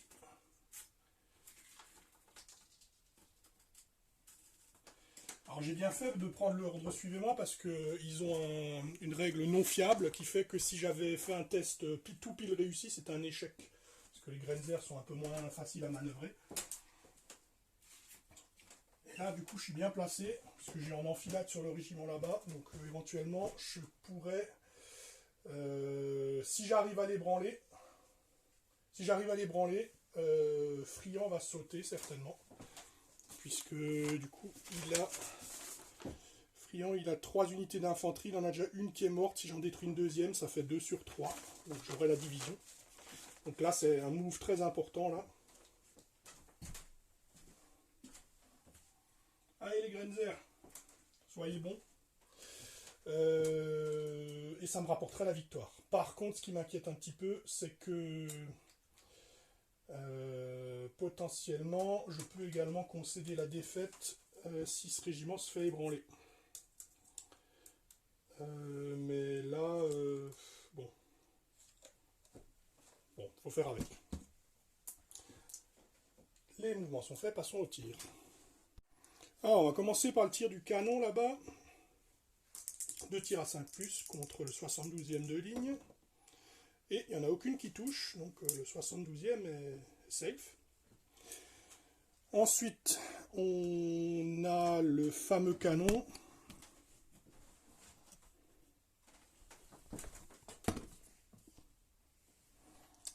Le fameux canon qui est là et qui va tirer à bout portant et en enfilade dans le régiment là. Tout est touché, ils sont désorganisés, il y a un 6. Test à -2, c'est du 6+, hein, puisque tir d'artillerie, il y a 2 6+. Donc les Français ne prennent qu'une perte finalement. Donc là ils s'en sortent bien. Ah tiens, j'ai oublié d'ailleurs de faire le tir de contre-charge du bâtiment. Parce que je pouvais quand même faire un tir de contre-charge, donc j'avais 2 tirs, je vais les faire. À 3+, 2 touches dont un 6. Aïe aïe aïe aïe aïe. Et qui sauve pas. Ouh là là là là. Ça sent la défaite des deux côtés. Les Autrichiens viennent de perdre 2 pertes et ils sont désorganisés. Du coup, ils sont obligés de continuer leur... Ils n'ont pas subi un résultat de repli, ils n'ont pas été obligés de faire un test de rupture, donc ils vont continuer le combat, ce qui pour le coup m'arrange pas. Donc là, il est possible qu'on ait une égalité pour ce rapport, puisque pendant ce tour, il se peut que cette unité brise la division Friand et remporte la victoire pour les Autrichiens, mais que d'ici la fin du tour, les Français détruisent cette unité-là et brisent la division Lusignan et font égalité. C'est possible. Ça serait intéressant, ça serait fun. On va voir. Alors, est-ce qu'on a encore des tirs? Oui, on a le tir de la petite colonne d'attaque là-bas qui va tirer. On va essayer d'assurer le coup. Ah non, on est obligé de tirer sur le plus proche, donc lui. Un tir, bon, avec le désorganisé, il y a peu de chances que ça passe. Et enfin, les Grenzer, le tir important des Grenzer. 3 tirs en enfilade. Allez. C'est pas bon, heureusement il y a l'enfilade. 2 touches désorganisées. Attention, suspense. Les troupes de Friand vont-elles résister?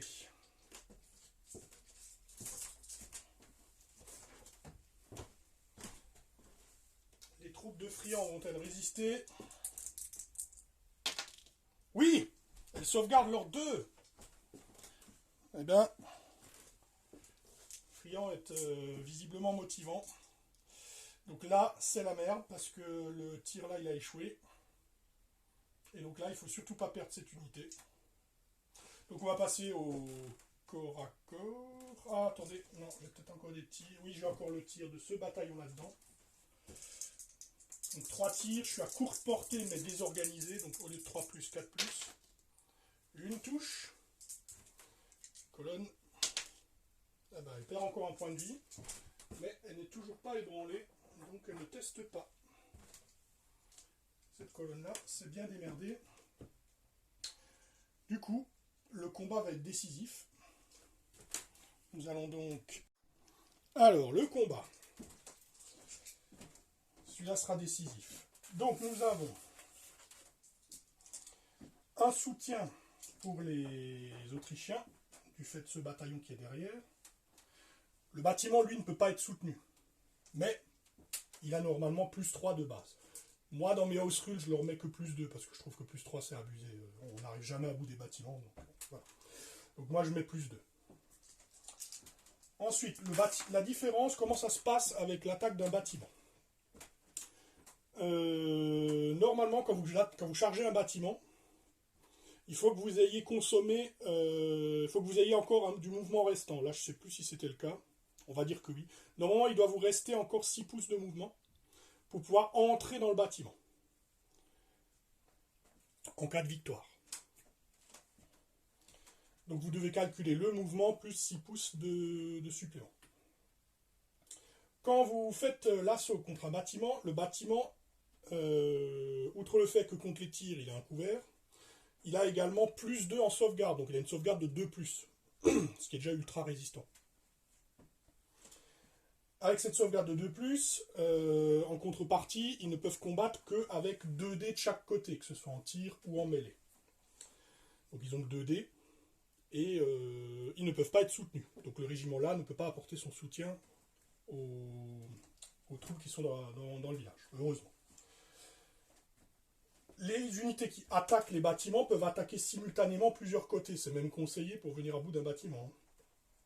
Donc là malheureusement j'ai attaqué que d'un seul côté, et j'ai qu'un seul soutien, ce qui est un peu léger, mais bon, on a tenté, histoire d'avoir un combat dans les bâtiments. L'autre règle spéciale des bâtiments, c'est que tous les résultats de repli sont transformés en maintien à la position. Ça veut dire que les bâtiments, en fait, les troupes dans les bâtiments ne fuient pas.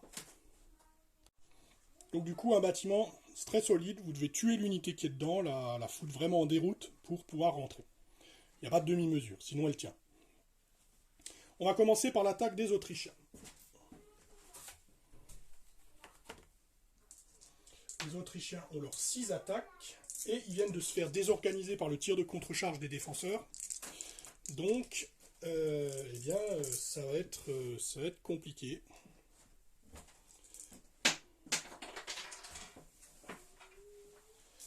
Ça fait que leur bonus de charge est annulé par le malus de désorganiser et que ne touche sur 4+. Allons-y.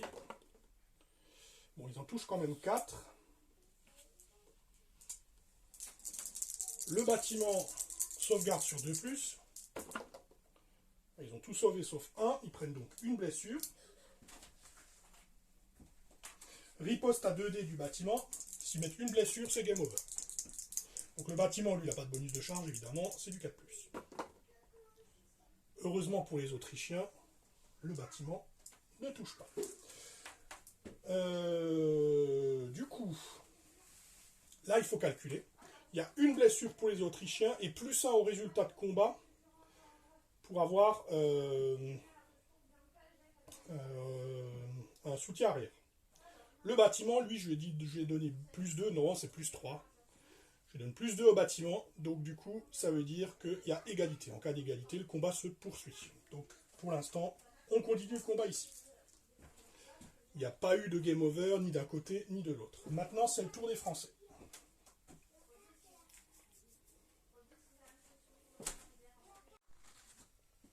Alors, je vais juste faire un rapide aparté sur le carré, parce que, en fait de jeu, là, on ne pourra pas le voir, vu que la cavalerie s'est fait satelliser tellement rapidement. Donc à Black Powder, le carré, en fait, il est automatique. C'est-à-dire qu'à partir du moment où une charge est déclarée par une cavalerie contre une infanterie, elle peut se mettre en carré automatiquement. Donc la plupart des infanteries période napoléonienne ont la règle former le carré. Et cette règle, justement, leur permet de le faire en réaction. Vous pouvez aussi, évidemment, le faire en changement de formation. Alors, j'ai des choses à dire sur le carré, parce que c'est un point qui me turlupine un petit peu. Donc la règle exacte, la règle former le carré, c'est toutes les unités non engagées qui ont cette règle peuvent et doivent essayer de former le carré quand ils sont chargés de front par la cavalerie ennemie. Ceci ne s'applique pas aux unités qui sont déjà engagées par l'ennemi, bon c'est logique, ou ceux qui sont engagés sur leur côté ou leur arrière. Il n'y a pas le choix, il faut le faire. La seule exception est l'infanterie qui occupe une position défensive, mais bon, la cavalerie ne pouvant pas charger les bâtiments, peu de chance que ce cas de figure se produise.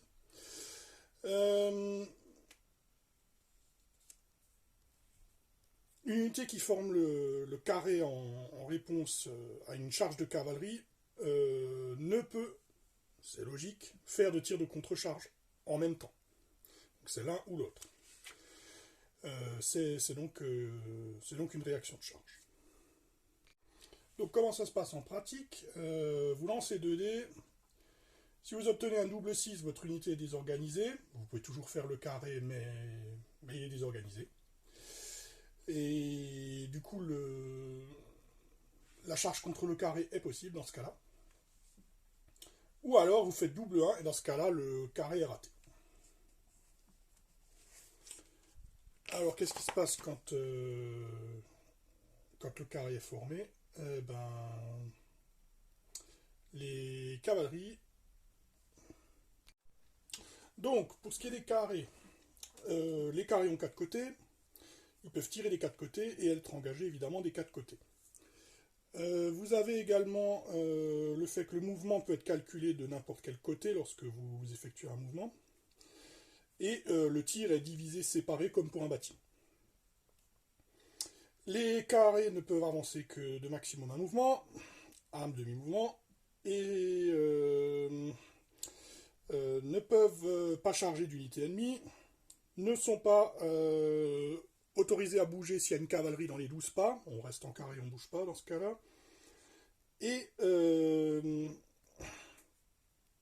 ils ont une valeur de tir de 1 par côté. Et donc l'intérêt c'est que la cavalerie n'a tout simplement pas la possibilité d'essayer de charger un carré dans le jeu, elle doit arrêter sa charge. Alors pourquoi est-ce que ça me turlupine un petit peu le carré? Parce que je trouve que la règle est très bien. Le fait de le faire en réaction, c'est bien. Le fait que le carré formé soit quasi impossible à prendre pour la cavalerie, c'est bien aussi. En fait, le souci que j'ai avec cette règle, c'est qu'en termes de fluff, elle est juste. Et il y a le feeling historique.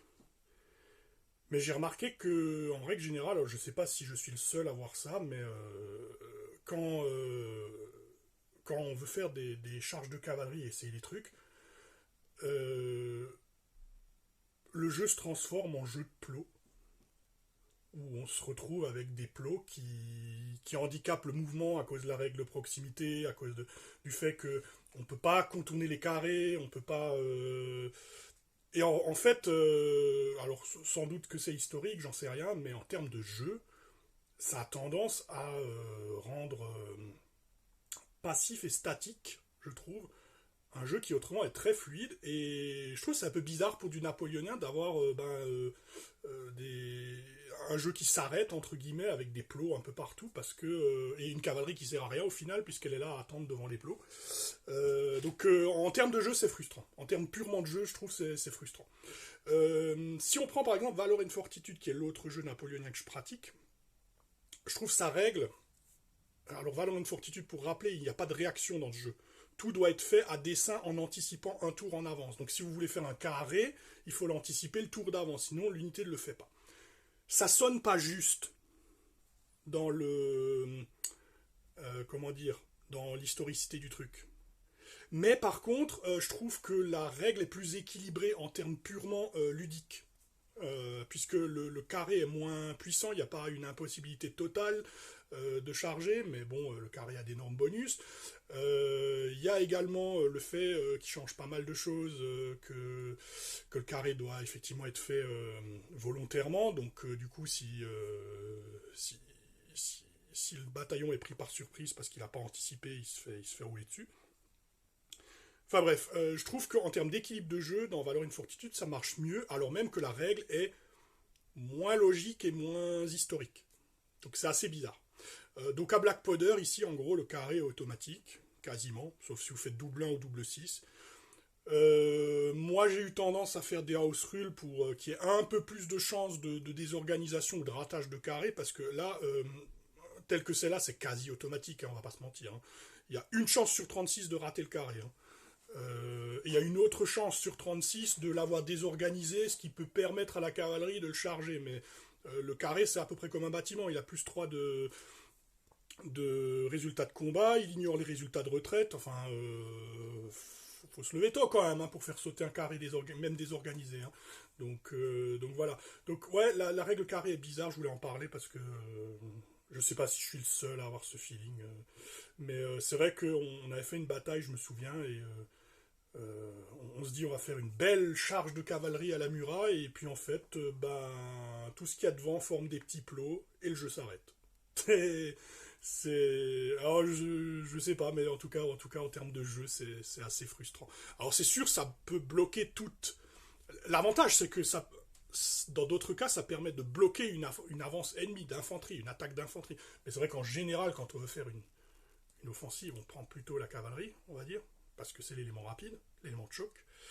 Et ouais, ça peut permettre de tuer dans l'œuf une attaque d'infanterie, puisqu'ils sont obligés de se mettre en carré. Donc votre cavalerie a une sorte de rôle de contre-attaque, qui n'est pas négligeable, hein, mais disons que c'est plus défensif.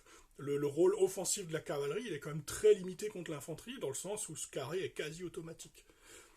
Et qu'en plus, on peut de toute façon pas le charger. Donc voilà. Donc voilà, moi c'est la règle qui me tue. Mais la façon dont c'est fait, c'est comme ça que ça devrait être fait. C'est-à-dire ça devrait être automatique, ça devrait être une réaction. Tout ça, c'est juste. Il y a le feeling de justesse immersif, il n'y a pas de souci. Mais en termes purement ludiques, des fois c'est vraiment bizarre d'avoir des plots sur la table qui bougent plus et d'avoir le jeu qui est frisé parce qu'on ne peut pas les contourner et on ne peut rien faire. Donc je suppose que des gens ont des Holzrull pour corriger un peu ça. Mais voilà, je voulais en parler quand même, faire un petit aparté là-dessus, parce qu'on le verra pas vu que la cavalerie s'est fait massacrer des deux côtés et qu'ils pourront de toute façon jamais tenter une charge sur l'infanterie. Voilà, fin de la digression. Ok, tour 5 français. Allons-y. Mouvement d'initiative pour commencer. Ça va être assez important. Alors, donc mon régiment là a été désorganisé, c'est très embêtant. C'est très embêtant. On va faire un petit point. Voilà. Alors, ici, un régiment qui est là, il est désorganisé. Celui-ci aussi a été désorganisé, je ne vais pas pouvoir faire d'attaque. Et celui-là est encore opérationnel. Alors, le problème, c'est que je suis dans l'angle du canon, partiellement, donc il aura un -1, mais bon, ça fait quand même 3 tirs à 4+, ça peut me tuer. Si je le charge, l'autre possibilité, charger là. Sauf que du coup, boum, tir d'opportunité du canon, puisque je vais passer le centre la ligne au centre de son socle. Donc si je la traverse, je lui donne un tir d'opportunité. Donc là, c'est très très embêtant. Je ne sais pas trop quoi faire pour gérer la situation. Le mieux que je puisse faire, ce serait éventuellement de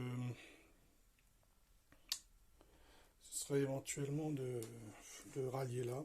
Bah non, je peux pas enlever le dernier point de vie. Alors ça aussi c'est important pour le ralliement. Vous pouvez pas enlever le dernier point de vie. Ensuite, là-bas de toute façon ça fuit.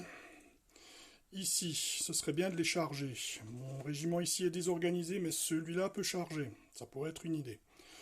Si je détruis cette unité, je pense que je viens à bout de Vukasovic, logiquement.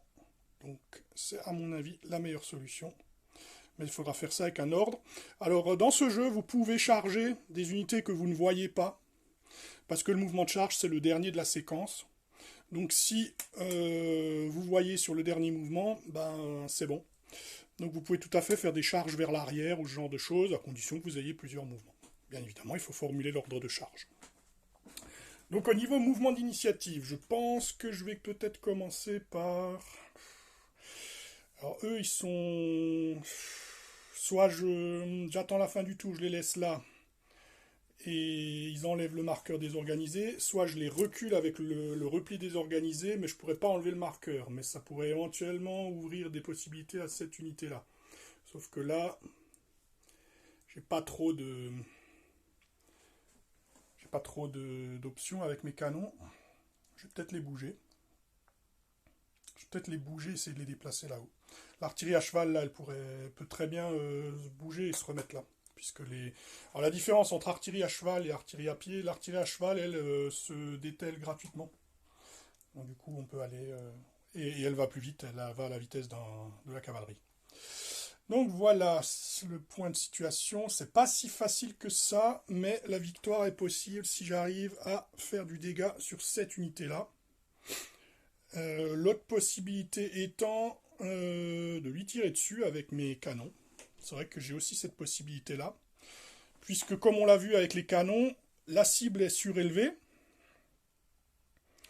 Il n'y a pas d'unité amie de la même taille ou supérieure entre les deux.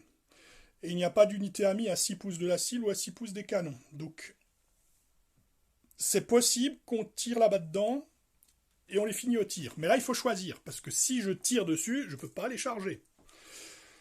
Je pense qu'il faut se ménager les deux options en cas d'échec. Donc, on va essayer de faire comme ça. Voilà.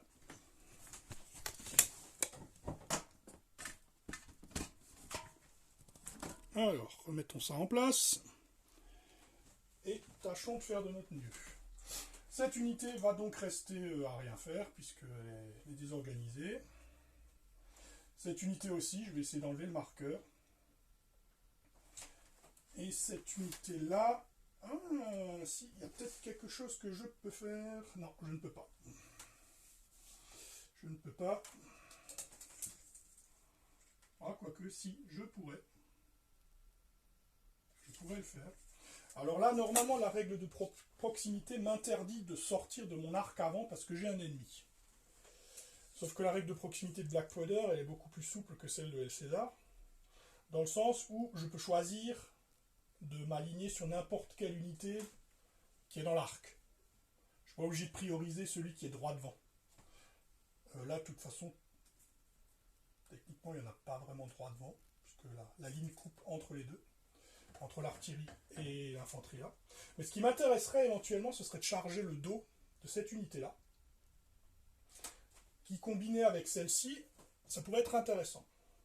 Du coup, là, un ordre suivez-moi, ça serait excellent. Seul bémol, ça me mettra, ça donnera un tir d'opportunité au régiment désorganisé d'Autrichiens qui se trouve devant là. Puisque là aussi, je vais passer devant la ligne qui coupe le centre de son unité. Donc dès qu'une unité traverse et passe de l'un à l'autre dans cette ligne, et à portée de tir, eh bien, il déclenche un tir d'opportunité. Mais je vais le faire quand même parce que ça vaut le coup. Parce que ça vaut le coup. Donc pas d'ordre d'initiative pour le moment. Je vais tenter les ordres. Donc on va commencer par celui-là. Donc notre ami Saint-Hilaire, il va utiliser un ordre suivez-moi pour rentrer dans ce régiment. Il est toujours assisté par le général. C'est 9, c'est bon, puisque c'est une colonne de marche et on est français. Je fais donc immédiatement le tir de contre-charge des Autrichiens. Donc les Autrichiens ne voient que partiellement mon unité, puisqu'ils ont des amis dans leur angle de vue, et ce malgré le fait que non, ils n'ont même pas les 6 pouces, donc oui, c'est bien une cible difficile. Ils ont donc le malus, cible difficile, désorganisée, -2. Donc au lieu de toucher sur 4+, toucheront sur 6+. Et malheureusement, ils font un 6, bien sûr, ce qui me désorganise. Je fais mes sauvegardes. Je les sauve tous les deux, ça c'est bien. Par contre, le désorganisé est très emmerdant parce que je vais me retrouver avec un malus de -1 pour toucher. Et ça, c'est un peu casse-pied. Mais quoi qu'il en soit, l'ordre suivez-moi est réussi. Je vais donc pouvoir charger le dos des Grenzer. C'est déjà ça. Je mets un marqueur désorganisé.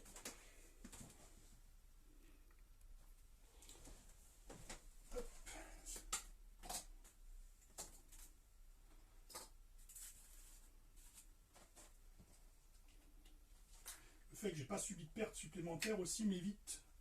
Parce que là, j'aurais pu être ébranlé et ça aurait pu être catastrophique. Donc, voilà.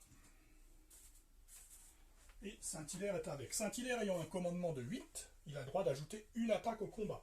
Ce qui est toujours bon à prendre. Voilà. Pour ce qui est de Saint-Hilaire, j'ai pas fini.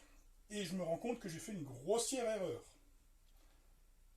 Bon, pas vraiment une erreur dans le sens où ça va mettre fin au tour de la division, je ne pourrai pas déplacer d'autres unités. Puisque c'est un ordre spécial, l'ordre suivez-moi. Les ordres spéciaux mettent toujours fin aux ordres de la division pour la bonne et simple raison que le commandant rejoint l'unité pour la commander spécifiquement.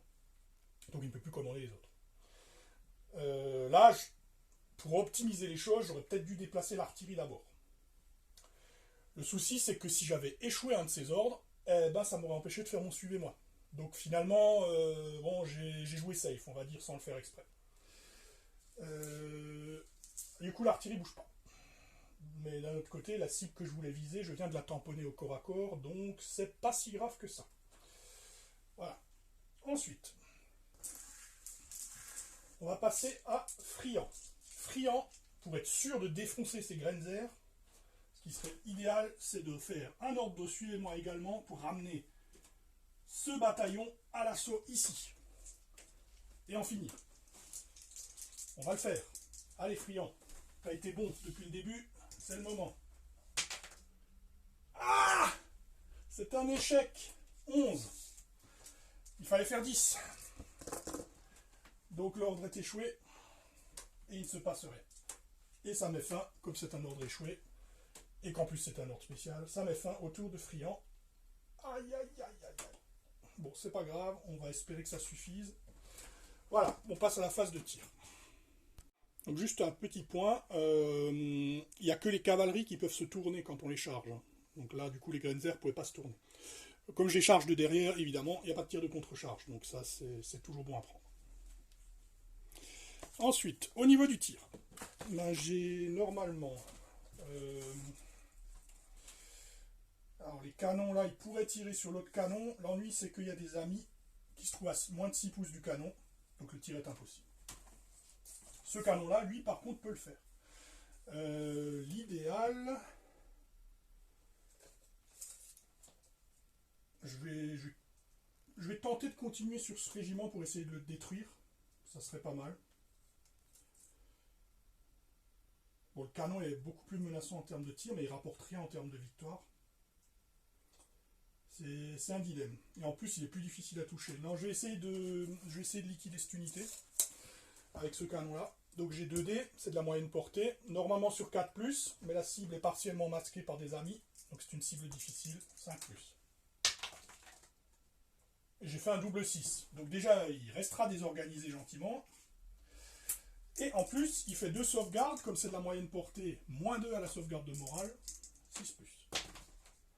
Ils en sauvent une quand même, mais ils prennent un point qui est excédentaire puisqu'ils étaient déjà ébranlés, donc ça se traduit tout de suite par un -1 au test. Et comme ils sont désorganisés, -2. Et comme c'est l'artillerie, -3. Donc on fait un test de rupture. Ils ont fait 9 -3, ça fait 6, ça va, ils s'en sortent. Donc avec un 6, ils tiennent. Il se passe rien. Ils s'en sont sortis. Dommage. Les canons n'ont rien à faire. Est-ce que j'ai 3 pouces? Si, normalement j'ai 3 pouces, mais ça n'a aucun intérêt vu que ces canons-là sont en repli. Donc je n'ai rien à faire avec les canons. Ici, le régiment est toujours au combat. Je ne les ai pas repoussés, donc je ne peux pas tirer. Et ceux-là ne voient pas d'unité, n'ont personne à portée de tir. Donc ça s'arrêtera là pour le tir. Passons au combat décisif. Donc nous avons une colonne d'attaque qui a toujours ses 6 dés, qui touche sur 4+, vu que j'ai été désorganisé, ça va bien être emmerdant. Quel est l'intérêt de prendre de flanc? Vous mettez un -1 à l'adversaire, il ne peut plus avoir de soutien non plus. Bon là il n'en aurait pas eu. Par contre c'est vrai que ça ne donne pas de bonus particulier en termes de réussite des touches. Donc ça va quand même être un peu chaud. Il y a aussi le général qui rajoute une attaque, donc j'en ai 7 en tout. Juste vérifier que j'ai pas de règle spéciale particulière. Ah si, j'ai la règle acharnée, je l'ai oublié celle-là. Donc la règle acharnée, Tough Fighter en anglais, donc je pourrais relancer un dé qui a raté, mais un seul. En mêlée, uniquement. Oh, c'est bien. Oh, c'est très bien. Alors, j'en touche. 1, 2, 3. Ah bah, je touche tout sauf un. Donc ça fait quand même 6 touches. Qu'ils doivent sauvegarder. Alors, est-ce qu'il y a la sauvegarde? Il n'y a pas de changement particulier à la sauvegarde. Et les Grenzer ont un moral de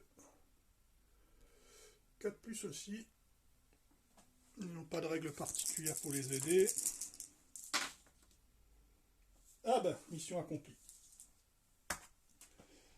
Ces stats, ils en ont sauvé la moitié. Et j'en ai mis la moitié. Donc les Français mettent 3 points aux Grenzer. Les Grenzer sont donc ébranlés. Ils testent. Mais c'est surtout le fait qu'ils soient ébranlés qui va normalement donner la victoire aux Français. Donc là, le perdant test. Ah non, j'ai encore la riposte des Grenzer. Au niveau des ripostes, comment ça se passe? Donc les Grenzer, ils ont 6 attaques aussi. Touche sur du 5. On les compte pas ébranlés tout de suite, mais ils ont quand même le malus pour l'attaque sur l'arrière.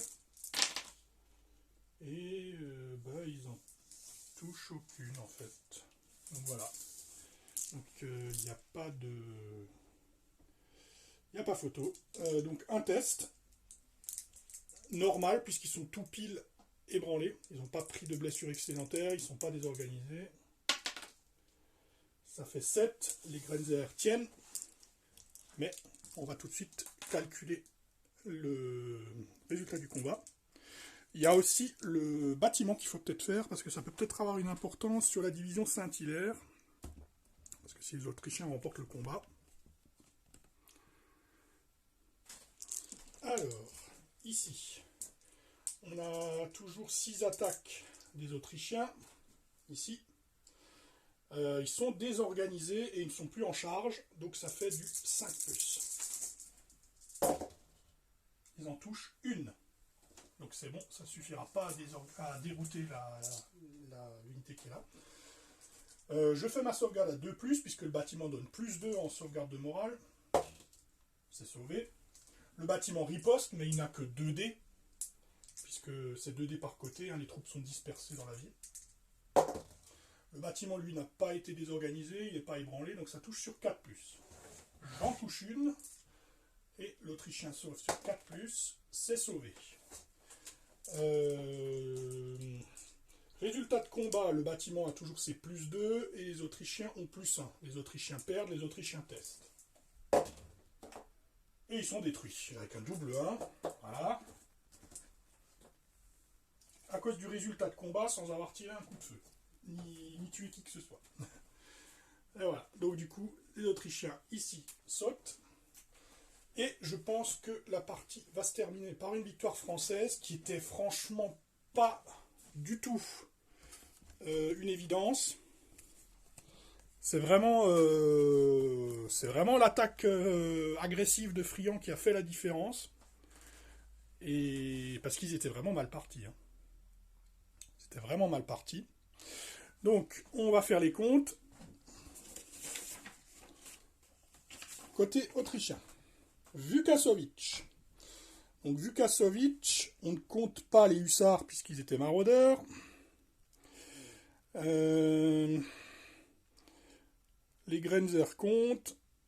Les fantassins de ligne comptent. Et l'artillerie ne compte pas. Donc, on avait dit il fallait détruire les deux, à la savoir, ou ébranler les deux. à savoir les Grenzer et l'infanterie de ligne. Ils sont tous les deux ébranlés, donc c'est bon, la condition est remplie. Les deux unités sont ébranlées, donc la division saute. Donc Vukasovic est en déroute. Je précise par contre que je n'ai pas de certitude concernant cette histoire de la corrélation entre la règle qui dit que en cas de de brigade de deux unités, on doit en dérouter deux. Mais je ne sais pas si ça compte aussi pour les brigades qui sont en fait composées de plus que deux unités, mais où il y a des maraudeurs. Là, j'ai fait comme si c'était le cas. C'est discutable, hein, très clairement. La brigade de Lusignan. Alors, Lusignan, il est où? Il est là. Il a un régiment qui a sauté là, un régiment qui avait sauté là-bas, et il lui reste celui-là. Il y avait trois régiments qui comptaient, bah, Lusignan saute aussi. Deuxième division. Et Saint-Julien, on le sait, la division aussi. Alors en fait, les Français viennent de faire un carton plein, ils viennent de dérouter toute l'armée autrichienne, grâce à la victoire des forces qui ont défendu le village. Donc ouais, là c'est un 3 contre 1 finalement, puisque les Français s'en sortent bien. Alors on va quand même vérifier côté français, pas que j'ai fait une gourde. Donc ici chez Friant, ils ont une unité détruite qui était là, c'était l'infanterie de ligne qui a été détruite au tir. Et les deux unités là sont encore bien. Il y a juste une qui a une blessure et qui est désorganisée, l'autre elle est full. Donc Friant, il est bon. Ensuite, Montbrun, bah, il a été satellisé. Saint-Hilaire, il avait 4 infanteries. Il y en a une qui est encore bonne, il est là. Encore une qui est bonne ici, il est à 2 points de vie, c'est bon. Celle du village est encore bonne. Et celle-là, là, elle est ébranlée. Mais du coup, ça ne fait que une unité ébranlée sur 4. Sachant que les deux artilleries ne comptent pas. Donc Saint-Hilaire, il est bon aussi. On a donc encore 2 unités chez les Français. C'est bon, l'armée n'est pas déroutée, j'ai pas fait d'erreur. Et donc, on se termine donc sur une victoire inattendue par rapport au début de la partie, mais écrasante des Français. L'empereur sera content, puisque le général... j'ai mis qui? J'ai mis Davout, oui, c'est mon préféré, donc forcément, j'ai mis Davout. Davout a remporté la victoire, comme il se doit, grâce à Friant, notamment, mais aussi à Saint-Hilaire un petit peu, et à la résistance des troupes qui étaient là. Et notamment du 72e qui a encaissé, hein, il faut le dire. Bref, l'agressivité française a fait le job. Hein, les Autrichiens, on a joué plus safe côté autrichien, on a voulu jouer la puissance de feu, le nombre, mais le problème c'est que le nombre a aussi ses soucis, c'est-à-dire que des fois c'est difficile de trouver de la place pour passer. On est obligé de se mettre en colonne de marche, et quand on a un commandement pourri, et qu'on rate les tests, les colonnes de marche peuvent se faire surprendre et massacrer, et c'est ce qui s'est passé. Donc c'est un peu embêtant. Vous noterez que je n'ai pas utilisé la colonne d'attaque pour les Autrichiens, parce que en général ils n'utilisaient pas trop. Là c'est une bataille, alors j'ai pris comme référence la bataille de Teugenhausen, donc c'est du 1809, c'est la campagne de Wagram. Donc techniquement j'aurais pu faire l'équivalent, c'est-à-dire le bataillon de Masseux qui aurait grosso modo des bonus assez similaires. Ça aurait été fluff, mais comme c'est juste inspiré de cette partie et que c'est, on va dire, générique, moi je joue beaucoup en début de guerre napoléonienne, et bon, les Autrichiens ils étaient plus sur du linéaire. Français, par contre, la colonne d'attaque, elle marche bien, hein, ça, y a rien à dire. Donc voilà, c'est donc une victoire 3-1 pour les Français. Et on va pouvoir faire une petite conclusion des règles de jeu que, comme vous voyez, vont très vite, même quand on prend son temps tranquillement, comme je l'ai fait ici. Alors, il est temps de parvenir à une conclusion au Black Powder. Alors, Black Powder, c'est le deuxième que j'ai découvert en historique. Le premier, c'était El César. Black Powder, ça a tout de suite bien matché aussi, parce que il pousse encore un cran dans la fluidité et la rapidité, hein, par rapport à El César. Et c'est vraiment avec lui que j'ai pu faire vraiment d'énormes multijoueurs. Voilà. Donc en conclusion, je vais faire un plus et un moins, comme la dernière fois. Au niveau des plus, bah, c'est vraiment ça qui le rend vraiment bien. C'est rapide et c'est fluide. Comme vous voyez, c'est assez intuitif quand même, en général, autant que ça puisse l'être avec des jeux de ce style-là. Ça joue vite. Les parties sont bien calibrées. Vous pouvez vraiment jouer des parties comme vous le voulez. Et en retouchant certains curseurs, vous pouvez ralentir ou accélérer. Donc c'est vraiment rapide, c'est vraiment fluide. Au niveau des mouvements, c'est pareil, tout est relativement facile à comprendre. C'est bien. Donc ça, c'est le deuxième point que je veux souligner, c'est que c'est facile à prendre en main aussi. C'est vraiment un jeu où tous mes camarades casual facilement pris en main en fait. Hein. Ils comprennent, ça se comprend assez vite, hein, le système d'ordre. Formuler les ordres, etc., faire les tests de commandement et ensuite déplacer les unités. Même les règles un peu, on va dire, un peu plus avancées, tout se retient quand même bien. Dans ce jeu-là, il est vraiment accessible. Ça, c'est un deuxième point qui est très bon. Le troisième point, c'est que je le trouve aussi assez dynamique, dans le sens où, même pour... Enfin, aussi dynamique que puisse être un Aigo Yugo, dans le sens où il y a quand même quelques interactions avec le joueur adverse. Il n'est pas juste là pour regarder jouer, il fait ses sauvegardes de morale, il peut avoir des réactions, les tirs d'opportunité, les tirs de contre-charge, des réactions à la charge, se tourner, ce genre de choses. Donc, il y a des choses à faire, donc il est assez dynamique. Ce qu'il y a également, c'est que, et je le mettrai en quatrième point, c'est son côté boîte à outils. Ça, c'est une formidable boîte à outils. C'est-à-dire que c'est un jeu qui se veut générique sur une longue période de temps, donc 200 ans entre 1700 et 1900, forcément, vous couvrez des réalités très différentes et des tactiques différentes, des équipements différents en termes de guerre. Et tout ça, il arrive à le faire.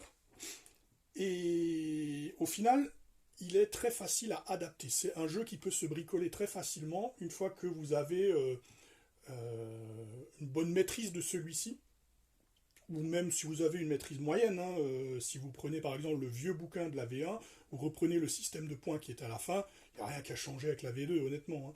Et c'est facile de créer des unités, c'est facile d'ajouter des règles spéciales, c'est facile de customiser des scénarios, c'est facile de customiser des ordres de bataille. Tout est très facile, ce côté boîte à outils est vraiment très, très bien, et du coup il est adaptable à chaque période. Et même si vous souhaitez être plus précis, vous avez la possibilité de descendre un peu plus en profondeur en créant éventuellement des reps spéciales ou en utilisant d'autres, créant des nouvelles tripes de troupes, etc., etc. Donc il y a vraiment un côté boîte à outils qui est formidable. C'est vraiment, ça c'est un de ses deuxièmes points forts. Et donc du coup, comme il est fluide et rapide, il se prête particulièrement bien aux très grosses batailles. Ça c'est vrai que bon, c'est ce qui était plus ou moins comment dire, promis au départ, et c'est vrai qu'il le fait très bien. C'est-à-dire qu'en 28 mm, vous faites des parties avec plus d'une cinquantaine d'unités à gérer de chaque côté. Je vous l'ai dit, on torche ça en une après-midi, et la dernière fois c'était même juste une après-midi, quoi. Une après-midi plus quelques heures, on va dire. Hein. Peut-être 4h30, entre 4h30 et 5h30, on va dire, qu'a duré la bataille. J'ai passé plus de temps à la préparer qu'à la jouer, en fait. Hein. Donc, non, franchement, vous pouvez jouer des énormes multijoueurs avec une facilité qui est quand même assez appréciable. Et ce qu'il y a également, c'est que le fait que ce soit un Aigo Yugo, ça en général, quand vous jouez en 1-1, souvent les activations alternées, quand elles sont bien gérées, bien sûr, elles apportent une richesse tactique qui est intéressante. Mais c'est vrai que quand vous faites du multijoueur, les Aigo Yugo ont quand même l'avantage que ça joue plus vite.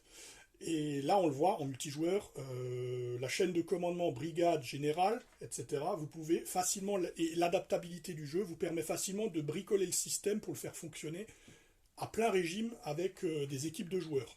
C'est ce qu'on fait généralement avec finalement très peu d'adaptation, hein, c'est-à-dire qu'on répartit juste les brigades, vous donnez un pool de brigades à quelqu'un, ça fonctionne nickel. Vous répartissez ça dans une équipe, il y en a un qui prend le général en chef ou il se le partage, c'est très facile, ça se prête parfaitement bien au multijoueur. Surtout, bah, ça joue vite, hein, le fait que le jeu soit fluide, que ce soit rapide, permet aussi aux, aux joueurs d'avoir un temps de réflexion, de convivialité, de discussion, sans être pris par le temps et se dire purée, on finira jamais la partie. On n'a jamais eu ce sentiment-là avec Black Powder, hein. Donc ça va vite, ça joue bien, et pour le multijoueur, c'est vraiment parfait, hein. Ça, c'est vrai que pour le moment, hein, je peux pas dire vraiment en termes de multijoueur, il est vraiment formidable. Donc ça, c'est bien. Donc vous pouvez gérer des grosses batailles avec ce jeu sans aucun problème, hein. Également, bon, c'est vrai que je l'ai pas précisé, évidemment, vous pouvez également le gérer à différentes échelles. Il n'y a aucun souci, le jeu il est scalable, scalable à l'échelle que vous voulez. Donc ça, c'est vraiment bien. Ensuite, pour ce qui est des moins, alors bon, il y a quelques moins qui sont en fait plus ou moins inévitables, j'ai envie de dire, et qui sont des problèmes de fond, j'ai envie de dire, enfin des problèmes, qui sont même pas des problèmes de fond, qui sont des choix. Et d'autres, c'est plus de l'ordre du détail personnel. Alors, déjà, bon, sans doute le manque de profondeur. Bon, vous le savez, moi je suis pas un simulationniste, ça ne m'amuse pas de gérer 40 états différents et une vingtaine de caractéristiques. Bon, maintenant je comprends que ceux qui cherchent de la simulation très historique, etc., ils vont sans doute pas se tourner vers ce jeu-là, parce que ça reste un jeu qui reste générique. Il a une période énorme à couvrir. Forcément, il ne sera jamais assez adéquat pour quelqu'un qui cherche vraiment un jeu qui est spécialisé sur une période. Forcément. Deuxième problème, enfin je vais les faire plutôt dans l'ordre, même s'ils ne sont pas forcément liés. Donc ensuite on a le format, les formats recommandés. Alors ça c'est un problème avec tous les jeux de Warlord. Ce jeu est clairement fait par des gens qui ont l'habitude d'être des fabricants de figurines et d'en avoir plein à disposition, avec des tables gigantesques et des salles de jeux dédiées. Parce que franchement, quand vous débutez et que vous voyez les formats recommandés, vous vous dites « je suis pas prêt de jouer ». Et ça, c'est un vrai problème. Heureusement, tout s'adapte dans ce jeu. Ce jeu est un bijou d'adaptabilité. Vous pouvez faire différemment. Je vous ai expliqué en début de vidéo comment je faisais. Donc vous voyez, il y a toujours moyen de s'arranger. Mais c'est vrai que le format recommandé, il n'est pas friendly, hein, pour les débutants, hein. Ça, c'est vrai. Donc c'est gourmand en figurines si vous respectez le format recommandé. Donc je vous recommande de ne pas le suivre. Ou en tout cas, de commencer avec un format plus petit, pour vous permettre de jouer des parties intéressantes. Parce que honnêtement, se projeter sur les 6 socles par unité, et jouer finalement une première partie après avoir sué sang et larmes pour monter toutes ces figurines pour faire une bataille avec une brigade contre une autre brigade, vous perdez beaucoup la richesse du jeu et vous serez déçu. Il vaut mieux partir sur 4 et vous dire je fais ma première partie avec 3 brigades, histoire de quand même découvrir un peu toute la richesse du jeu, quoi. Donc voilà. Ensuite, portée et distance délirante, là c'est pareil, hein, je sais pas sur quelle table ils jouent tous ces gens, mais je pense que c'est pas du 1m20 par 1m80, hein, ça c'est clair. Parce qu'en 28 mm c'est délirant. Vous dites, bon ben, je fais charger ma cavalerie Tourin en faisant un ordre suivez-moi, c'est déraisonnable. Complètement déraisonnable. Donc là aussi, adaptation. Vous jouez aux 2/3 comme moi, ou voilà. Ou vous jouez à une échelle plus petite et vous adaptez. Ça marche très bien. Mais ouais, en 28 mm, les portées, les distances de mouvement, je trouve ça vraiment... franchement, je trouve ça ridicule. Bref. Ensuite, mais ça c'est des détails. Ça c'est des choses qui se corrigent très facilement. C'est même pas des défauts finalement. À partir du moment où vous bidouillez un peu le système, c'est pas un souci. C'est des faux problèmes, on va dire. Mais il fallait quand même que je le dise parce que voilà. Ensuite, problème numéro 4, bah l'aléa, hein, il est fort. Alors, l'aléa ici simule le brouillard de guerre. Moi, personnellement, ça me dérange pas du tout. C'est une façon de gérer le brouillard de guerre comme une autre. Mais je sais que les gens qui veulent que leurs unités leur obéissent au doigt et à l'œil, à ceux-là, ils vont vraiment pas aimer ce genre de jeu. Hein. Mais ça, c'est pareil pour toute la triplette Warlord. Hein. Donc je crois que à mon avis, je dois le dire sur tous les autres jeux. Je me souviens plus ce que j'ai dit sur les deux autres, mais voilà. Il est très clair que si vous n'avez pas de chance au dé, vous allez être frustré. Hein. Et ça, c'est vrai que ça peut être très très ennuyeux pour des débutants de se dire j'ai pas de chance au dé, mes brigades ne bougent pas. Ça, c'est un problème. Alors que, par exemple, la Valorant Fortitude, déjà l'activation est très généreuse, mais en plus, vous avez la possibilité d'activer au moins une brigade automatiquement. Donc, c'est plus facile. C'est plus facile. C'est peut-être un système qui est mieux que celui-là. Là, il est vraiment, vraiment, vous dépendez des dés. Mais je sais qu'il y en a qui n'aiment pas ça. Moi, ça ne me dérange pas. Mes joueurs font avec. Ils s'en plaignent pas plus que ça. Mais bon, voilà, si vous avez l'habitude de vouloir avoir le contrôle total sur votre armée, vous n'aimerez pas. Ensuite, après, c'est plus la clarté du livre de règles. Il y a beaucoup de points qui sont obscurs ou qui sont gérés en mode les adversaires doivent se mettre d'accord. C'est bien, mais du coup, c'est pas toujours très clair. Quand vous tombez dessus et que ça a une incidence, ça peut être compliqué de parvenir à un accord. Ça aurait été mieux de régler ces points de façon tranchée. Euh, Autre chose qui me dérange, c'est qu'il y a certains points de règle qui sont absents, carrément. Genre les règles de mise en place de la partie. Ça, c'est un truc qui existe à Valorant Fortitude. Là, à BP, il n'y en a pas. Vous avez rien qui vous dit quelle zone de déploiement vous respectez à peu près, comment vous vous déployez, jusqu'à où, combien de séparations, c'est pas. Donc, vous devez faire. Alors, c'est sûr, ça reste un choix de design. C'est un jeu, très clairement, ils le disent dans l'intro, c'est un jeu pour gentleman du garage. Hein. Vous jouez avec vos potes, c'est convivial. C'est ce que j'aime dans ce jeu, il n'y a pas de problème. Mais avoir quand même des lignes directrices de mise en place, ne serait-ce que pour avoir une sensation de savoir où est le point d'équilibre, franchement, ça serait bien. Ça serait bien. Donc voilà, maintenant, bon, c'est comme le reste. Hein, vous adaptez et puis vous y arrivez. En gros, la règle, c'est vous essayez de faire en sorte d'être à plus de 3 mouvements de l'ennemi au départ pour pas avoir une cavalerie qui vous charge tour. Hein. Mais du coup, il faut régler le problème des distances. Hein. Voilà. Mais voilà, ça se règle. Et donc aussi un point, aussi par rapport à l'aléa, le fait qu'il y ait un fort aléa, c'est sûr que ça n'est pas un jeu compétitif. Je me vois mal faire un tournoi de Black Powder. Déjà, il n'y a pas vraiment de liste d'armées, sauf dans certains recueils. Et il n'y a pas de... Officiellement, à moins de chercher dans le bouquin, dans le bouquin de la V1, vous n'avez pas de points en plus.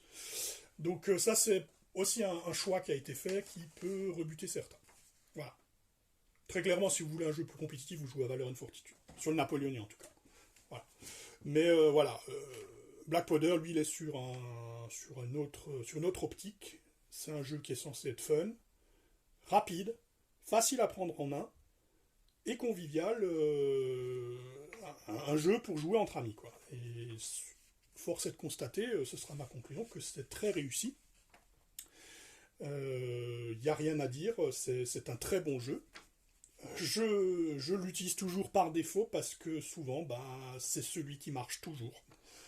Quand je fais des grands formats et que je fais du multijoueur, il fonctionne très très bien.